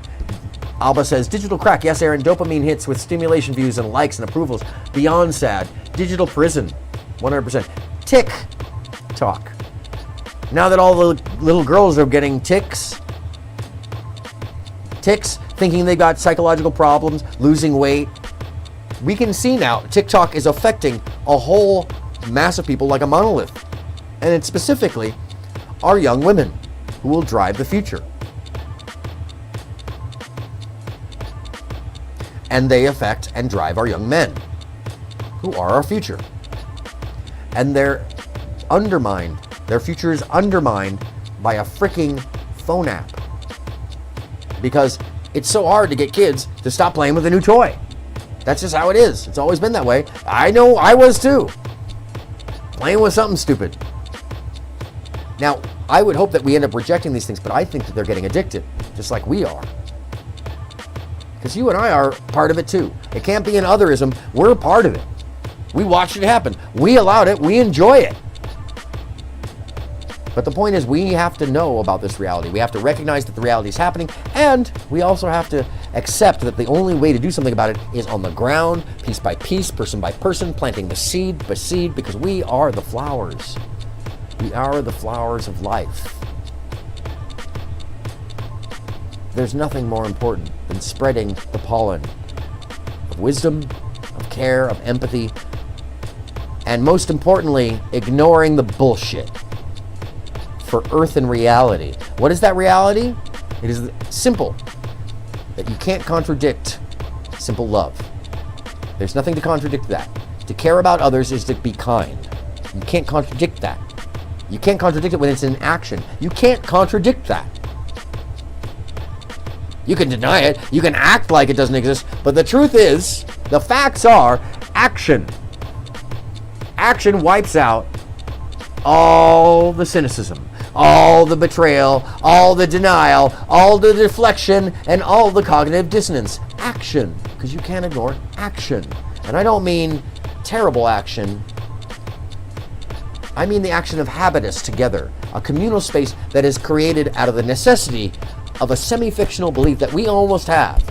So that healthy bit of delusion keeps us motivated. That healthy bit of delusion keeps us believing in what is unbelievable otherwise. That I call the flying pig. It's why I started ministering about it, to bring healthy hope and a dose of jovial ridiculousness and Dadaism into our lives, because it's being forgotten that we can be this and still be amazing. We can do this and still be thought of as right. And we can still do these things and be fun. We don't have to be stoic, because that's just bullshit. That's something a Jay Waller would sell you, because they themselves can't deal with intimacy, emotional intellect. And that's what's being taken away from us. Our connection to each other. Millennia have all been pushed out of the societal framework. Instead, consumerism and greed are the only things to look up to now. But the worst aspect of this is the effect it's had on people's relationships with each other. I mean, our current habitus right now is leaving 63% of men under age 30 single and alone, and a large majority of them aren't dating at all. Millions of men are experiencing the exact same lovelessness that Winston's known his entire life up until now. But before we continue, I want to tell you about something I've been working on this past month. You see, I've built something that I legitimately think will change your life. Because you see, for most of your life, you've always been fed a constant stream of lies. Lies that have poisoned your value systems, purpose and passion in life, whilst also poisoning the community around you. And it's why you feel so lazy, so meaningless, so lonely. And so it's time that we've come up with real solutions. Not just modern day BS solutions. I'm talking about a new form of community. A way for us to take back control of our lives. Where I will go deep into the real solutions, answers and value systems of thousands of philosophers condensed into an easy to understand package, all to help you improve your life. All at no cost to you. I will send you a weekly essay on the solutions to the problems we discuss on this channel. So just click on the link in the description and add your email and name down below. So what is this channel? After Winston and the woman get to know each other a little better, we then transition back to the antique This channel store, is called Moon, M-O-O-N. And once they're sure they're finally somewhere private, and I've done a deep dive into this information, and this person relationship is the documentary we also film finally get the reviewer name of the woman, being version revealed of as me. Julia. In this moment, both of them He's can sending finally another relax portion of the and enjoy message. He's just themselves. like us. Even if just TikTok for a is like little gambling, while. high They then for the enjoy highly some addictive. contraband Yes. items that Julia smuggles from the party, like real chocolates and coffee. And for a while, their little conspiracy works quite well for them. Up until this point, Winston has been completely in the dark on whether there's an active resistance movement. But in his mind, he's certain that he has some level of understanding with an inner party member, a man called O'Brien. So when O'Brien corners Winston in a hallway, he's full of hope for a way to resist. O'Brien tells Winston that he's a fan of his writing, but he does mention that there were a few unwords in his latest piece, and recommends he reads the state's next dictionary edition.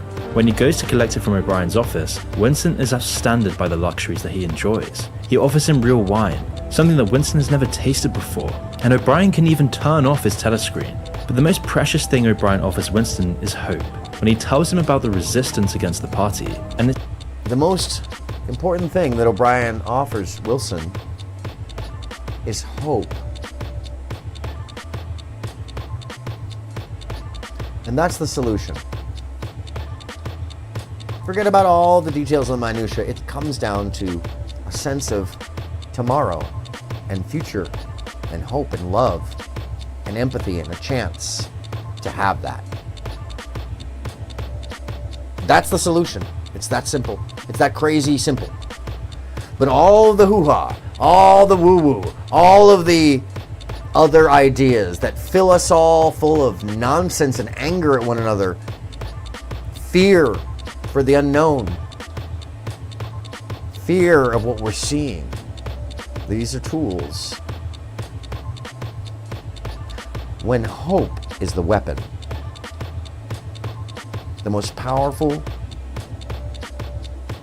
integral, human device. It's the power of hope. And it washes away all of the messages that would tell us that we're less than. Whether it be the red pill, or the black pill, or the purple pill, or the whatever the fuck it is. Folks, we don't have to be here for that. And together, I hope that we unify in individuality and not give in to the ease of letting someone else control because we don't want to. No, it's our responsibility, and I'm sorry, otherwise we become the story of Brave New World. And if we let the lies control us, and the doublespeak and the nonsense control the conversation, then we're becoming what? The world of 1984. And there is no mutual exclusivity to either of them because they're both being sold, so that we can separate off into one side or the other and look at anybody who's not part of us as a problem. Which is why I'm saying let's be Cerberus. Let's be a magical dog with 3 heads. Not only man's best friend, but there's lots of us. And you can't get rid of us because we're silly and affable and dangerous. And by dangerous, I mean we're dangerous in that we're a miasma. We're the butterfly. We're the flowers of life. And our pollen cannot be stopped because it is carried on the breeze and by the bees. And our seeds are planted one at a time with our friends on the ground, with our loved ones, with our family members. And we reach out with hope, with love, with kindness, with empathy, which is why they wish to stop this message. Which is why they will try to derail this message off to anything they can. Because if I tell them and tell you that the pedophiles are the ones screaming about pedophiles, and they're called MAPs. And if I told you that people who are involved in the government and policy making are actually nihilists and they don't care about white nationalism, they don't care about racism, that's just an easy tool. No, they care because they think the presidency in itself is an evil institution. I quote. That's a quote from this week. The presidency is an evil institution. That's who we're up against. Baby minds. And let me tell you something about baby minds. They're really easily manipulated, and they're really easily converted. Somebody like Nick Fuentes, honestly, a group of us in about an hour get him completely convinced of whatever we tell him to. Because he's that manipulated already. He's already been an incel his whole life, so get him laid. That'll be the end of that. Get him laid by get him laid by anybody who isn't white. That'll be the end of that. Trust. And then he'll be somebody's simp. Like a crazy simp. That dude would be a crazy simp. Anyways. Oh, yeah, there is one more. There's one more thing. And let me bring it up. It's Pearly. Pearly interviews Tate's friend. Let's see if it's still... Huh. See if it's still there.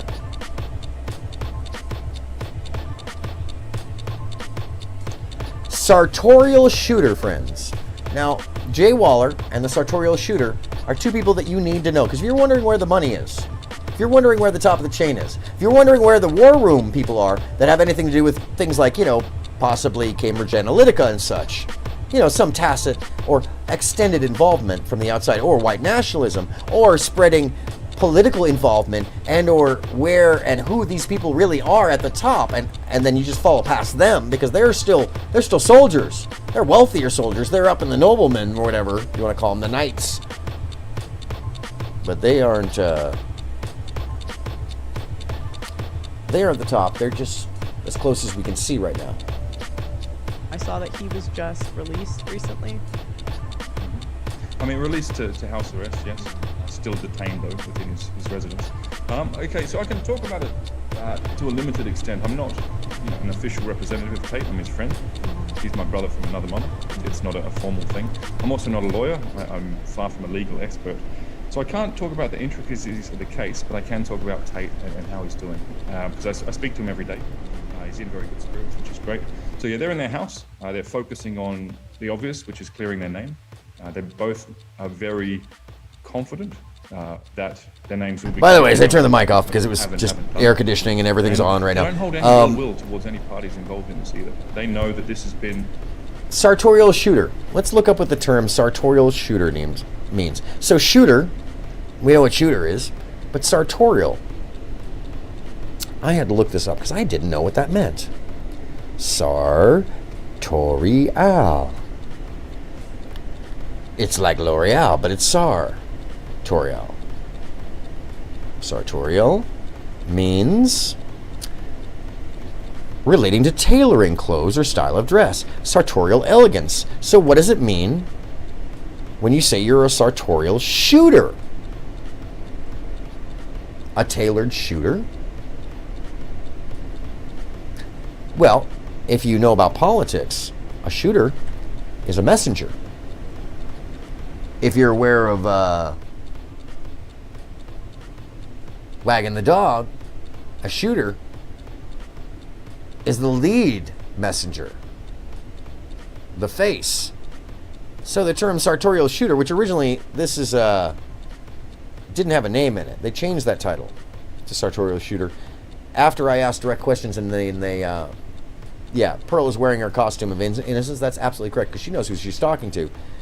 A massive injustice. This person is not. You have over 180,000 followers on Instagram, and you are known for being friends with the Tates. And you're here today to give us some updates on the case and just all around let us know how they are doing. By the way, I want you to check out just the background, and it's very important that sometimes you do that in images and take a look at the house. So this person is incredibly wealthy. Just the height of the ceiling, the open frame, and the glass industrial art, as well as the height of the windows and the sliders. That is a multi-million dollar home. That man must be worth tens of millions of dollars. That's just how you can tell. And then you look at the cut of his clothing. That's a $4,000 suit. My Instagram. Why does this matter? Really something I view as worthy of mentioning. I think I accidentally have followers. Like I never meant to be a followed person. It's just having fun with. Yeah, he never meant to be a followed person, but check out sartorial shooter on Instagram. So you guys, I don't have Instagram, but I saw it. You might be interested in what that dude is doing. We had fun. We had fun, and inshallah we'll get back to having fun. Not as simple as it seems. He's a friend of the Tates, and he's involved with the war room. Able to talk about on the Tate case. I saw that he was just released. And recently. why is he here speaking for Tate? Released to house arrest after he's been released. Still detained though within his residence. Okay, so I can talk about it to a limited extent. I'm not, an official representative of Tate. I'm his friend. He's my brother from another mother. It's not a formal thing. I'm also not a lawyer. I'm far from a legal expert. So I can't talk about the intricacies of the case, but I can talk about Tate and how he's doing. Because I speak to him every day. He's in very good spirits, which is great. So yeah, they're in their house. They're focusing on the obvious, which is clearing their name. They both are very confident that their names. What's important to know about this cat is that he played some very important political roles over in the UK. Involved in this either. As far as money and influence is concerned, massive and he is injustice, and they're partner very confident alongside that the truth will win. Jay Waller in the war room, and not in business, but in the war room. What was it? I just can't even imagine being imprisoned for 3 months for something that you didn't do. How are they still in good spirits after that? I would be so incredibly frustrated. Yeah, it's a tricky one. There was definitely frustration. And you were asking about the seven. One of the things that Jay Waller the Tates talk about and sartorial shooter. Iron mind, and that's basically there's the the beginning of your tree, a focus your poison every tree. day on doing what you have to do. It's not the end of the tree, it's not the root. Regardless of whether you feel like it or not. But you can get to the root from that. Unwavering, logical approach to life. Like emotions can be controlled if you choose to control them. In a positive, healthy way, emotions can be controlled if you choose to control them. I'm not gonna platform these folks any further, but I will say this: we should be aware that people who are no name with a face, but when you put them into Google, it's impossible to get a name out of them. We should be concerned about people like that because they are nameless with a face. And we've seen what happens with the nameless people. They're pushing agendas. They're working for no apparent reason for somebody else, even when they don't mean to be. And so I'm going to end it on this picture of the two whitest kids in the room, both with a clear agenda. She looks like she hasn't slept in 4 days. By the way, this is when her videos were being taken down. The reason that she looks like this is directly associated to Mike and several of the rest of us. So, you know, this was the day after her videos were being taken down. 2 days after Sarah Garvey came after her. So it's basically, this was the worst day in her life, and she's interviewing, knowing that she's interviewing the proof that she's associated to white nationalism in politics in Western Europe. And this, my friends, is the direct link to it, right here. When you're wondering, how do I know for certain? This, right here. Add Jay Waller into that scene. Boy, it gets deep quick. Add the Tates into that scene, it gets deeper quick. Add Nick Fuentes into the scene, it gets really wide. Add Destiny, Steven from Omaha. Steve-O the Deuce. Because he is a second, but I like calling him Deuce or Pog Boy. Hates that.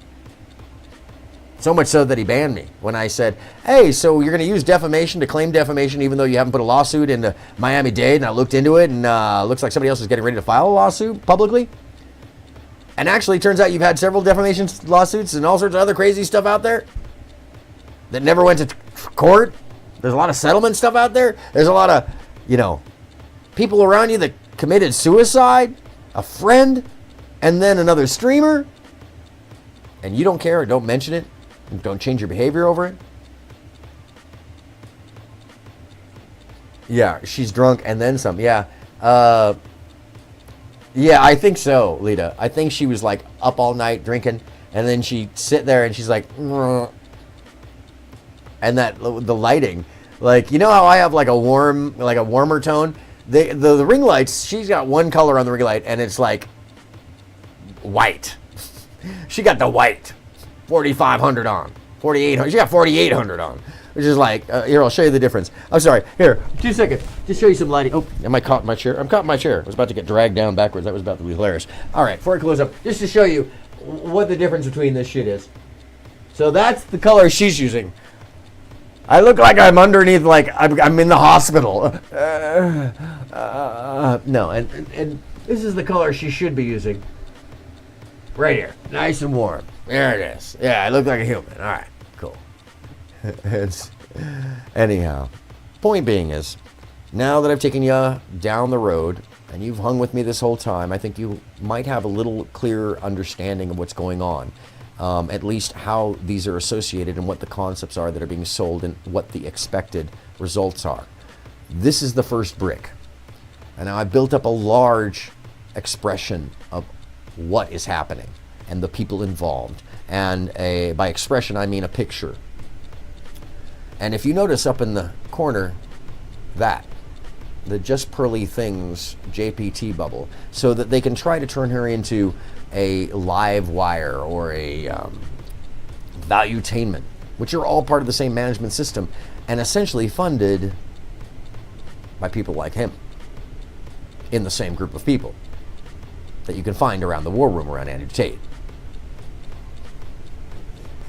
Yeah, no, her lighting is for makeup, and she doesn't know how to put it on, I don't think, Lita, based off of what we've seen, because when she does wear makeup, it looks like her mom didn't show her how to put makeup on, or her friends, or she doesn't have friends. Well, I don't think she has friends anymore, because I haven't seen her roommate in a while, huh? Not since the Nick scenario. And by the way, anybody notice that King Richie isn't dating her roommate anymore, and her roommate isn't around? Huh. So when she says they're okay with the racism, oh yeah, everybody except for your friend. Must be a lot of money. Or maybe it's just in her background. We don't know yet. I'm waiting, I'm looking. And I'm searching for that. It's less interesting. I kind of want to leave her behind because just ashy things, it's not worth our time, except to smash the message. What's worth our time is understanding that sartorial shooter means a tailored messenger. That the message of doublespeak, the message of misrepresentation, the message of history being adjusted by those who control the now, we can see that in our daily life. Yeah.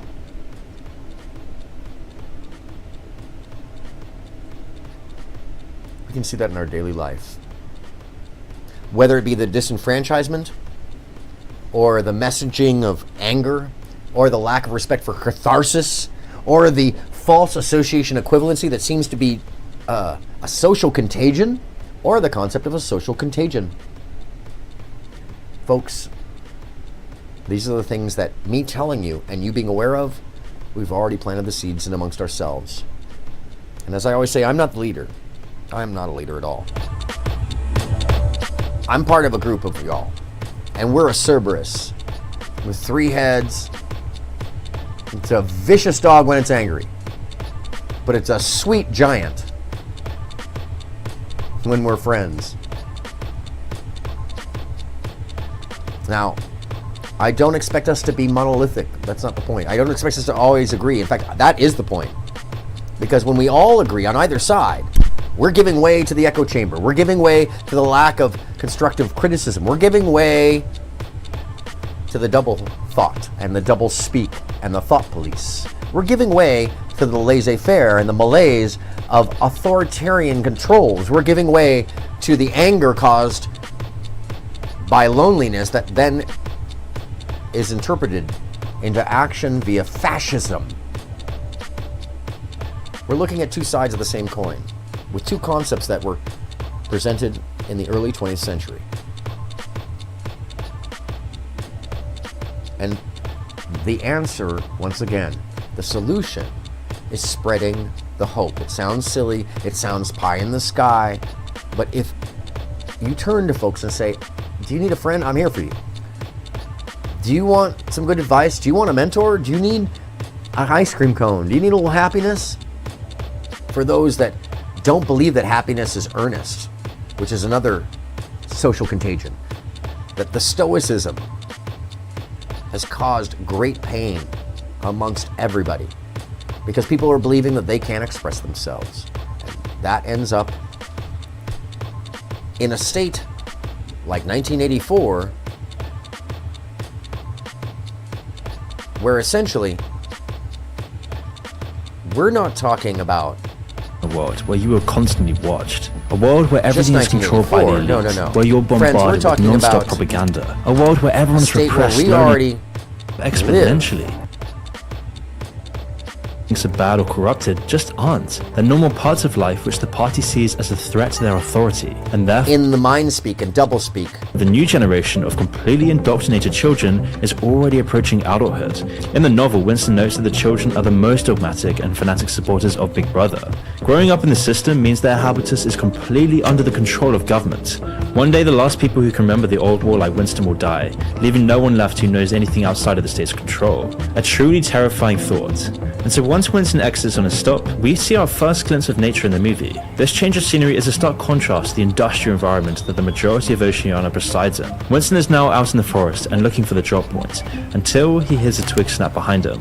It's the woman, and she has been following him the whole time. When the two get to a scheduled hiding place, yes, the Italian girl and King are not together any longer. After learning that the woman has done this exact stunt with hundreds of men, Winston states that he hates goodness and doesn't want virtue to exist anywhere. So because the speak has been turned on its head, the acceptance between them is to say that he hates goodness and virtue, because those virtues and goodness are based off of the contemplations or the ideologies of Ingsoc and the everyman.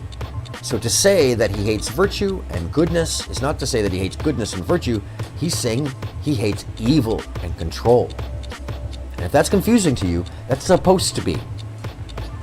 It's meant to confuse the senses. It's meant to have you turn on your head saying things that you would not mean, and you mean the opposite thereof. Meaning contradictory thinking on purpose so that you can't even make sense even when you're trying to make sense. I think we've all heard this repeatedly. I hate purity. I hate goodness. I don't want virtue to exist anywhere. I want everyone corrupt. And by saying so, he's validating himself and creating a virtue. Moby asks, Aaron, are all grifters the same? As in bad, or some can do well because it's harmless? No. I think you're kind of missing the point. If you reform yourself and you're self-admitting, and then you do right by the things you did wrong, that's called righteousness, actually. That is the term that is what righteousness is. Having fallibilities, admitting the fallibilities, and then doing right by those things in the same vein because you recognize it. Just like white hat hackers. There's a difference between white hat hackers, gray hat hackers, and black hat hackers. Things are not just binaural, and in life, things are very complex. There's never just one thing, which is part of the ridiculousness, the insane ridiculousness of talking about the law as if what the dude did is equated to him being a bad person or a grifter, when a grifter is somebody who takes advantage of your weaknesses, not your interests, and that person doesn't actually give you solutions. Okay? So let's dead it. Move on. Really, truly, move on. Otherwise, I'm starting to think that you're just a paid advert. You're a bot. You're no different than the Ingsoc. And it's concerning because you're doing an action what I'm describing. I don't get it. I do, but I don't get why you're linking the two. Unless, you have an agenda. What are you really angry about being covered? Why aren't you concerned about the things that it's affecting positively? Or why aren't you concerned about the people who are the bad folks getting affected negatively, like having their channels taken down? Because the messages are part of this disingenuous disenfranchisement, that it have you having to describe the opposite of words to have them make sense. She can put tons of makeup on or get surgery, Lita, but we know the evil in Pearl's heart is inspired.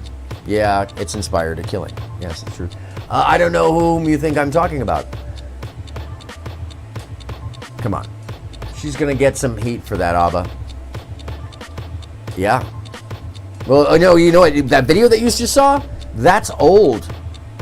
She's already, that's even weirder is that just passed by everybody. Nobody even noticed it. And it was like the big deal to me. I saw it and I'm like, oh my God, she's literally on camera with one of the people who funded Brexit. What do you mean I'm talking in general? Whom are you talking about? I'm confused. I didn't name anyone. I just said it in general. No. I'm talking in general too. Is in general. The public and the anger with Mike is a great example of Mike is actually doing in action what he says he's doing. Asking for money to collect so he can go do the paperwork or whatever. That should be understandable. We have to do something to pay for things and although the dude doesn't have to worry about money and he's got a business that's rocking, if anybody knows, business is business and your money for business is your money for business and your money for your money is your money. And so when you start things, you have to make an income. And unlike me, I'm doing this for totally different purposing. Not saying we're different altogether, but I'm asking for different things. And someday I will be monetized. I guarantee it, and I'm going to do merch, and I will make money off of the advertising. But that advertising money, I'm going to hopefully do the same thing as I'm doing with the donation. I'll give it away because I'm looking for monetization through an actual advertiser, not through YouTube. Because I don't want to be beholden to these folks, which is what Mike is doing. And Mike literally has a grassroots advertiser, sells weed paraphernalia that came out of his chat. I don't know how much more grassroots you can get. Why are we talking about Mike? Because Mike is a great example of what's hated because he uses inflammatory performative language, and instead of paying attention to the effects, you want to pay attention to the person. Folks do that. It's called Fed. And I use that as an example because it's a good example of somebody who's doing action in life, changing shit that we all want changed. But people are angry about his words. The white folks in the Discord were incredibly angry that he derailed the conversation and paid no attention to the 10 uninterrupted minutes of OG Patrice, who has never argued against or denied. Nothing she said was denied or made or corrected. What's the message? Mike's message? Fuck around and find out. That's literally the message. Fuck around and find out. It's pretty clear. Because he's coming for people that, and my message is hope. My message is care. My message is kindness. Example, he does the FBA versus tether. Yes, fuck around and find out. It's called performative catharsis. It's a purging of the experience. The reason that there's a tether thing is because if you aren't from the US, you wouldn't know that black people have been repeatedly told what they were by white people.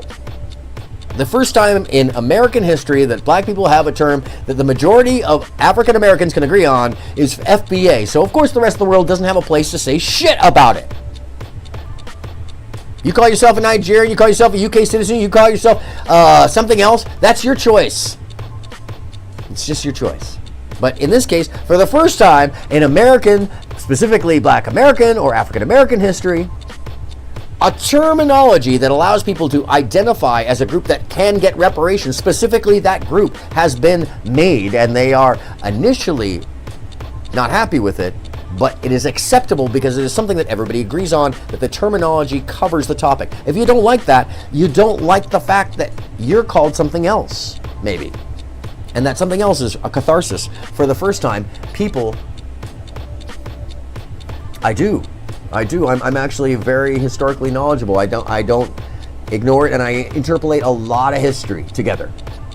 So, but to understand these things, we culturally need to understand each other. Just like in the UK, the difference in behaviors between Northern Ireland and Southern Ireland and the Troubles, and the difference between that and the involvement of the Blue Forms, and there's a whole bunch of different components to it that if you weren't there or you don't know people that were involved in it, you don't know the differences. You just think it's all part of one battle. And it's not. It's complex. So it's really incredible, and it's telling when I hear simplifications of very complex issues, just because people want to say, oh, it's just all this or it's all that, when this is double speak, thought police bullshit. This is giving way to the easy thoughts instead of thinking about the complexity.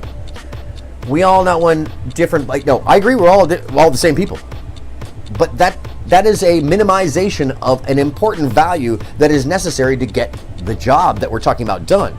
So you can try to deflect away for the purpose as if you're somehow righteous for saying, we're all one people. Yeah, no, we're all one people. But then we have to still allow people their individuality and their joint behaviors and their tribal societies and all of it has to exist. There's all together existing as a salad, a miasma. There is no mutual exclusivity there. And the binary thought is the fighting of the fascist mind versus the fighting of the authoritarian mind. And those two are false. They exist in a vacuum alone. And Northern Irish Republic of Ireland, they're still Irish. You aren't even paying attention to what I'm talking about, Moby. And this is the point that is being made to you. They're still allowed their separation of identities while still being the same. There is no mutual exclusivity. Thinking that is an adolescent viewpoint. The world and life is incredibly complex. And let me just make an example. Are there just stars in one style? Or are there many stars and we call them stars, but there's 12 different versions of a star? But that's the end result. It's just us versus them. There's a good reason, and when you take out the context, then you forget the history, which you have to have. You can't get to an end result by just ignoring everything. That's called nihilism. And that's the whole point of what just went down in the past hours, talking about the creation of nihilism in our thoughts, in our presentation of history, and our understanding of how these things come through complex manifestations. So when you try to boil it down to a simplistic idea for the sake of argument in the debate bro world, you're making a huge mistake called FAE, false association equivalency. You're trying to, yeah, it does start with Moby. And it's not about just supporting, even then, you can argue with me, it's fine. In fact, that comprehensive thought, the arguing against the thought, gets people to a place of thinking, which is more important than not. Now, I support that. So that's why the dissertation, I'll have this disagreement all day long. The disagreement is important. The question is whether or not you relegate the ideas only to binary thoughts, or that you see that in actuality, as opposed to the fight between one side and the other, authoritarian versus fascist. Well, we see that there's something in between. And we are talking. And it's important to have the conversations, because these conversations are not allowed in a fear state. They're not allowed. Winston wants everyone corrupted, we also much have to to be the delight of the comprehensive women. and This state of mind cogent, is a direct... and we also have to be considerate to reality. We can't just decide things because we think that that's how it is. No, we have to use reality as the guide. Now, when we're all making reality together, that's a different story.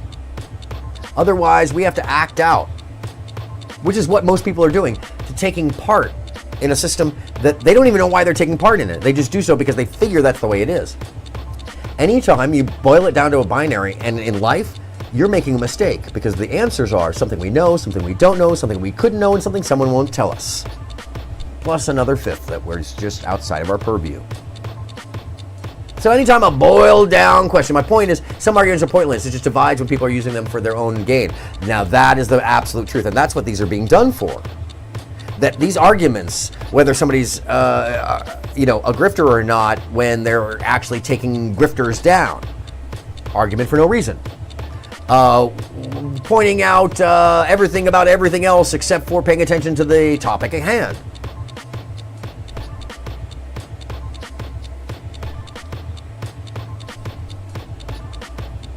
Point made, I believe. We're gonna get a one in the chat if my point's been made. Like physically in action. It's amazing.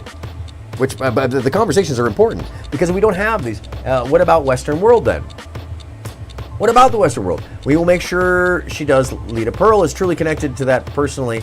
We'll share it in all social media platforms. Her hands will never be washed of blood from those murders ever. The whole world has blood on their hands, Moby. False assumption. You're like, it's always speaking of you, the us versus them. What about the Western world? What about the Eastern world? What about African history? What about Antarctica? That doesn't make any sense. What about the answers and the solutions to ignore this bullshit? I'll tell you what it is. It's having the conversation like we're having now. Meaning and that everything the party in the habitat sees as good is sucked. turned on its head. And because of this overwhelming level of control in the society, all Winston really wants to do is yell bullshit at all the lies slung at him. Okay, that's a false equivalency. That doesn't mean it's right. And when you see something in action that just occurred, you don't act nihilistically and say, well, the other things happen, so we can ignore that. No, you are playing that game for them by saying this. By literally saying this, you are admitting that you're nihilist. What about Russia? What about ism? What about ism? What about ism? What about everybody else? How about what we're talking about, not about everything else? Address the things that are being spoken about, not what you want to talk about. Not waiting to speak because you just have to add in. That's an adolescent behavior. And that's something that most people are doing, just waiting for to speak. That's what I mean. If we do better as individuals, it puts out that energy. Yes, Emily, absolutely. Each and every one of us, and I say this over again, and Emily's got it right on the nod. Right on the nod. We each plant the seed. We each have this conversation. But I also would suggest that we don't tolerate bullshit or binary thinking, because all the binary is fear-driven. It's fascism or authoritarianism, and apparently there's nothing in between, because life doesn't exist outside of those two things. Yes, because it's my show, Moby. It's my show. And I'll tend to allow the topics. I've allowed your topics the whole time. But I include them in my thoughts, which is called cogent thinking and comprehensive behavior and consideration. East is not innocent. The East kills its own, for example. Look, the whole planet has a problem. We're animals. And the universe is terribly efficient at being chaotic, even though we're somewhere in the middle. And the expectation of safety, even though we live in the safest period in human history, can be disgruntled, misunderstood, just like the misrepresentation of how the station of the presidency is evil. Yeah, that's nihilistic thinking that somebody sold you into, and you need to deprogram yourself out of it to see a little bit more. I'm telling you, honest to goodness, that when you see things in a binary that everybody's evil on this side and nope, it couldn't be evil, and what about this and what about that? Well, what about the effects of individuals here who are selling the bullshit? That's what I'm focused on. I'm not focused on that other stuff. If you want to talk about that on another day, when that comes up, absolutely. But taking part in the conversation lets everybody know that you're here and part, even if you disagree. No, Moby, I don't think I know everything. I think I'm wise about the things I'm wise, and when I don't know something, I ask the AI, hence why she sits here. I literally admit to fallibility. I have literally self-vetted. What you just said is cognitive dissonance because you don't like what you're hearing. Yeah, I mean, you keep bringing it back to something that is not in the topic, which you're making my point about the mindset. And I'll keep you on to keep making this point, that you're hypnotized by a whole concept that you can't let go of. You think that's actually legitimate to the conversation right now just to make a point. It's very odd for an adult. FBA nonsense. Well, okay, that's your opinion on a subject that the majority of people don't have, which means that makes you the odd person out. And you can stand out as an individual, that's fine, but when your context doesn't match any reason, it makes you an idiot, Moby. You don't just get to say things because you really believe them and they don't have any context to it. No, Moby, the term idiot means to say without reason, to speak. And let me put it in Pidgin, as it was described to me by Lee Scratch. Doofy no fa say. Lee Scratch Perry said it to me. Doofy, and he was speaking to me. And I learned it. You know what it means? Doofy no fa say. It means the goofy guy. If he doesn't know what he's talking about, should probably hang back.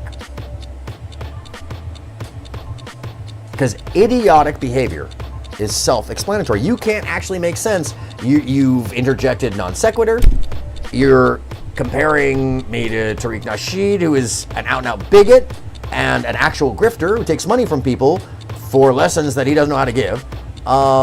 You've said that I don't... Shame, insult, guilt... need to be right. Yes, Architect. You were creeping back there, weren't you, Architect, the whole time? Thank you for being here, Architect. Awesome.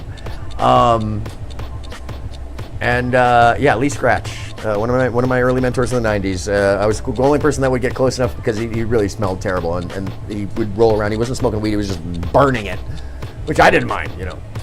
So, anyhow, I think my point is pretty well made.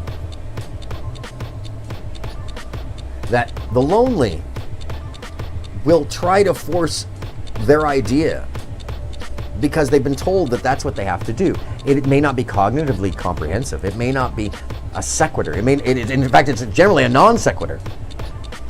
And they would associate wildly free associating concepts to make a point that they think they're making, but the rest of us look at and look in quandary.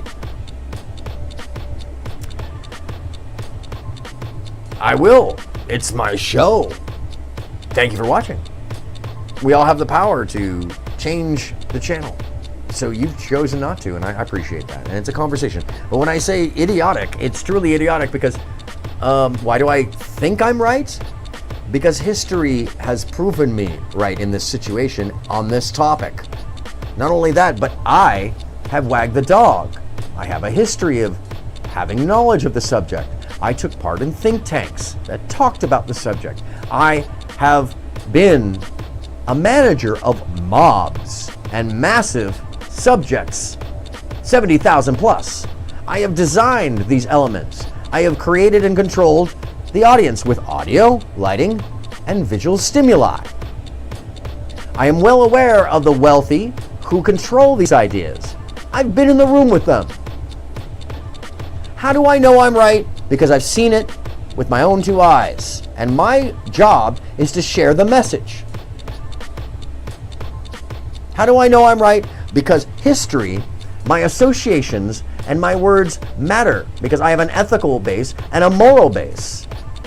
And I have been allowed to see things that people don't get to see. So while you're nihilistically doubting everything because of your apparently limited experiences or different experiences, which is very common in my life. People don't experience what I experience, so they think it's a lie, so they think I'm untrue, but you can go look at the videos. I've planted enough little breadcrumbs around to where you can see it. Yeah, Lee passed, and he fought cancer for a long time, architect. Yeah, Moby's from the UK, South London, southeastern London, bruv. 3 to 4 blocks away from, well, China Central, CHYNA. You know, that group that keeps calling in, angry about the tethers. There's only like 5 of them. They hang outside of a gym that King Rich's and China regular. So Moby, that may not be you, but that's the group. So you're associating yourself with that group, just so you know, by acting this way or carrying on this way. And by carrying on that way, I mean like non sequitur, shame, insult, guilt. By the way, that's the act of a schizoidal pattern. And I'm not going to say schizo, I mean schizoidal. I mean that you have a psychosis for some reason, which is, we all do. You're from Israel. Okay, but where are you at right now? Oh, I know why you're angry.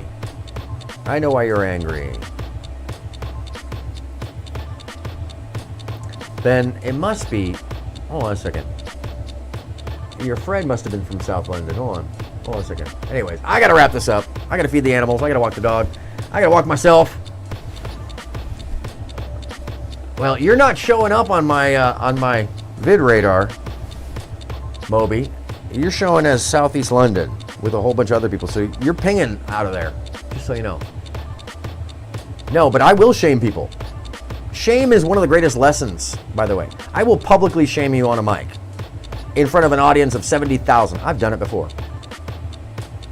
Why? Because it is a powerful tool to get people to change. Because if they actually feel shame, then there is a component of shame they know they did wrong. It's a natural thing.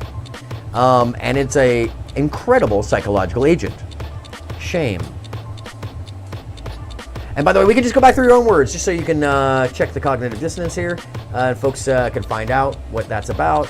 Hold on, let me pull that back up. Yeah, let's just go back through your own words so you can find out. So shame is FBA nonsense, no I am, like Tariq Nasheed, that's insult. You don't listen, you think you know everything. Shame, insult, guilt, no you are, no it's not, but go on. Who do you think you are? Who do you think, who do you think? You're right? Yeah, shame, guilt, insult need to be right. Your own words, Moby. I know what I said. I said you were acting idiotically. I said what you were saying was idiotic.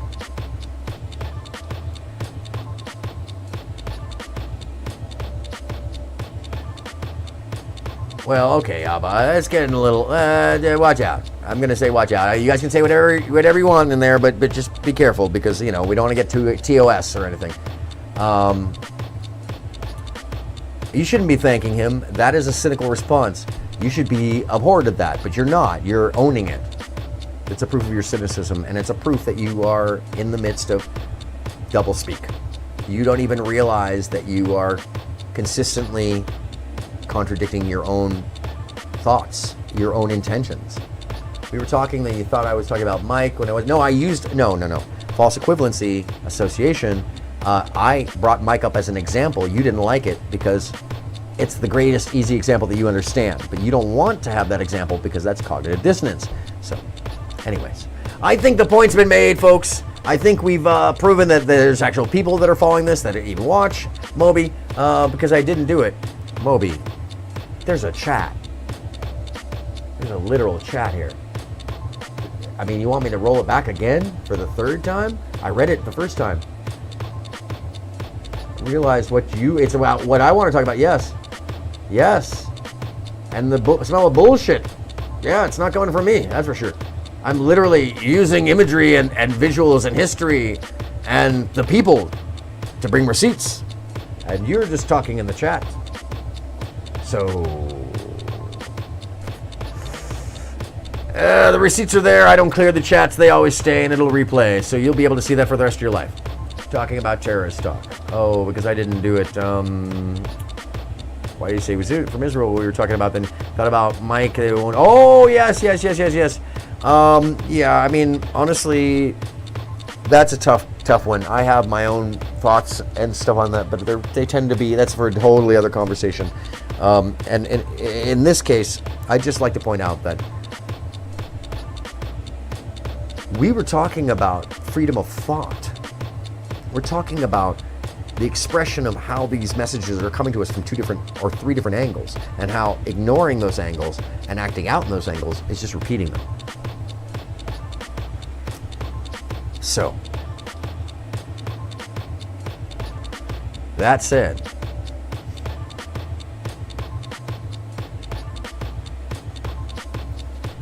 we'll have to agree to disagree on that one today, because as I head out, this is a lot longer. I did not realize. Oh my gosh, I did not expect to be on for this long today, folks. I knew it was going to be a long one, but I didn't really think that it was going to be this long. Anyways, I thank you so much all for being here, and I want to tell you how important it is that this message spreads, even if you don't agree with it.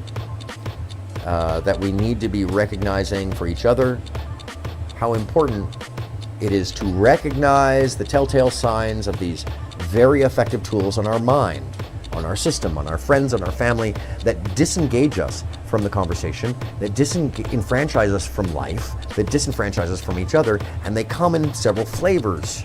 Not just 1 or 2. They come in a flavor for each one of us. And these old ideas that used to be just bifurcated are now... No, actually, it's part of my show, Moby. Interacting with people and being strong and performative. You're talking to a performer. You realize that, right? Like, my message is real, but my performance is not. I growl. That's not my real voice. This is my real voice. But when I'm here, I'm putting on a show because it's more fucking interesting than, But maybe you've been watching too much Destiny and you can't tell the difference, which is the whole point of my message, is you don't... Got in your feelings. Nope, you did, Moby. You made a terrorist joke. Can you read? No, joke with straight up question. Okay, this is why everybody's got a mod. Because there's only one main mod and she already called you out. So be careful, Moji. You've been standing on that precipice with Bridget all night. That's why she's in here, I think. She's just waiting with her button finger like, ah. Okay, Moji, you're not a terrorist. There are no terrorists in here. I hope, I think that let's just agree to disagree. And it was an inflammatory conversation. Let's let it go. Unless the chat wants to take care of it, that's all on you. Because don't forget. Yeah, no, it's inflammatory. It's just like the tether stuff. You got to not be so sensitive. Talking about, hey, you're all in your feelings. You're the one who just got sensitive about a term.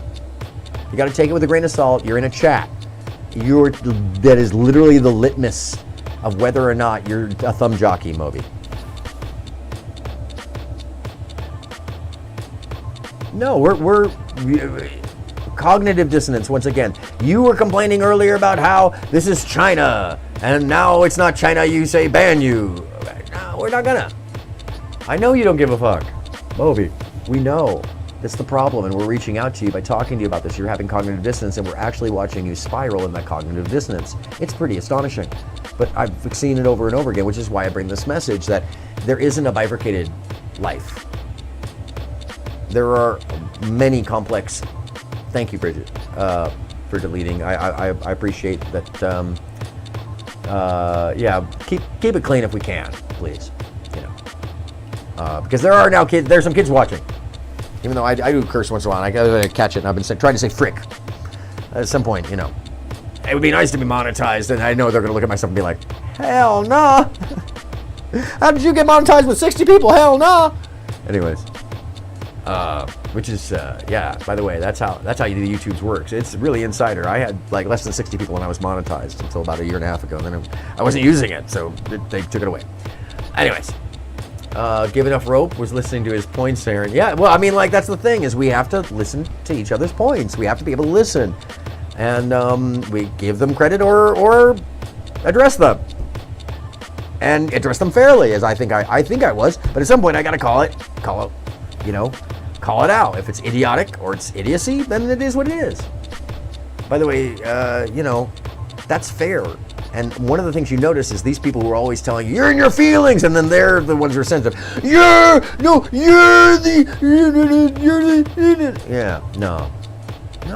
that's adolescent behavior. And they're telling us it's a litmus.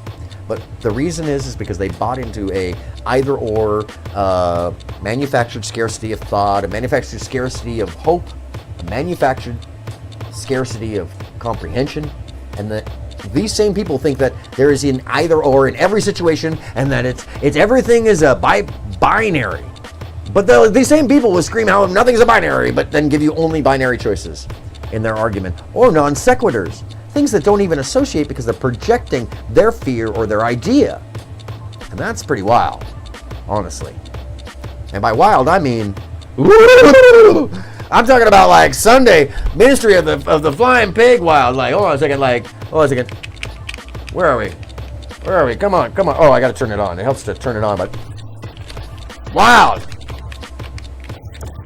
That kind of wild. In my head, wild. That's it. I think we wrapped it up. I think the examples were made. I think you guys learned something, hopefully. Hopefully I was able to share a little light and levity, and at the same time keep it serious enough so that you took away some ideas. There's a video about Dr. Quantum and reality, if you, Emily, in my lookup videos about perception and checking biases and how we think. As well as perception of reality. There's two Dr. Quantums in there. And if you just want to watch the Dr. Quantum series, very valuable to understand quantum physics and our world around us and how that functions. So, oh yeah, this is actually awesome. They sell them at Walmart. I think they're $50. Wait till they come down. I got mine on discount because the box was crushed. Oh, thank you. I appreciate it. And you can also put your own sounds in here. I'm still learning how to do that. I'm gonna have a whole bunch of different, like, oh my god, that's whack, and all kinds of crazy shit. But it basically is motion activated, and you can upload more sounds. It's got a bunch of different sounds that you can upload into it.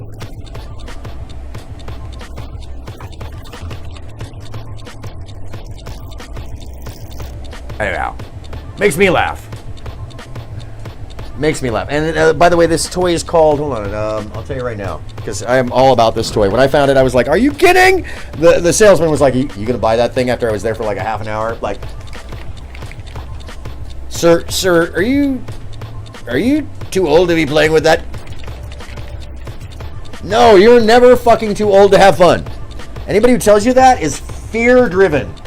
There's the booklet. It is called a Ruckus FX. It's called the Ruckus FX. Is that backwards? All right. You're never too old to have fun, and those people who don't like to have fun or would like to be stoic, yeah, Bridget, they're freaking afraid. They're afraid that you're going to find out that they're sensitive or vulnerable, and that somehow oh my God, you're going to find out that. And I just realized, and I've known this for a while, that there are a certain group of people that really don't even think that happiness is real.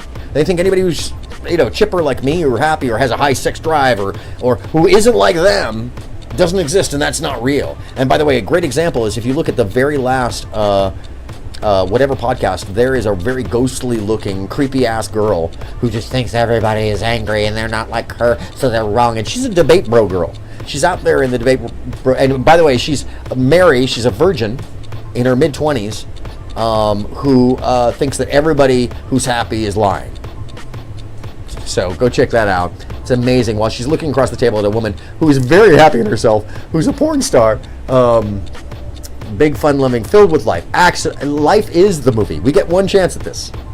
We get a million chances, but we don't realize in the waiting period. And if we do, by the way, if we do wake up in the waiting period, it's just a waiting period. And it seems like forever, which is why most of us aren't aware of the waiting period. Those of us who are have a special innate ability, and that's a different conversation. And I have a lot of video and a lot of interesting interviews and my own experiences to talk about on that. But that's another day. But today, what we did was, I think we learned a lot. And why don't we go over to the corner and just talk about it for real quickly so I can wrap you all up, and we'll head you out the door. Hey! Hi. Hold on a second. I've even got a third one in there now. I did. Oh, there I am. All right, too psychedelic. Now it's just... Yeah, anyhow.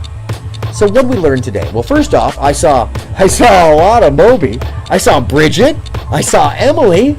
I saw, who else did I see? I saw Abba, and I saw, there was some dude who got deleted, and I saw a lot of stream elements being weird.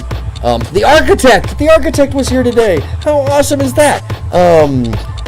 I saw a whole group of people I really appreciate and who I think are getting the idea and who are going to spread the seeds of interest and love and hope.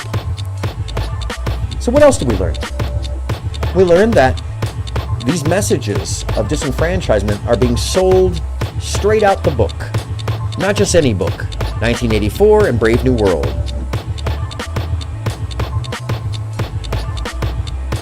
Oh, thank you. Oh, one of these? Yes, it's so much fun. I'm not gonna lie. This is like it shouldn't be this much fun. And apparently they interact when you put two of them because they're Bluetooth or something.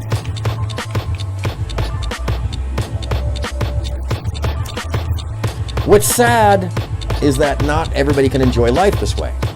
That some people think that there needs to be some kind of interior fight with other people because the contrarian beliefs. You too, Moby, I wish you the best and I hope you feel good. And I hope that you find hope in your day as you move on through the world. And I hope you carry that with you and bring love and kindness to others and an openness and a comprehensive suggestion that lets people know that you are not just paying attention, but that you're listening and considering, just as we all are here. So what else did we learn? Well, we learned that I got some new tech, and it's kind of working, and that the first channel on my new well, not the new mixer, I've had this forever, but on the mixer I replaced it with that's bumpkiss like the rest of them. But what's more important is that we learned that this messaging is coming from very high up with powerful monetary funders. That these people, they have access to buildings, they have access to money, they have access to people and media. And we should be concerned.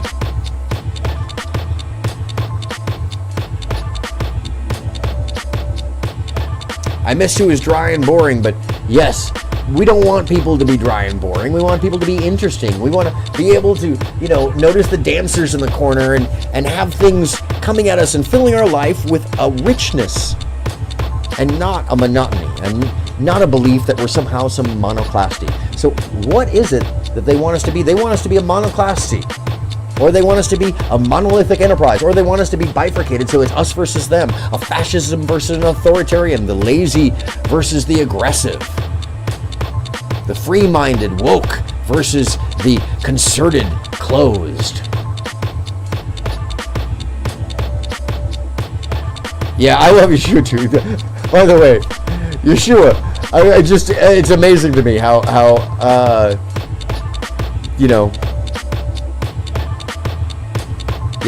how some people are just let themselves be known as robots. And it's concerning because these are generally smart people. But as we've seen, David Koresh had judges and lawyers and nurses and doctors surrounding him, believing that he was the next coming. When you and I, we are the universe. We are the makings of our life. We are the energy incarnate in sentient form. And together, we're a powerful idea. We're a powerful prayer. We're a powerful imagery caused by a formation of a waveform of protons and electrons that started in recognition of our observation back at the beginning of time. And if you don't think that the powers that be that have the money know this,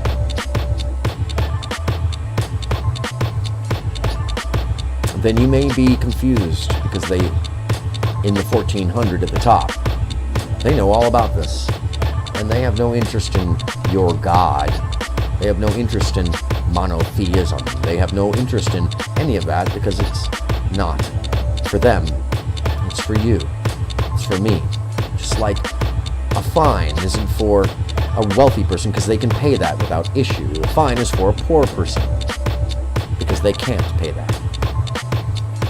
So what did we learn? Well, we also learned that folks will display a contradictory thought process, saying that they want peace, but let's go to war. That democracy isn't possible, so let's all vote on it. That there's no one person who could ever be right, but they're the ones who are right. So in effect, this is already real. We're seeing it in our lives.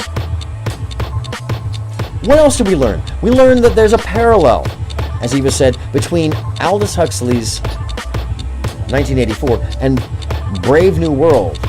I'm sorry, George Orwell's 1984 and Aldous Huxley's Brave New World. The time signature is 90 beats per minute. I know, it's just like a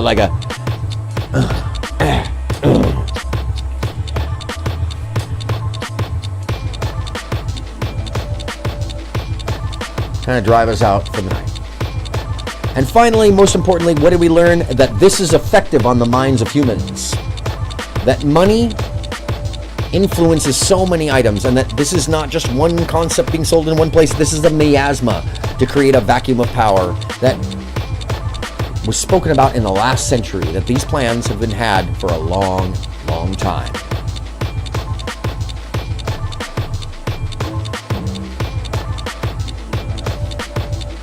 What can I say? There was a lot to learn today, and I think we saw it in action. Let's get back over here. So how do we wrap this? We don't. Today is just the beginning, and this is the first major brick. Now that you've gotten a picture and you've understood the picture, now I've given you the message. Yes, we are all one, but we are individuals, and that oneness allows us to spread this message one at a time. Each and every one of us, bit by bit, seed by seed, blowing our pollen into the breeze as the flowers of life that we are. Because they are the sellers of death. They are the sellers of negativity. They are the sellers of nihilism. For what? A bag, a control, a slavery of the entire human population. And what does that make them? That makes them enemies of the human being. And trust, we can pick them out. There's only 1,400 of them. And when there's 8 billion of us, I think it's worthwhile to pick them out, that 1,400. That may sound bigoted or prejudiced, but I think we should shame them and keep the wigs on them forever so we know who they are. We should keep them in the public eye so we know who they are. So there's an example of who should be shamed. They should sweep our streets in front of us so that we know that they tried to steal from each and every one of us with a lie for each and every one of us. I thank you so much for being here. I know it was a long Aaron talk, but this is important, and this is just the beginning. Because as we move forward into our lives, we must carry this knowledge to recognize these pain point sales techniques, the environment we live in, the lies we're told, the noble lie we believe, the environment we create. Because our associations matter, our words matter, and most importantly, our actions, they matter. Yeshua, much love to you. Thank you as always for being here, folks. Make sure, if you haven't already liked, do so on the way out the door. If you haven't subscribed, I know you're lurk. Some people lurk. That's okay. Make sure to subscribe or subscribe. This is called Moon. Make sure to check out Moon. Also, there is Destiny's Hater News. If you're not familiar with what that is, go check it out and like and subscribe. But most of all, folks, as I always say, and you know what I'm going to say, the most important thing we can do for each other, do for ourselves. Look up.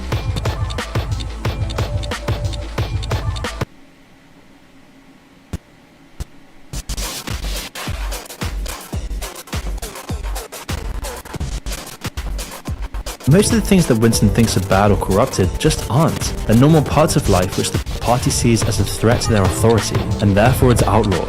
It's part of the tactic of keeping the people Thank you so much for joining me. I appreciate you very much. To control, because I hope real you carry education this off in and your economic world prosperity are the two just like worst I do. things for Big Brother. As they're not One trying to enlighten person you at or a save time. your soul, it's all about Thanks so control. much The more you commit to being their here. ideology, Once the again, more they we're can poison live your soul. Wednesday, And that's Friday, why in the book and All Sunday with the Right, Ministry of every Flying record Pig has and been Eva destroyed AI and stories failed. on Twitch. Every book rewritten, every picture I'm repainted, AronMSound. every statue and street building You've has been been watching Look renamed. Up, the remix. Every date has been altered. It's a Have a wonderful beautiful day. thing, the destruction of words. And today in our a similar process unfolds. You see, things as simple as children's books, I'm talking Roald Dahl books, are now being pushed through a demented purity filter, where all bad words or paragraphs are now being rewritten. Words like witches are being turned to hags.